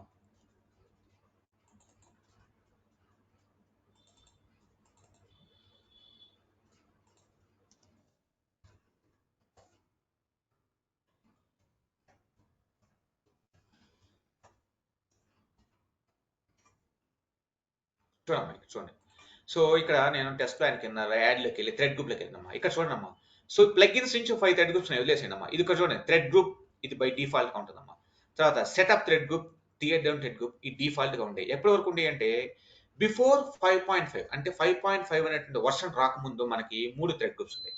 సో ఈ 5.5 వర్షన్ లో ఓపెన్ మోడల్ థ్రెడ్ గ్రూప్ అనేటువంటి థ్రెడ్ గ్రూప్ ని యాడ్ చేశాడు. ఈ ఓపెన్ మోడల్ అనేటువంటి థ్రెడ్ గ్రూప్ ని యాడ్ చేశాడు. అంతే, దీంట్లో చేసింది ఇంకేం మాడిఫికేషన్ చేయలేదు. సో జావా 17 సపోర్ట్ చేస్తుంది అన్నాడు. సో ఇవన్నీ అవసరం లేదమ్మా. సో 5.5 వర్షన్స్ లో మేజర్ చేంజ్ ఏం చేశాడు అంటే ఓపెన్ మోడల్ థ్రెడ్ గ్రూప్ అనేదాన్ని యాడ్ చేశాడు. ఓపెన్ మోడల్ థ్రెడ్ గ్రూప్ అనేదాన్ని యాడ్ చేశాడు. సో అది సరిపోతుంది, దానికి ఆన్సర్ అనేది అది సరిపోతుంది. నెక్స్ట్ చూడమ్మా. సో దాన్ని చూడమ్మా. So what is the latest version of JMeter use అసలు అయిపోయింది. Next what is protocol? So very important question. So what is protocol? ఇప్పుడు మనం JMeter లో LoadRunner లో 33 ప్రోటోకాల్స్ అనుకున్నాం. సో JMeter లో 10 to 15 ప్రోటోకాల్స్ అనుకున్నాం. సో అసలు ప్రోటోకాల్ అంటే ఏంది? What is protocol? ప్రోటోకాల్ అంటే ఏంటంటే the protocol is a communication language between client and server. So మా క్లయింట్ అంటే మీరు ఏదో అనుకోకండి, క్లయింట్ అంటే బ్రౌజర్ అండ్ సర్వర్. నేను చెప్తున్నా, protocol is a communication language between browser and server. అంటే ఈ బ్రౌజర్ కి ఈ సర్వర్ కి మధ్య ఉన్నటువంటి లాంగ్వేజ్ ఏదైతే యూజ్ చేస్తారో ఆ లాంగ్వేజ్ నే ప్రోటోకాల్ అంటారు. ఆ లాంగ్వేజ్ నే ప్రోటోకాల్ అంటారు. LoadRunner లో 33 ప్రోటోకాల్స్ ఉన్నాయి. JMeter లో 10 to 15 ప్రోటోకాల్స్ మాత్రమే ఉన్నాయి. సో ఇది thing. Next, what are the protocols available in JMeter and LoadRunner? What are the protocols available in JMeter and LoadRunner? చూడండి. సో LoadRunner ఇప్పుడు JMeter లో ప్రోటోకాల్స్ అమ్మా, వెబ్ HTTPS ప్రోటోకాల్, తర్వాత web services, JDBC, SMPT, FTP. So తర్వాత Java objectives, ఇలా protocols. నేను ఒక 6 example చెప్పాను, మీరు కూడా ఒక 5 ఎగ్జాంపుల్ చేసింది. What are the protocols available in JMeter అంటే web HTTPS, web services, JDBC, FTP, SMTP, Java objectives. మరి LoadRunner లో ప్రోటోకాల్స్ ఏంటంటే వెబ్ ప్రోటోకాల్ ఉంటుంది. ఇది కూడా వెబ్ ప్రోటోకాల్ దీన్ని ఏమంటారంటే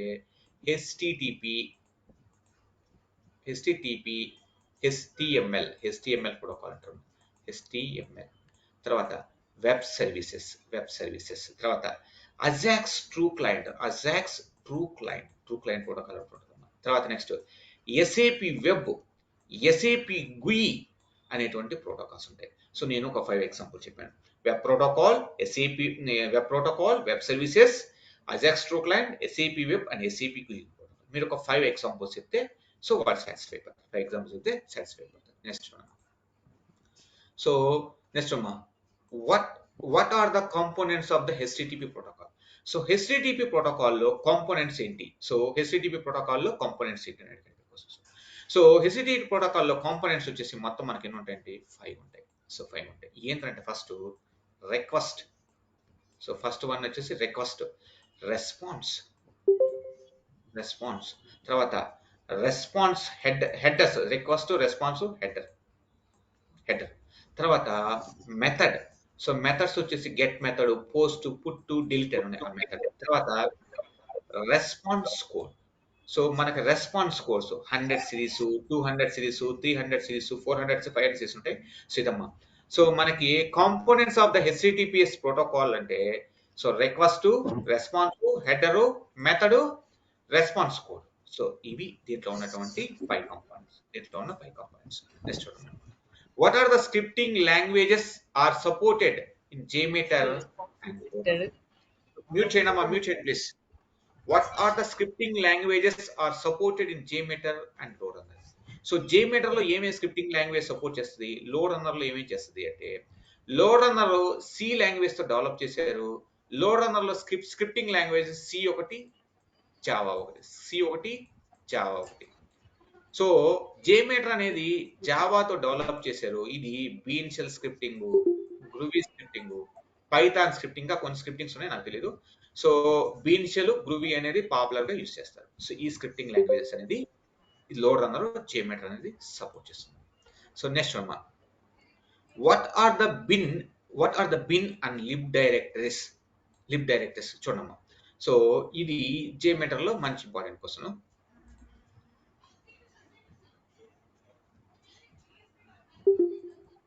చూడమ్మా. సో JMeter మనం బిన్ ఫోల్డర్లోకి వెళ్ళాము. ఈ బిన్ ఫోల్డర్లోకి వెళ్తే సరే బిన్ కాదు, చూడండి ఇక్కడికి వెళ్ళేవరకమ్మా. ఇక్కడ బిన్ అనేది ఇది ఒక ఫోల్డర్ ఉంటుందమ్మా. తర్వాత లిబ్ అనే ఒక ఫోల్డర్ ఉంటుంది. లిబ్ అనే ఫోల్డర్ కనిపిస్తుందమ్మా మీకు, bin folder, lib folder. So ఈ లిబ్ ఫోల్డర్లో ఏముంటాయంటే సో ఆల్ జార్ ఫైల్స్ ఉంటాయి. అన్ని జార్ ఫైల్స్ ఉంటాయమ్మా. సో చూడండి అమ్మా, అన్ని జార్ ఫైల్స్ ఉంటాయి. సో ఇప్పుడు ఈ EXT లోకి వెళ్ళామనుకోమ్మా, ఇక్కడ చూడండి ప్లగ్ఇన్ మేనేజర్ అనేటువంటి జార్ ఫైల్ ఉంది. ఇవన్నీ జార్ ఫైల్స్. ఈ లిబ్ డైరెక్టరీస్ లో ఏముంటాయంటే మనకు అన్ని జార్ ఫైల్స్ అనేది ఉంటాయి. సో లిబ్ డైరెక్టరీలో జార్ ఫైల్స్ ఉంటాయి. సో తర్వాత ఇక్కడ బిన్ ఫోల్డర్ చూడమ్మా. ఈ బిన్ ఫోల్డర్ లో ఏముంటాయంటే so JMeter property files, JMeter run చేయడానికి కానీ, JMeter రూట్ సర్టిఫికేట్ సంబంధించినటువంటి permissions, JMeter root certificate, temporary certificate కానీ ఉంటాయి. సో ప్రాపర్టీ, JMeter ప్రాపర్టీస్, తర్వాత ఇక్కడ ఉంటాయి చూడమ్మా system properties, user dot properties, separate చాలా ప్రాపర్టీ ఫైల్స్ ఉంటాయి. సో ఇది దీని గురించి ప్రాపర్టీ ఫైల్స్ గురించి డీటెయిల్స్ చదువుకున్నాం. సో లిబ్ ఫైల్లో సో ఇక్కడ సో బిన్ డైరెక్టరీలు ఏమంటే సో JMeter రూట్ సర్టిఫికేట్స్, తర్వాత JMeter property files. So property JMeter సంబంధించిన all property files bin directory ఉంటాయి. సో లిబ్ లో వచ్చేసి లిబ్ ఫోల్డర్లు ఏముంటాయంటే ఆల్ జార్ ఫైల్స్ ఉంటాయి. ఎగ్జాంపుల్ ఏంటంటే ప్లగ్ఇన్ మేనేజర్ అనేటువంటిది దీంట్లో ఉంటుంది. ప్లగ్ఇన్ మేనేజర్ అనేది దీంట్లో ఉంటుంది. సో ఇది దీనికి సంబంధించిన డీటెయిల్స్. నెక్స్ట్ చూడమ్మా, what are the script next how many property files are available in JMeter, what they are? So JMeter లో మనకి మొత్తం 6 ప్రాపర్టీ ఫైల్స్ ఉంటాయి. 6 ప్రాపర్టీ ఫైల్స్ ఎక్కడ ఉంటాయంటే బిన్ డైరెక్టరీలో ఉంటాయి, బిన్ ఫోల్డర్లో ఉంటాయి. సో ఫస్ట్ వచ్చేసి user dot properties. The second one వచ్చేసి system dot properties. Next third one వచ్చేసి JMeter ప్రాపర్టీస్. ఫోర్త్ వన్ వచ్చేసి అప్గ్రేడ్ ప్రాపర్టీస్. ఫిఫ్త్ వన్ వచ్చేసి save services properties. Sixth one వచ్చేసి రిజల్ట్ సంథింగ్ ఏదో ఒక ప్రాపర్టీస్ ఫైల్ ఉందన్నమాట. Total JMeter లో 6 property files ఉంటాయి.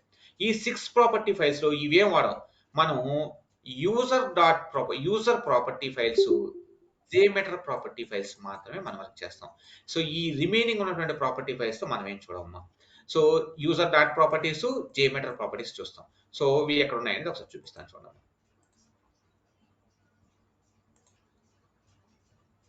ఈ బిన్ డైరెక్టరీలో చూడమ్మా. ఇక్కడ ఫస్ట్ ఇక్కడ JMeter ప్రాపర్టీస్ అన్న తర్వాత నెక్స్ట్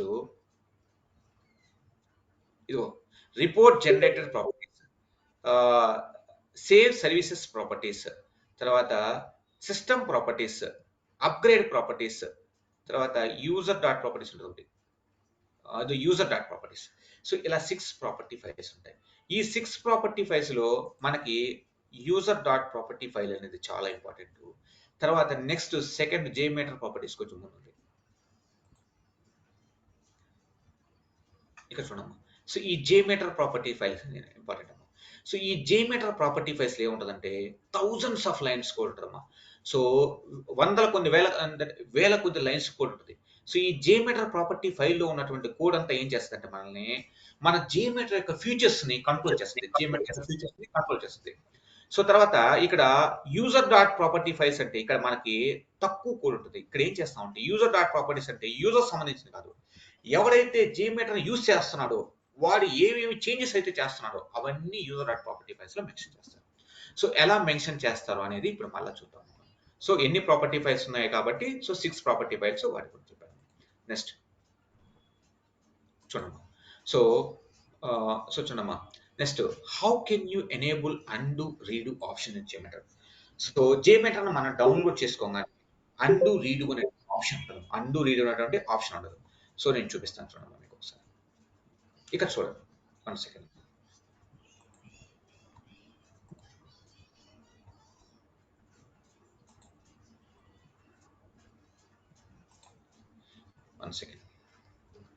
చూడమ్మా. సో ఇది నేను JMeter డౌన్లోడ్ చేసినమ్మా. సో దీన్ని ఓపెన్ చేస్తాను చూడండి. సో దీన్ని ఓపెన్ చేయగానే సో ఇక్కడే JMeter విండోస్ బ్యాక్ క్లిక్ చేస్తాను చూడండి. సో JMeter రన్ అవ్వగానే ఇక్కడ మీరు గమనించండి. సో ఇక్కడ ఈ 2 పాయింట్స్ లో అండు రీడు అనేటువంటి ఆప్షన్ లేదు. అండు రీడు అనేటువంటి ఆప్షన్ లేదు. సో నేను ఇంకొక దాన్ని ఓపెన్ చేస్తున్నాను చూడండి. చూడండి.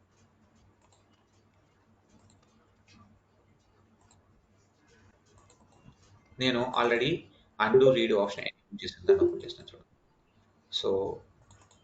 సో దీంట్లో చూడండి. మీరు ఇక్కడ గమనించినాం ఇక్కడ సింబల్స్ కనిపిస్తున్నాయి. అండు రీడు ఎక్కడ కనిపిస్తున్నాయమ్మా? ఇక్కడ కనిపిస్తున్నాయి. సో ఈ 2 ఆప్షన్స్ కనిపిస్తున్నాయి. ఈ 2 ఆప్షన్స్ ఎనేబుల్ కావాలి అంటే చాలా సింపుల్. సో ఇదేమో చెప్పలేదు, చాలా సింపుల్. నేను చూపిస్తాను చూడండి 1 సెకండ్. సో ఇప్పుడు ఎనేబుల్ కావాలంటే ఇప్పుడు JMeterలోకి వెళ్ళండి అమ్మా. సో JMeterలో లోపలికి వెళ్ళిన తర్వాత బిన్ ఫోల్డర్లోకి వెళ్ళండి. బిన్ ఫోల్డర్లో నుంచి JMeter ప్రాపర్టీ ఫైల్స్ చూడమ్మా. JMeter ప్రాపర్టీ ఫైల్స్ మీద రైట్ క్లిక్ ఇచ్చి open with notepad plus ఉంటే నోట్ ప్యాడ్ ప్లస్ ప్లస్ నేను నోట్ ప్యాడ్ ఓపెన్ చేస్తున్నాను. సో ఇలా ఓపెన్ చేయాలి. సో ఇలా ఓపెన్ చేసిన తర్వాత సో దీంట్లో కంట్రోల్ F తీసుకొని అండు అని టైప్ చేశాను. ఎంటర్ కొట్టానమ్మా. సో మళ్ళీ ఎంటర్ కొట్టాను. సో ఇక్కడ చూడనమ్మా. ఇక్కడ అండు హిస్టరీ సైజ్ లైన్ కనిపిస్తున్నాము. సో ఇక్కడ 0 ఉంది కాబట్టి సో నాకు అండు రీడు అనేటువంటి ఆప్షన్ అనేది ఎనేబుల్ కాలేదు. సో దీన్ని మనం ఒక నంబర్ ఇస్తే ఇది ఎనేబుల్ అవుతున్నాము. సో దీన్ని మనం ఏం చేయాలంటే ఈ లైన్ మొత్తం కాపీ చేయాలి. ఏం చేయాలమ్మా? కాపీ చేయాలి. చూడండి. సో ఏం చేస్తున్నామంటే సో ఈ లైన్ ని కాపీ చేసుకొని తర్వాత ఏం చేయాలంటే మళ్ళా సో సేమ్ JMeter బిన్ ఫోల్డర్లోకి వెళ్ళి యూజర్ డాట్ ప్రాపర్టీస్లోకి వెళ్ళాలి. So user dot properties open చేసి సో నోట్ ప్యాడ్ ఓపెన్ చేస్తున్నాను. ఈ యూజర్ డాట్ ప్రాపర్టీస్ లో కిందకి రండమ్మా. లాస్ట్ లైన్కి వచ్చి కొంచెం కిందకి వచ్చి ఇక్కడ పేస్ట్ చేసి సో ఈ లెఫ్ట్ సైడ్ ఉన్నటువంటి దాన్ని రిమూవ్ చేసేసి ఈ రైట్ సైడ్ ఉన్నటువంటి 0ని మనం 4 పెట్టామనుకో 4 వెళ్తుంది. 3 పెట్టచ్చు, అప్ టు 25 వరకు పెట్టచ్చు. కానీ మాక్సిమం 4 బెస్ట్. 4 కంటే దాటిపోతే JMeter అనేది ప్రాపర్ పనిచేయాలి. ఇప్పుడు నాకు 4 పెట్టుకొని తర్వాత సేవ్ చేసి కంట్రోల్ ఆల్ చేసి సేవ్ చేసి ఈ user dot property system dot property file నుంచి క్లోజ్ చేసి JMeter అనేది రీస్టార్ట్ చేస్తే సో అండు రీడ్ అనేది ఎనేబుల్ అవుతుంది. చూడమ్మా నేను కంట్రోల్ S చేశాను. సో ఇప్పుడు కంట్రోల్ S పేసి క్లోజ్ చేస్తాను చూడమ్మా. సో క్లోజ్ చేశాను. సో క్లోజ్ చేసిన తర్వాత ఇప్పుడు JMeter అనేది స్టార్ట్ చేస్తాను. సో JMeter అనేది స్టార్ట్ చేస్తాను. చూడమ్మా అండు రీడ్ అనేటువంటి ఆప్షన్ అనేది ఎనేబుల్ అయిపోయింది. సో అండు రీడ్ అనేటువంటి ఆప్షన్ ఎనేబుల్ అవ్వాలంటే మనం ఏం చేయాలంటే సో JMeter యొక్క బిన్ ఫోల్డర్లోకి పోయి ఈ బిన్ ఫోల్డర్లో ఉన్నటువంటి JMeter ప్రాపర్టీ ఫైల్స్ ఉంటుంది. ఈ ప్రాపర్టీ ఫైల్స్ లో అండు హిస్టరీ సైజ్ అనేటువంటి ఒక లైన్ ఉంటుంది. సో ఈ లైన్ లాస్ట్ లో 0 ఉంటుంది. దీన్ని కాపీ చేసుకొని యూజర్ డాట్ ప్రాపర్టీస్ లో లాస్ట్ లైన్ పోయి లెఫ్ట్ సైడ్ ఉన్నటువంటి యాష్ ని తీసేసి సో రైట్ సైడ్ ఉన్నటువంటి 0ని తీసేసి ఒక 4 కానీ 3 కానీ నెంబర్ ఇచ్చి JMeter రీస్టార్ట్ చేస్తే ఆటోమేటిక్ గా అండు రీడ్ అనేటువంటి ఆప్షన్ అనేది ఎనేబుల్ అవుతుంది. సో ఇది JMeter లో అండు రీడ్ అనేటువంటి ఆప్షన్స్ అనేది ఎనేబుల్ చేయడం. నెక్స్ట్ పాయింట్ చూడమ్మా. How can you increase the JMeter root certificate validity up to how long? So very important question అమ్మా. సో JMeter లో రూట్ సర్టిఫికేట్ అనేది ఎక్కడ ఉంటుందమ్మా? బిన్ ఫోల్డర్ లో ఉంటుంది. సో సరే బిన్ ఫోల్డర్ లో ఉంటుంది. సో ఈ బిన్ ఫోల్డర్ ఈ JMeter తో జనరేట్ చేసినటువంటి రూట్ సర్టిఫికేట్ ని మనం ఎక్కడ ఇన్స్టాల్ చేయాలంటే బ్రౌజర్ లో ఇన్స్టాల్ చేయాలి. సో ఈ రూట్ సర్టిఫికేట్ వ్యాలిడిటీ ఎంత ఉంటుందంటే బై డిఫాల్ట్ 7 డేస్ ఉంటుంది. సో దీన్ని అప్ టు ఎంత వరకు పెంచవచ్చు అంటే 365 డేస్ వరకు పెంచవచ్చు. సో JMeter లో రూట్ సర్టిఫికేట్ అనేది బిన్ ఫోల్డర్ లో ఉంటుంది. అది JMeter జనరేట్ చేస్తుంది. ఎలా జనరేట్ చేస్తుంది అంటే మనం రికార్డింగ్ స్టార్ట్ అనే బటన్ ఉంటుంది. ఆ బటన్ మీద క్లిక్ చేస్తే ఆటోమేటిక్ గా బిన్ ఫోల్డర్ లో ఆ రూట్ సర్టిఫికేట్ జనరేట్ అవుతుంది. దాన్ని తీసుకొచ్చి మనం బ్రౌజర్ లో ఇన్స్టాల్ చేస్తాం. బై డిఫాల్ట్ ఇది 7 డేస్ కి జనరేట్ అవుతుంది. మనం దీన్ని అప్ టు 365 డిగ్రీస్ వరకు ఇంక్రీజ్ చేయొచ్చు. సో ఎలా ఇంక్రీజ్ చేయొచ్చు దీన్ని అంటే ఇది కూడా సింపుల్ అయినా. సో ఇప్పుడు JMeter లోనే JMeter ప్రాపర్టీ ఫైల్స్ లోకి వెళ్ళాలి. సేమ్ అలాగే వెళ్ళాలి. సో JMeter ప్రాపర్టీస్ ఫైల్ లోకి వెళ్తే తర్వాత అండర్ హిస్టరీ సైజ్ కదమ్మా. సో రూట్ సర్టిఫికేట్ కాబట్టి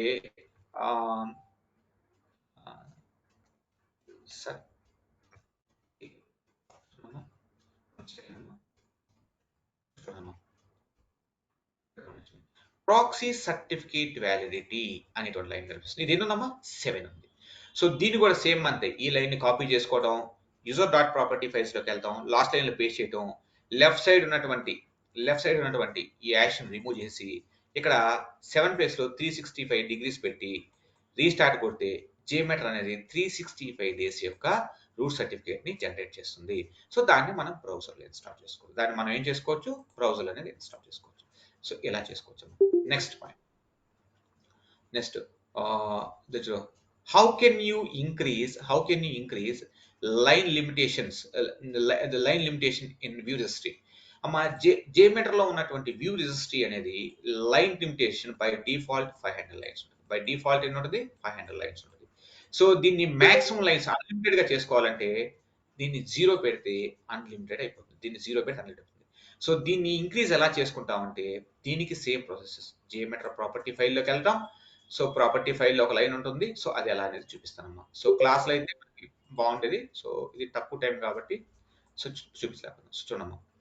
so same. So JMeter property ఫైల్స్లోకి వెళ్ళాలి. సెకండ్ అమ్మా. ఎటు పని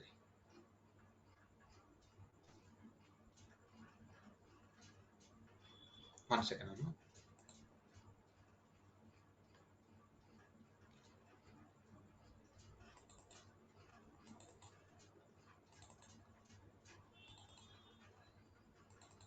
సో ఇక్కడ చూడండి అమ్మా. ఎటు పైన JMeter ప్రాపర్టీస్ ఇట్లా పైన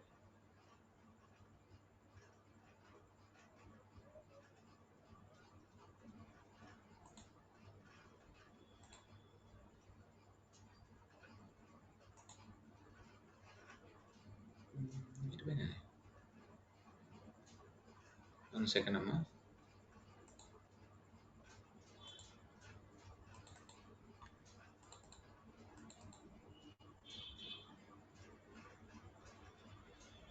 JMeter properties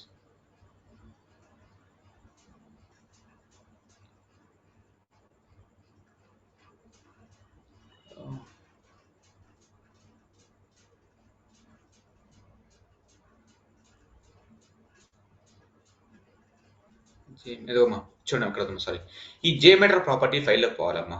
so view registry line limitation మనం ఏం చేస్తామంటే వ్యూ వ్యూ అనుకుంటే ఎంటర్ కొట్టామనుకోండి. సో కొంచెం ఎంటర్ చేసుకుంటూ వస్తే సో ఇక్కడ చూడమ్మా. సో ఇక్కడ ఒక లైన్ కనిపిస్తుంది. So view registry max size అని ఉందమ్మా. సో దీన్ని ఏం చేయాలంటే దేని సేమ్ అంతే ఇదే లైన్ కాపీ చేసుకొని యూజర్ డాట్ ప్రాపర్టీ ఫైల్లోకి వెళ్ళి లెఫ్ట్ సైడ్ ఉన్నటువంటి యాక్షన్ రిమూవ్ చేసి సో ఈ రైట్ సైడ్ ఉన్నటువంటి ఈ ప్లేస్ లో 0 కనిపెట్టేస్తే సో రైట్ సైడ్ ఉన్నటువంటి ప్లేస్ ని సో ఈ యాక్షన్ తీసేసి రైట్ సైడ్ ఉన్న ప్లేస్ లో 0 అని కనిపెట్టేస్తే సో ఆటోమేటిక్ గా అన్లిమిటెడ్ లైన్స్ అనేది వ్యూ రిజిస్ట్రీకి వెళ్ళిపోతుంది. సింపుల్. సేమ్ ఈ లైన్ కాపీ చేసుకొని యూజర్ డాట్ ప్రాపర్టీస్ లోకి వెళ్ళి లాస్ట్ లైన్ చేంజ్ చేయాలి. సో లాస్ట్ లైన్ అనేది చేంజ్ చేయాలి. సో అది దీనికి సంబంధించిన 1 సెకండ్. సో ఇదా నెక్స్ట్ చూడమ్మా. How many major elements available in JMeter? How many major elements available in JMeter? So JMeter లో ఎన్ని మేజర్ ఎలిమెంట్స్ ఉన్నామా? ఎవరైనా ఒక ఆన్సర్ చెప్పండి. How many major elements available in JMeter? Anybody say answer? Okay. 12. 1. Okay. 12. Any answer? Yeah. 7. 12. 12. So very good answer. Very good answer. So JMeter లో మొత్తం మనకి 12 elements ఉంటాయి. సో 12 ఎలిమెంట్స్ ఏంటంటే test plan, non test elements, thread groups, config elements, logic controllers, pre and post process, timers, assertions, samplers, test fragments అనే elements ఉంటాయి. So ఈ test plan అనేటువంటి element కింద 9 ఎలిమెంట్స్ ప్రెజెంట్ అవుతాయి. 9 ఎలిమెంట్స్ అనేది present అవుతాయి. So thread group అనేటువంటి element కింద so samplers, logic controllers present అవుతాయి. ఈ టెస్ట్ ప్లాన్ అనేటువంటి ఎలిమెంట్ కింద ప్రెజెంట్, ఈ థ్రెడ్ గ్రూప్ అనేటువంటి ఎలిమెంట్స్ కింద ప్రెజెంట్ అవుతాయి. సో జస్ట్ ఒకసారి వాటిని చూద్దాం. మనం ఒకసారి చూస్తే మనకు ఒక క్లారిటీ ఉంటుంది.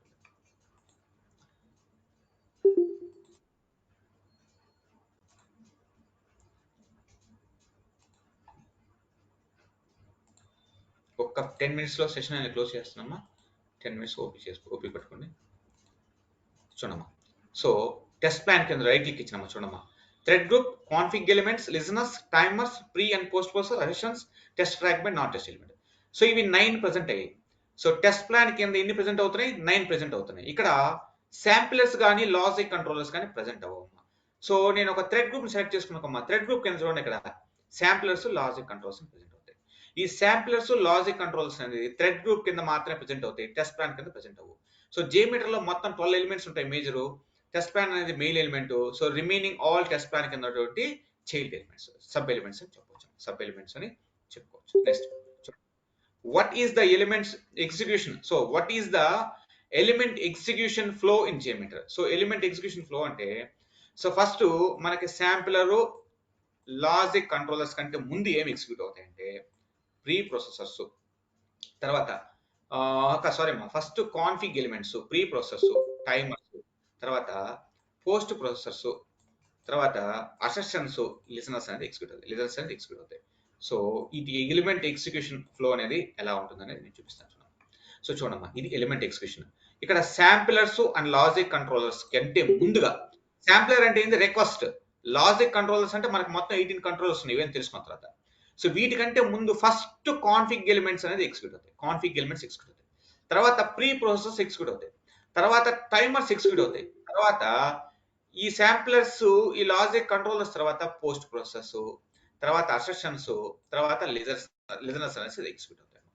సో చూడమ్మా, ఈ శాంప్లర్స్, లాజిక్ కంట్రోలర్స్, ఈ రెండిట్లో ఫస్ట్ శాంప్లర్ ఎగ్జిక్యూట్ అయిన తర్వాత లాజిక్ కంట్రోలర్ ఎగ్జిక్యూట్ అవుతుంది. ఇవి రెండు ఒకేసారి ఎగ్జిక్యూట్ అవుతాయి. సో ఈ రెండు కంపేర్ చేసుకుంటే ఫస్ట్ శాంప్లర్ ఎగ్జిక్యూట్ అయిన తర్వాత లాజిక్ కంట్రోల్స్. సో మీకు ఇంపార్టెంట్ క్వశ్చన్ అమ్మా, ఎలిమెంట్ ఎగ్జిక్యూషన్ ఆర్డర్ అంటే first config elements, pre process, timers, sampler and logic controllers, post process, అసెషన్స్, listeners. So ఇది ఎలిమెంట్ ఎగ్జిక్యూషన్ యొక్క ఆర్డర్. నెక్స్ట్, సో చూడమ్మా, what is plugin manager? How can you download it? So plugin manager అంటే JMeter లో by default మనకి 60 elements ఉంటాయి. Approximately 60 elements available in JMeter by default.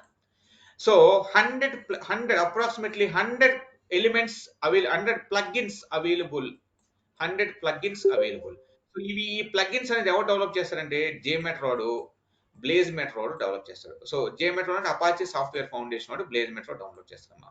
So ఈ plugins అనేది మనం మాన్యువల్ గా JMeter లో ఇన్స్టాల్ చేసుకోవచ్చు, త్రూ ప్లగ్ఇన్ మేనేజర్ ద్వారా ఇన్స్టాల్ చేసుకోవచ్చు. సో దాన్నే ప్లగ్ఇన్ మేనేజర్ అంటారు. So how can download plugin manager అంటే సింపుల్. సో ఎలా డౌన్లోడ్ చేసుకుంటాం అంటే సేమ్ అంతేనమ్మా. So 1 second. So plugin manager మనం ఎలా డౌన్లోడ్ చేసుకుంటాం అంటే జస్ట్ ప్లగ్ఇన్ మేనేజర్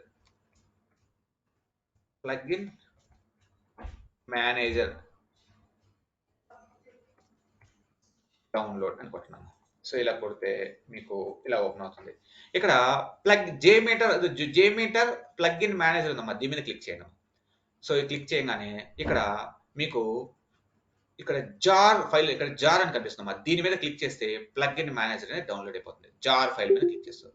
ఇది డౌన్లోడ్ చేసిన తర్వాత దీన్ని ఏం చేయాలంటే మనం JMeter యొక్క లిబ్ డైరెక్టరీలో EXT లో పేస్ట్ చేయాలి. లిబ్ లో EXT లో పేస్ట్ చేయాలి. సో నేను చూపిస్తాను చూడమ్మా. సో నేను ఎక్కడ పేస్ట్ చేస్తున్నాను అంటే ఇంతకుముందు చూడమ్మా లిబ్లో ఈఎక్స్టీలో పెట్టాను. సో ఈఎక్స్టీలో JMeter ప్లగ్ఇన్ మేనేజర్. సో ఇలా పెట్టి రీస్టార్ట్ చేయగానే సో మనకి ఎక్కడ చూపిస్తుందంటే చూడమ్మా ఆప్షన్స్లోకి వెళ్తే ఇక్కడ ప్లగ్ఇన్ మేనేజర్ అని కనిపిస్తుంది. సో ఈ రైట్ సైడ్ ఇది కూడా ప్లగ్ఇన్ మేనేజర్ అమ్మా. సో ఇది కూడా ప్లగ్ఇన్ మేనేజర్ కనిపిస్తుంది. చూడండి ఎక్కడైనా కనిపిస్తుంది మీకు, ఎక్కడ ఆప్షన్స్లోకి వెళ్తే ఇక్కడ కనిపిస్తుంది, సో ఇక్కడ కనిపిస్తుంది. సో ఇప్పుడు ప్లగ్ఇన్స్ అనుకో దీని మీద క్లిక్ చేసాం ఇలా ఓపెన్ అవుతుంది. ఇక్కడ install plugins, available plugins, upgrades. So already install చేసినవి అవైలబుల్ ఉన్నాయి, అప్గ్రేడ్స్. సో నీకు ఇన్స్టాల్ చేసినవి సో ఏదైనా అవైలబుల్ ఉన్నాయి, ఏదైనా డౌన్లోడ్ చేసుకోవాలనుకో దీని మీద సెలెక్ట్ చేసుకొని ఇక్కడ అప్లై చేంజెస్ రీస్టార్ట్ అని కొట్టామనుకో సో ఆ ప్లగ్ఇన్ అనేది నీకు ఇన్స్టాల్ అయిపోతుంది. ఆ ప్లగ్ఇన్స్ అనేది నీకు ఇన్స్టాల్ అయిపోతుంది. సో అది plugin manager. So plugin manager అంటే ఏంటంటే so by default JMeter we have approximately 60 elements available. So plugin manager approximately 100 plus plugins available, which plugins are developed by Apache Software Foundation and BlazeMeter. So A plugin అయితే starting లో మీకు BZM అని చూపిస్తుందో, BZM @ అని చూపిస్తుందో ఈ plugin ని ఎవరు develop చేశారంటే BlazeMeter develop చేశాడు.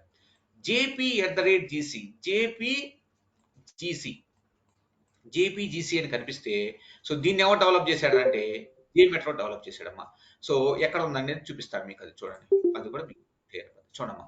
సో నేను టెస్ట్ ప్లాన్ రైట్ క్లిక్ ఇచ్చి యాడ్లోకి థ్రెడ్ గ్రూప్లోకి వెళ్ళానమ్మా. ఇక్కడ చూడండి BZM అని కనిపిస్తుంది. BZM అంటే ఈ BZM ప్లగిన్ ఎవరు డెవలప్ చేశాడు? BlazeMeter. JP@GC అంటే వీడు JMeter డెవలప్ చేశాడు. సో ఇది ప్లగిన్స్ అమ్మా. సో తర్వాత చూడమ్మా ఎక్కడమ్మా చూడమ్మా. So plugin manager. So next what are the important elements plugins అంటే సో దీనికి ఇంపార్టెంట్ ఎలిమెంట్స్ వచ్చేసి custom thread groups. So 5 thread groups ఉన్నాయి. ఏం థ్రెడ్ గ్రూప్స్ అంటే setup stepping thread group, ultimate thread group, concurrency thread group, arrival thread group, free from arrival thread groups. ఇది important plugins. తర్వాత sampler లో వచ్చేసి dummy sampler అని ఒకటి, ఒక డమ్మీ శాంప్లర్ అని వస్తుందమ్మా. తర్వాత కాన్ఫిగ్ ఎలిమెంట్ లో random CSV data set config అనేది ఒకటి ఉంటుంది. Random CSV data set config అనేది ఒక ఇంపార్టెంట్ ఎలిమెంట్ ఉంటుంది. So next random CSV data set config తర్వాత మనకి లాజిక్ కంట్రోల్స్కి వెళ్ళాము. లాజిక్ కంట్రోల్స్ మొత్తం మనకి JMeter లో 17 ఉంటాయి. సో ప్లగ్ఇన్ లో ప్యారలల్ కంట్రోల్ అని ఒకటి ఉంటుందమ్మా. ప్యారలల్ కంట్రోల్ ఉంటుంది. సో ఈ కంట్రోల్ పెడుతుందమ్మా. సో మీరు దీనికి ఇంపార్టెన్స్ ఆఫ్ ప్లగ్ఇన్ ఎలిమెంట్స్ అంటే కస్టమ్ థ్రెడ్ గ్రూప్స్ 5 చెప్పండి. ఏంటది? Stepping thread group, ultimate thread group, concurrency thread group, arrival thread group, free from arrival thread group.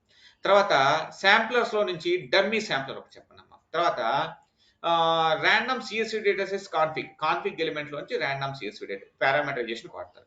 Logic controller లో parallel controller అని చెప్పండి. తర్వాత లిజనర్స్ లో పర్ఫార్మన్ మెట్రిక్ కలెక్టర్ ఒక listener ఉంటుంది. సో ఇవి ఎగ్జాంపుల్ చెప్తే మనకు సరిపోతుంది. Next what is heap memory? So Java application కి మెమరీ అనేది 2 టైప్స్ ఉంటుందమ్మా. హీప్ మెమరీ, నాన్ హీప్ మెమరీని మెటా స్పేస్ అంటారు. సో JMeter కూడా జావా అప్లికేషన్ కాబట్టి JMeter కి హీప్ మెమరీ ఉంటుంది. సో ఈ హీప్ మెమరీ అనేది మీన్ సైజ్ అంటే XMS = 1 బై డిఫాల్ట్ 1 GB. తర్వాత XMX = 1 GB ఉంటుంది బై డిఫాల్ట్. ఈ మెటా స్పేస్ అనేది 256 MB ఉంటుంది డిఫాల్ట్. సో ఈ హీప్ మెమరీని ఏం చేస్తామంటే మనం ఇంక్రీజ్ చేసుకుంటాం. ఎక్కడ వరకు ఇంక్రీజ్ చేసుకుంటాం అంటే అప్ టు 16 GB వరకు ఇంక్రీజ్ చేసుకోవచ్చు. నీ సిస్టమ్ యొక్క ర్యామ్ 16 GB అనుకో 1/4 ఇంక్రీజ్ చేసుకోవచ్చు. 1/4 అంటే ఎంత? 4 GB వరకు ఇంక్రీజ్ చేసుకోవచ్చు. So mean size, max size. How can you increase the heap memory allocate JMeter? So JMeter లో హీప్ మెమరీని ఎలా ఇంక్రీజ్ చేసుకుంటాం? సో ఎలా ఇంక్రీజ్ చేసుకుంటాం అంటే నేను చూపిస్తాను చూడమ్మా. సో ఎలా ఇంక్రీజ్ చేసుకుంటామని చూపిస్తాను చూడమ్మా. సో JMeter లోకి వెళ్ళానమ్మా. సో JMeter లోకి వెళ్ళిన తర్వాత ఇక చూడమ్మా. సో JMeter బిన్ ఫోల్డర్కి వెళ్ళిన తర్వాత ఇక్కడ JMeter విండోస్ బ్యాట్ ఫైల్ అని కనిపిస్తుంది. So JMeter windows bat file అని కనిపిస్తుందమ్మా. దీని మీద రైట్ క్లిక్ ఇచ్చి సో చూడమ్మా, దీని మీద రైట్ క్లిక్ ఇచ్చి ఓపెన్కి వెళ్ళండి. ఓపెన్కి వెళ్తే సారీ 1 సెకండ్ అమ్మా, JMeter స్టార్ట్ అయింది.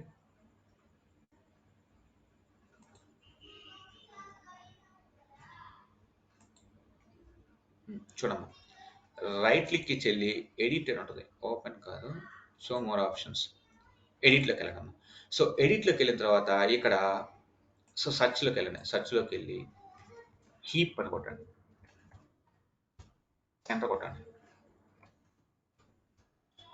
ఇక్కడ చూడనమ్మా, ఇక్కడ సెట్ హీప్ అని కనిపిస్తుందమ్మా.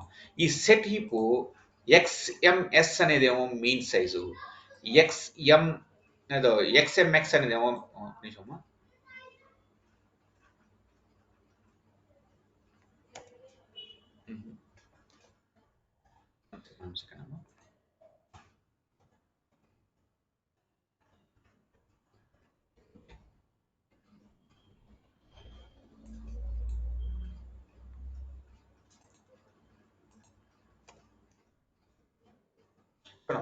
ఇక్కడ సెట్ ఇది కాదా, నాట్ డిఫైన్ హీప్.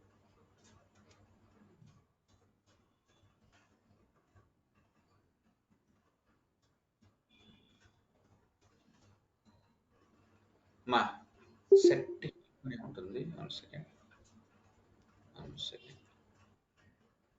ఇదేనమ్మా, ఇదే. ఇక్కడ చూడమ్మా, ఇక్కడ సెట్ హీప్ అని ఉంది కదమ్మా. ఈ హీప్ అనే ప్లేస్లో ఇక్కడ 1 GBని మనం పెంచుకోవచ్చు. మీన్ సైజు, మ్యాక్స్ సైజ్ అనేది ఇక్కడ ఇంక్రీజ్ చేసుకోవచ్చు. సో హీప్ సైజ్ అనేది JMeter యొక్క హీప్ని మనం ఎలా ఇంక్రీజ్ చేసుకుంటామంటే ఈ సెట్ హీప్ అనేటువంటి ప్లేస్లో మనం మీన్ సైజ్, మ్యాక్స్ సైజ్, ఈ మెటా స్పేస్ అనేది మనం ఇంక్రీజ్ చేయలేదు. సో మనకి హీప్ మెమరీ అనేది సరిపోకపోతే సో ఈ మీన్ సైజ్ని, మ్యాక్స్ సైజ్ని అనేది మనం ఇక్కడ ఇంక్రీజ్ చేసుకుంటాం. సో ఇది JMeter యొక్క హీప్ మెమరీని ఇంక్రీజ్ చేసుకుంటాం. సో సో సో ఎలా ఇంక్రీజ్ చేసుకుంటాం అంటే JMeter యొక్క హీప్ మెమరీని, సో మళ్ళీ ఒకసారి రిపీట్ చేస్తాను చూడమ్మా. సో JMeter యొక్క విండోస్, ఇక్కడ చూడమ్మా, JMeter విండోస్ బ్యాట్ ఫైల్ అని దాని రైట్ క్లిక్ ఇచ్చి వెళ్ళి షో మోడ్లోకి వెళ్ళి ఎడిట్లోకి వెళ్ళండి. ఎడిట్లోకి వెళ్తే ఎలా ఓపెన్ అవుతుంది. సో తర్వాత ఇక్కడ హీప్ అని టైప్ చేసి జస్ట్ ఎంటర్ కొట్టండి. సో ఎంటర్ కొడితే ఇక్కడ సెట్ హీప్ అని కనిపిస్తుంది. సెట్ హీప్ అని కనిపిస్తుంది. ఇక్కడ మీన్ సైజ్, మ్యాక్స్ సైజ్ ఉంది. ఇక్కడ 1 GB ఉంది, దాన్ని 2 GB, 3 GB, 4 GB ఇక్కడ ఇంక్రీజ్ చేసుకుంటాం. ఆటోమేటిక్గా JMeter యొక్క హీప్ మెమరీ అనేది పెరిగిపోతుంది. సో హీప్ మెమరీ అనేది ఇంక్రీజ్ అయిపోతుంది. ఇలా ఇంక్రీజ్ చేస్తాం. తర్వాత what is JVisual VM? So what is JVisual VM? So what is JVisual VM? JVisual VM అంటే ఏంటి అని చూసుకున్నాం. సో JVisual VM అంటే ఏంటనేది ఒకసారి చూద్దాం.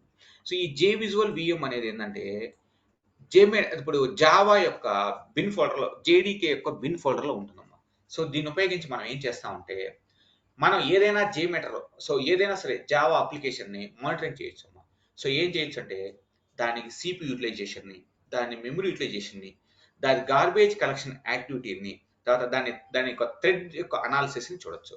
సో JVisual VM ఎక్కడ ఉంటుంది అనేది ఒకసారి చూపిస్తాను చూడమ్మా. JVisual VM ఎక్కడ ఉంటుందని ఒకసారి చూపిస్తాను. సో ఇప్పుడు నా సిస్టంలో సో నేను జావా అనేది ఇన్స్టాల్ చేస్తున్నాను. Programme files, so Java. So దీని యొక్క JDK యొక్క బిన్ ఫోల్డర్లో, సో ఈ బిన్ ఫోల్డర్లో సో JVisual VM అని కనిపిస్తున్నాము. ఇది చూడమ్మా, JVisual. దీన్ని ఎట్లా ఓపెన్ చేసాను, ఇలా ఓపెన్. సో ఇక్కడ సో నేను JMeter రన్ చేసాను అనుకో, ఆటోమేటిక్గా ఇది డిటెక్ట్ చేస్తుంది. సో ప్రస్తుతానికి JMeter అనేది రన్ చేయలేదు, JVisual మీద ఉన్నాను. సో ఇప్పుడు నేను JMeter స్టార్ట్ చేస్తాను. JMeter స్టార్ట్ చేస్తే సో JMeter అనేది చూపిస్తుంది చూడండి. JMeter అనేది స్టార్ట్ చేశాను. సో JMeter రన్ చేయగానే చూడండి. సో JMeter రన్ చేయగానే ఆటోమేటిక్గా JMeter అనేది డిటెక్ట్ చేసేసింది. సో దీని మీద డబుల్ క్లిక్ ఇచ్చామనుకోండి. సో చూడమ్మా, ఇక్కడ ఓవర్ వ్యూ మీద క్లిక్ చేస్తే ఇప్పుడు JMeterకి నా మీన్ సైజ్ ఎంత ఉంది, 1 GB, మ్యాక్స్ సైజ్ ఎంత ఉంది, మెటా స్పేస్ ఎంత ఉంది అనేది ఇక్కడ చూపిస్తుంది. మెటా స్పేస్ ఎంత అనేది ఇక్కడ చూపిస్తుంది. ఇది JVisual వ్యూ. తర్వాత మానిటర్ మీదకి వెళ్ళామనుకోమ్మా, ఇక్కడ CPU యూటిలైజేషన్ ఎలా జరుగుతుందని గ్రాఫ్ చూపిస్తుంది. ఇక్కడ మెమరీ, హీప్ మెమరీ అనేది ఎలా యూటిలైజేషన్ చూపిస్తుంది.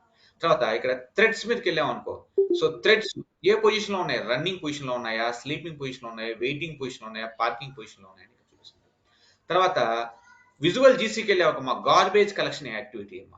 సో ఈ గార్బేజ్ కలెక్షన్ యాక్టివిటీ అనేది ఎలా పర్ఫామ్ చేస్తుందని చూపిస్తుంది. ఇది JVisual. సో ఇది JVisual VM. Next, so what is test plan? What are the elements? So what is test plan element in JMeter? What is test plan element in JMeter? చూడండి. So ఇక్కడ చూడండి. So test plan element అంటే, so చూపించేస్తాను చూడమ్మా. ఇక్కడ కనిపిస్తుంది, ఇది test plan element. So ఈ టెస్ట్ ప్లాన్ ఎలిమెంట్ ఏంటంటే ఇది JMeter మెయిన్ ఎలిమెంట్. సో ఈ టెస్ట్ ప్లాన్ ఎలిమెంట్ ఏం చేస్తుందంటే it can hold all the elements, అంటే so all the elements, remaining all elements test plan అనేది ఎలిమెంట్ చేస్తుంది. ఈ టెస్ట్ ప్లాన్ ఎలిమెంట్స్ లో ఇక్కడ యూజర్ డిఫైన్డ్ వేరియబుల్స్ ఉంది. ఈ యూజర్ డిఫైన్డ్ వేరియబుల్స్ తో మనం ఏం చేస్తామంటే, సో ఇక్కడ ఉన్నటువంటి ఏదైనా వాల్యూ, స్క్రిప్ట్ లో ఉన్నటువంటి వాల్యూస్ ని పారామీటరైజేషన్ చేస్తాం, పారామీటరైజ్ చేస్తాం. తర్వాత ఇక్కడ కింద 3 ఆప్షన్స్ కనిపిస్తున్నాయమ్మా. So run thread group consequentially, run tear down thread group of shut down main group, functional testing mode. So ఈ లాస్ట్ ఆప్షన్ అనేది వదిలేసింది నాకు తెలియదు. సో ఈ JMeter కింద thread group 1, second thread group, ఇలా థ్రెడ్ గ్రూప్స్ ఉన్నాయనుకోమ్మా. ఈ థ్రెడ్ గ్రూప్స్ అనేది జనరల్ గా మనకి ఎగ్జిక్యూట్ అవుతాయంటే ర్యాండమ్ గా ఎగ్జిక్యూట్ అయిపోతాయి. సో ఇవి ఫస్ట్ థ్రెడ్ గ్రూప్ ఎగ్జిక్యూట్ అయిన తర్వాత సెకండ్ థ్రెడ్ గ్రూప్ ఎగ్జిక్యూట్ కావాలి, సీక్వెన్షియల్ గా ఎగ్జిక్యూట్ కావాలంటే సో దీన్ని చెక్ చేసుకోవాలి. సో దీన్ని చెక్ చేసుకుంటే ఎగ్జిక్యూట్ అవుతుంది. మళ్ళీ చూడమ్మా. సో రన్ థ్రెడ్ గ్రూప్ కాన్సిక్వెన్షియలీ అంటే, సో టెస్ట్ ప్లాన్ కింద నాకు ఒక 5 థ్రెడ్ గ్రూప్స్ ఉన్నాయనుకో, ఈ 5 థ్రెడ్ గ్రూప్లు సీక్వెన్స్ గా 1 by 1 ఎగ్జిక్యూట్ అవ్వాలి అంటే సో దీన్ని ఎనేబుల్ చేసుకోవాలి, ఈ ఆప్షన్ ఎనేబుల్ చేసుకోవాలి. Run tear down thread group after shut down main thread group అంటే, సో ఇదేంటంటే టియర్ డౌన్ థ్రెడ్ గ్రూప్ అనేది ఉంటుందమ్మా. సో మన టెస్ట్ ని ఎక్కడైనా మధ్యలో ఫోర్స్ఫుల్ గా స్టాప్ చేసినప్పుడు ఈ టియర్ డౌన్ థ్రెడ్ గ్రూప్ అనేది ఏం చేస్తుంటే ఫోర్స్ఫుల్ గా ఎగ్జిక్యూట్ అవుతుంది, ఈ ఆప్షన్ సెలెక్ట్ చేసుకుంటే. సో ఇది టెస్ట్ ప్లాన్ సంబంధించినటువంటి డీటెయిల్స్, టెస్ట్ ప్లాన్ సంబంధించినటువంటి డీటెయిల్స్. నెక్స్ట్ చూడమ్మా, ఇంకొక కొన్ని క్వశ్చన్స్ చెప్పేసి మన సెషన్ క్లోజ్ చేసుకున్నామమ్మా. సో రేపు మళ్ళీ ఒకసారి పెట్టుకున్నాం, ఎందుకంటే అన్ని క్లోజ్ కావు. What are the arguments in test plan? Already argument discuss చేసుకొచ్చామమ్మా. If you have 5 thread groups and want to execute them sequentially, how it? So ఇప్పుడు ఆల్రెడీ చెప్పానమ్మా. సో దీన్ని చెక్ చేసుకుంటే ఆటోమేటిక్ గా సీక్వెన్స్ గా ఎగ్జిక్యూట్ అయిపోతుంది, sequential గా execute అయిపోతుంది. Next what is test suite? మెజ్ షూట్ అంటే ఏంటమ్మా? సో ఇది సింపుల్ అమ్మా. సో ఒక టెస్ట్ ప్లాన్ కింద మల్టిపుల్ థ్రెడ్ గ్రూప్స్ ఉన్నాయనుకో, సినారియోస్ ఉన్నాయనుకో, అంటే 2 కానీ, అంటే ఇప్పుడు దీని కింద 2 కానీ అంతకంటే ఎక్కువ థ్రెడ్ గ్రూప్స్ ఉంటే దాన్ని ఏమంటారంటే మనం టెస్ట్ షూట్ అంటారు. టెస్ట్ షూట్ అంటే ఏంటంటే 2 or more thread groups under the test plan we call test suite అంటాం. టెస్ట్ షూట్ అంటే ఏం లేదమ్మా, థ్రెడ్ గ్రూప్ కింద మల్టిపుల్ థ్రెడ్ గ్రూప్స్ ఉంటే దాన్ని టెస్ట్ షూట్ అని అంటాం, టెస్ట్ షూట్ అని అంటాం. నెక్స్ట్, సో సింపుల్ క్వశ్చన్స్ ఏనమ్మా ఇవి. నెక్స్ట్ చూడమ్మా. So which element use for the recording in JMeter? So ఏ ఎలిమెంట్ వాడతాం మా రికార్డింగ్? ఎవరైనా చెప్పండి ఒకరు. సో ఏ ఎలిమెంట్ వాడతాం recording? Test script recorder. Very good. Script recorder. Script recorder అనే ఎలిమెంట్ ని మనం యూజ్ చేస్తాం. So what are the arguments in HTTP test script recorder? So ఏమేమి ఆర్గ్యుమెంట్స్ ఉంటాయంటే సింపుల్. సో దీంట్లో కూడా ఒక టెంప్లెట్ సెలెక్ట్ చేసుకొని చెప్తాను. సో ఇంపార్టెంట్ ఆర్గ్యుమెంట్స్ అనేది చూపిస్తాను. చూడమ్మా, ఇది టెస్ట్ స్క్రిప్ట్ రికార్డర్. చూడమ్మా. సో ఫస్ట్ ఆర్గ్యుమెంట్ లో పోర్ట్ నెంబర్, ఇక్కడ పోర్ట్ నెంబర్ అనేది ఉంటుంది ఫస్ట్. తర్వాత second one target controller. So ఈ టార్గెట్ కంట్రోలర్ లో మనం ఎక్కడ రికార్డ్ చేసుకోవాలి, ఎక్కడ రికార్డ్స్ అనేది సేవ్ అవ్వాలి. తర్వాత గ్రూపింగ్ అంటుంది. గ్రూపింగ్ లో so put each group in transaction controller, do not group samplers, ఒక్కొక్క డిపెండ్స్ ఆన్ తో చేస్తారు. సో ఇవి ఎలా సెలెక్ట్ చేసుకుంటామని చెప్తారు. దీంట్లో మెయిన్ వచ్చేసి port number, target controller, grouping. ఇక్కడ నేమింగ్ స్కీమ్ ఉందమ్మా, మనం ప్రిఫిక్స్ అనేది పెట్టుకుంటాం, నేమింగ్ స్కీమ్ ప్రిఫిక్స్ పెట్టుకుంటాం. సో దీంట్లో ఇంపార్టెంట్ ఏంటంటే పోర్ట్ నెంబర్ ఒకటి, ఇక్కడ ఏ రికార్డింగ్ కంట్రోలర్స్ అంటే ఎక్కడ సేవ్ అవ్వాలని సెలెక్ట్ చేసుకుంటాము. తర్వాత టార్గెట్ కంట్రోలర్ లో ఈ వచ్చే 5 ఆప్షన్స్ లో ఒకటి సెలెక్ట్ చేసుకుంటాం. సో దీంట్లో ఉన్నటువంటి మెయిన్ ఆర్గ్యుమెంట్స్ ఇవేనా. సో ఇవే. Next, so why do you need to wait 5 seconds during the record each transaction? ప్రతి ట్రాన్సాక్షన్స్ కి 5 seconds ఎందుకు వెయిట్ చేయాలి అంటే, సో మనకి JMeter యొక్క bin folder, JMeter property files లో ఒక లైన్ ఉంటుందమ్మా, ప్రాక్సీ ఫ్యూజ్ అనేది ఈక్వల్ టు 5000 అని ఇలా రాసి ఉంటుందమ్మా. సో ఇలా రాసి ఉంటుంది.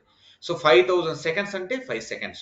ఇప్పుడు లాంచ్ అనేటువంటి అప్లికేషన్ రికార్డ్ చేసిన తర్వాత వెంటనే నెక్స్ట్ ట్రాన్సాక్షన్ పోకూడదు, ఒక 5 seconds వెయిట్ చేసి తర్వాత ట్రాన్సాక్షన్ నేమ్ చేంజ్ చేసి నెక్స్ట్ దానికి వెళ్ళాలి. సో ఎందుకు వెళ్ళాలి అంటే JMeter ప్రాపర్టీ ఫైల్స్ లో ప్రాక్సీ ప్యూస్ 5000 అని ఒక లైన్ రాసి ఉంటుంది. సో దానివల్ల మనం వెళ్ళాలి. సో దీన్ని ఓపెన్ చేసి చూపించుకుంటూ వెళ్తే టైం అయిపోద్ది.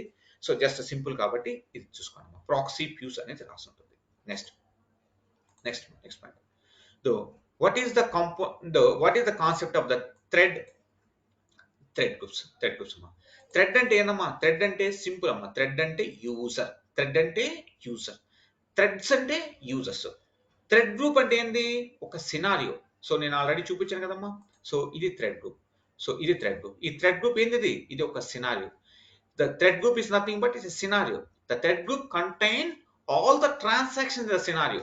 So ఒక థ్రెడ్ గ్రూప్ ఉంటే ఒక సినారియో, మల్టిపుల్ థ్రెడ్ గ్రూప్స్ ఉంటే మల్టిపుల్ సినారియోస్, అంతే. సో దానికి సంబంధించిన ఆన్సర్ సింపుల్.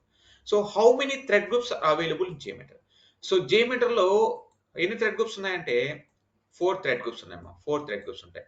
సో ఏం థ్రెడ్ గ్రూప్స్ అంటే ఫస్ట్, సో దీంట్లో సెటప్ థ్రెడ్ గ్రూప్ కాదు, thread group, setup thread group, tear down thread group, open model thread group అని ఉంటాయమ్మా. తర్వాత ప్లగిన్స్ లోంచి 5 థ్రెడ్ గ్రూప్స్ ఉంటాయి. ఏముంటాయి థ్రెడ్ గ్రూప్స్ అంటే stepping thread group, ultimate thread group, concurrency thread group, arrival thread group, free from arrival thread group. So మీకు ఒకసారి చూపించేస్తానమ్మా. చూపించేస్తే మీకు అది డౌట్ పోతుంది. చూడమ్మా, నేను టెస్ట్ ప్లాన్ మీద రైట్ క్లిక్ పెట్టాను. So add legal thread group చూడమ్మా. Thread group, setup thread group, tear down thread group, open model thread group, 4 thread groups JMeter నుంచి. సో ఇక్కడ చూడమ్మా, arrival, concurrency, free form, stepping, ultimate. So ఇవి ఎక్కడి నుంచి ఉన్నాయంటే plugins లో నుంచి ఉన్నాయి. సో అది ప్లగిన్స్ లో. నెక్స్ట్ అమ్మా.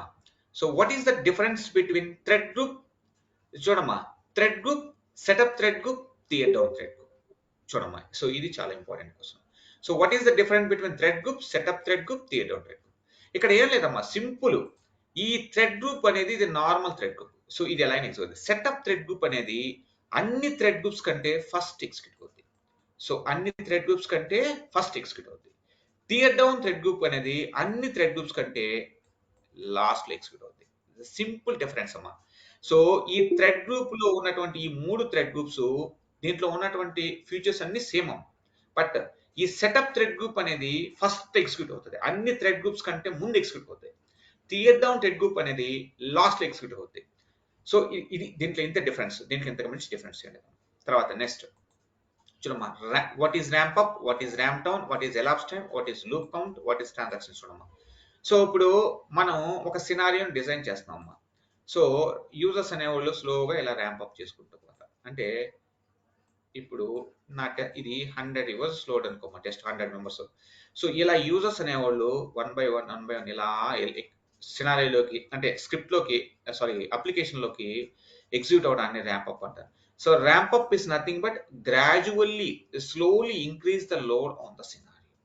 సో స్టడీ లైన్, దీన్ని స్టడీ లైన్ అంటారమ్మా, దీన్ని స్టడీ లైన్ అంటారు. సో ర్యాంప్ డౌన్ అంటే, సో యూజర్స్ అనేవాళ్ళు స్లోగా ర్యాంప్ డౌన్ అయిపోతూ ఉంటారు, సో ఇలా ర్యాంప్ డౌన్ ఇలా అంటే యూజర్స్ అనేవాళ్ళు ఈ అప్లికేషన్ నుంచి ఎగ్జిట్ అయిపోతుంటారు. మా అప్లికేషన్ లో స్లోగా ఎంటర్ అవడాన్ని ర్యాంప్ అప్, స్లోగా ఎగ్జిట్ అయిపోవడాన్ని ర్యాంప్ డౌన్ అంటారు. సో ర్యాంప్ అప్ అంటే gradually, slowly increase the load on the scenario, slowly reduce the load from the scenario, అంతే ర్యాంప్ అప్ ర్యాంప్ డౌన్ అంటే. So దీన్ని ఏమంటారు అంటే స్టడీ లైన్ అంటారు, execution time అంటారు. ఇది సింపుల్ అన్నమాట.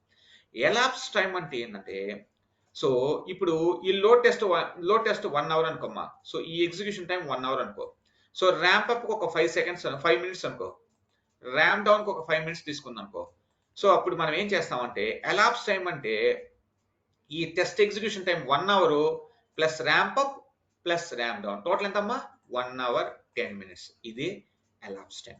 సో ఎలాప్స్ టైం అంటే ఏంటంటే ramp up, so elapsed times is nothing but scenario execution time plus ramp up plus ramp up. Next చూడమ్మా. So what is loop iteration, what is transaction and scenario. So loop అంటే, loop అన్న iteration అన్న ఏం లేదమ్మా. ఇప్పుడు so మీకు already ఎంత తెలిసి ఉంటుంది, సో సింపుల్గా చెప్తానమ్మా. సో ఇప్పుడు నేను ఫ్లిప్కార్ట్లో, సో ఫ్లిప్కార్ట్ అనే అప్లికేషన్లో ఒక ఐఫోన్ బై చేశాను అనుకోమ్మా. సో దీన్ని ఏమంటారంటే ఒక ఐటరేషన్ అంటారు. సో మళ్ళీ ఇంకొక ఐఫోన్ బై చేశాను అనుకోమ్మా. సో దీన్ని సెకండ్ ఐటరేషన్. సో మళ్ళీ ఇంకొక దాన్ని బై చేశాను అనుకో, దాన్ని ఐటరేషన్ అంటారు. లూప్ అన్న ఐటరేషన్ అన్న సేమ్ మీనింగ్. ఒక యూజర్ ఎన్నిసార్లు ఒక ప్రోడక్ట్ కానీ ఏదో ఒక దాన్ని కానీ పర్ఫామ్ చేస్తారో దాన్ని ఐటరేషన్ అంటారు. So loop is nothing but the the single user how many times will execute the scripts, అంటే ఒక స్క్రిప్ట్ ని ఎన్నిసార్లు ఎగ్జిక్యూట్ చేస్తాడో దాన్ని లూప్ ఆర్ ఐటరేషన్ అంటారు. సో అది లూప్ ఐటరేషన్ అన్నమాట. Next what is transaction, what is scenario. So ఇప్పుడు ఒక ప్రోడక్ట్ బుకింగ్ సినారియో ఉంది, ఒక ప్రోడక్ట్ బుకింగ్ సినారియో ఉంది. దీంట్లో ఏముంటాయి, లాంచ్ ఉంటుంది, లాగిన్ ఉంటుంది, ప్రోడక్ట్ సెలెక్ట్ ప్రోడక్ట్ ఉంటుంది, యాడ్ టు కార్ట్ ఉంటుంది, పేమెంట్ ఉంటుంది, సైన్ ఆఫ్ ఉంటుంది. సో దీని మొత్తాన్ని మనం ఏమంటాం అంటే సినారియో అంటాం. దీని మొత్తాన్ని సినారియో అంటాం. ట్రాన్సాక్షన్ అంటే లాంచ్ అనేది ఒక ట్రాన్సాక్షన్, లాగిన్ అనేది ఒక ట్రాన్సాక్షన్, సెలెక్ట్ ప్రోడక్ట్ అనేది ఒక ట్రాన్సాక్షన్. సో ట్రాన్సాక్షన్ అంటే ఒక పేజ్ ని ట్రాన్సాక్షన్, ఒక రిక్వెస్ట్ వెళ్ళి ఇంకో రిక్వెస్ట్, ఒక రిక్వెస్ట్ వెళ్ళి దానికి రెస్పాన్స్ వస్తే ట్రాన్సాక్షన్. సినారియో అంటే ఈ మొత్తం ఆల్ ట్రాన్సాక్షన్స్ ని మనం సినారియో అంటాం. సో ఇంతటితో ఈరోజు సెషన్ అనేది క్లోజ్ చేసుకున్నాము. సో రిమైనింగ్ క్వశ్చన్స్ అనేది రేపు సేమ్ టైంకి కనెక్ట్ అవుదాము. సో మనం ఏంటంటే అంతకంటే ఫాస్ట్గా ఇంకా చేయలేకపోతున్నాము. సో రేపు సెషన్లో సో రిమైనింగ్ అనేది మనం కవర్ చేద్దామమ్మా. సో తర్వాత 1 సెకండ్ హోల్డ్ అమ్మా.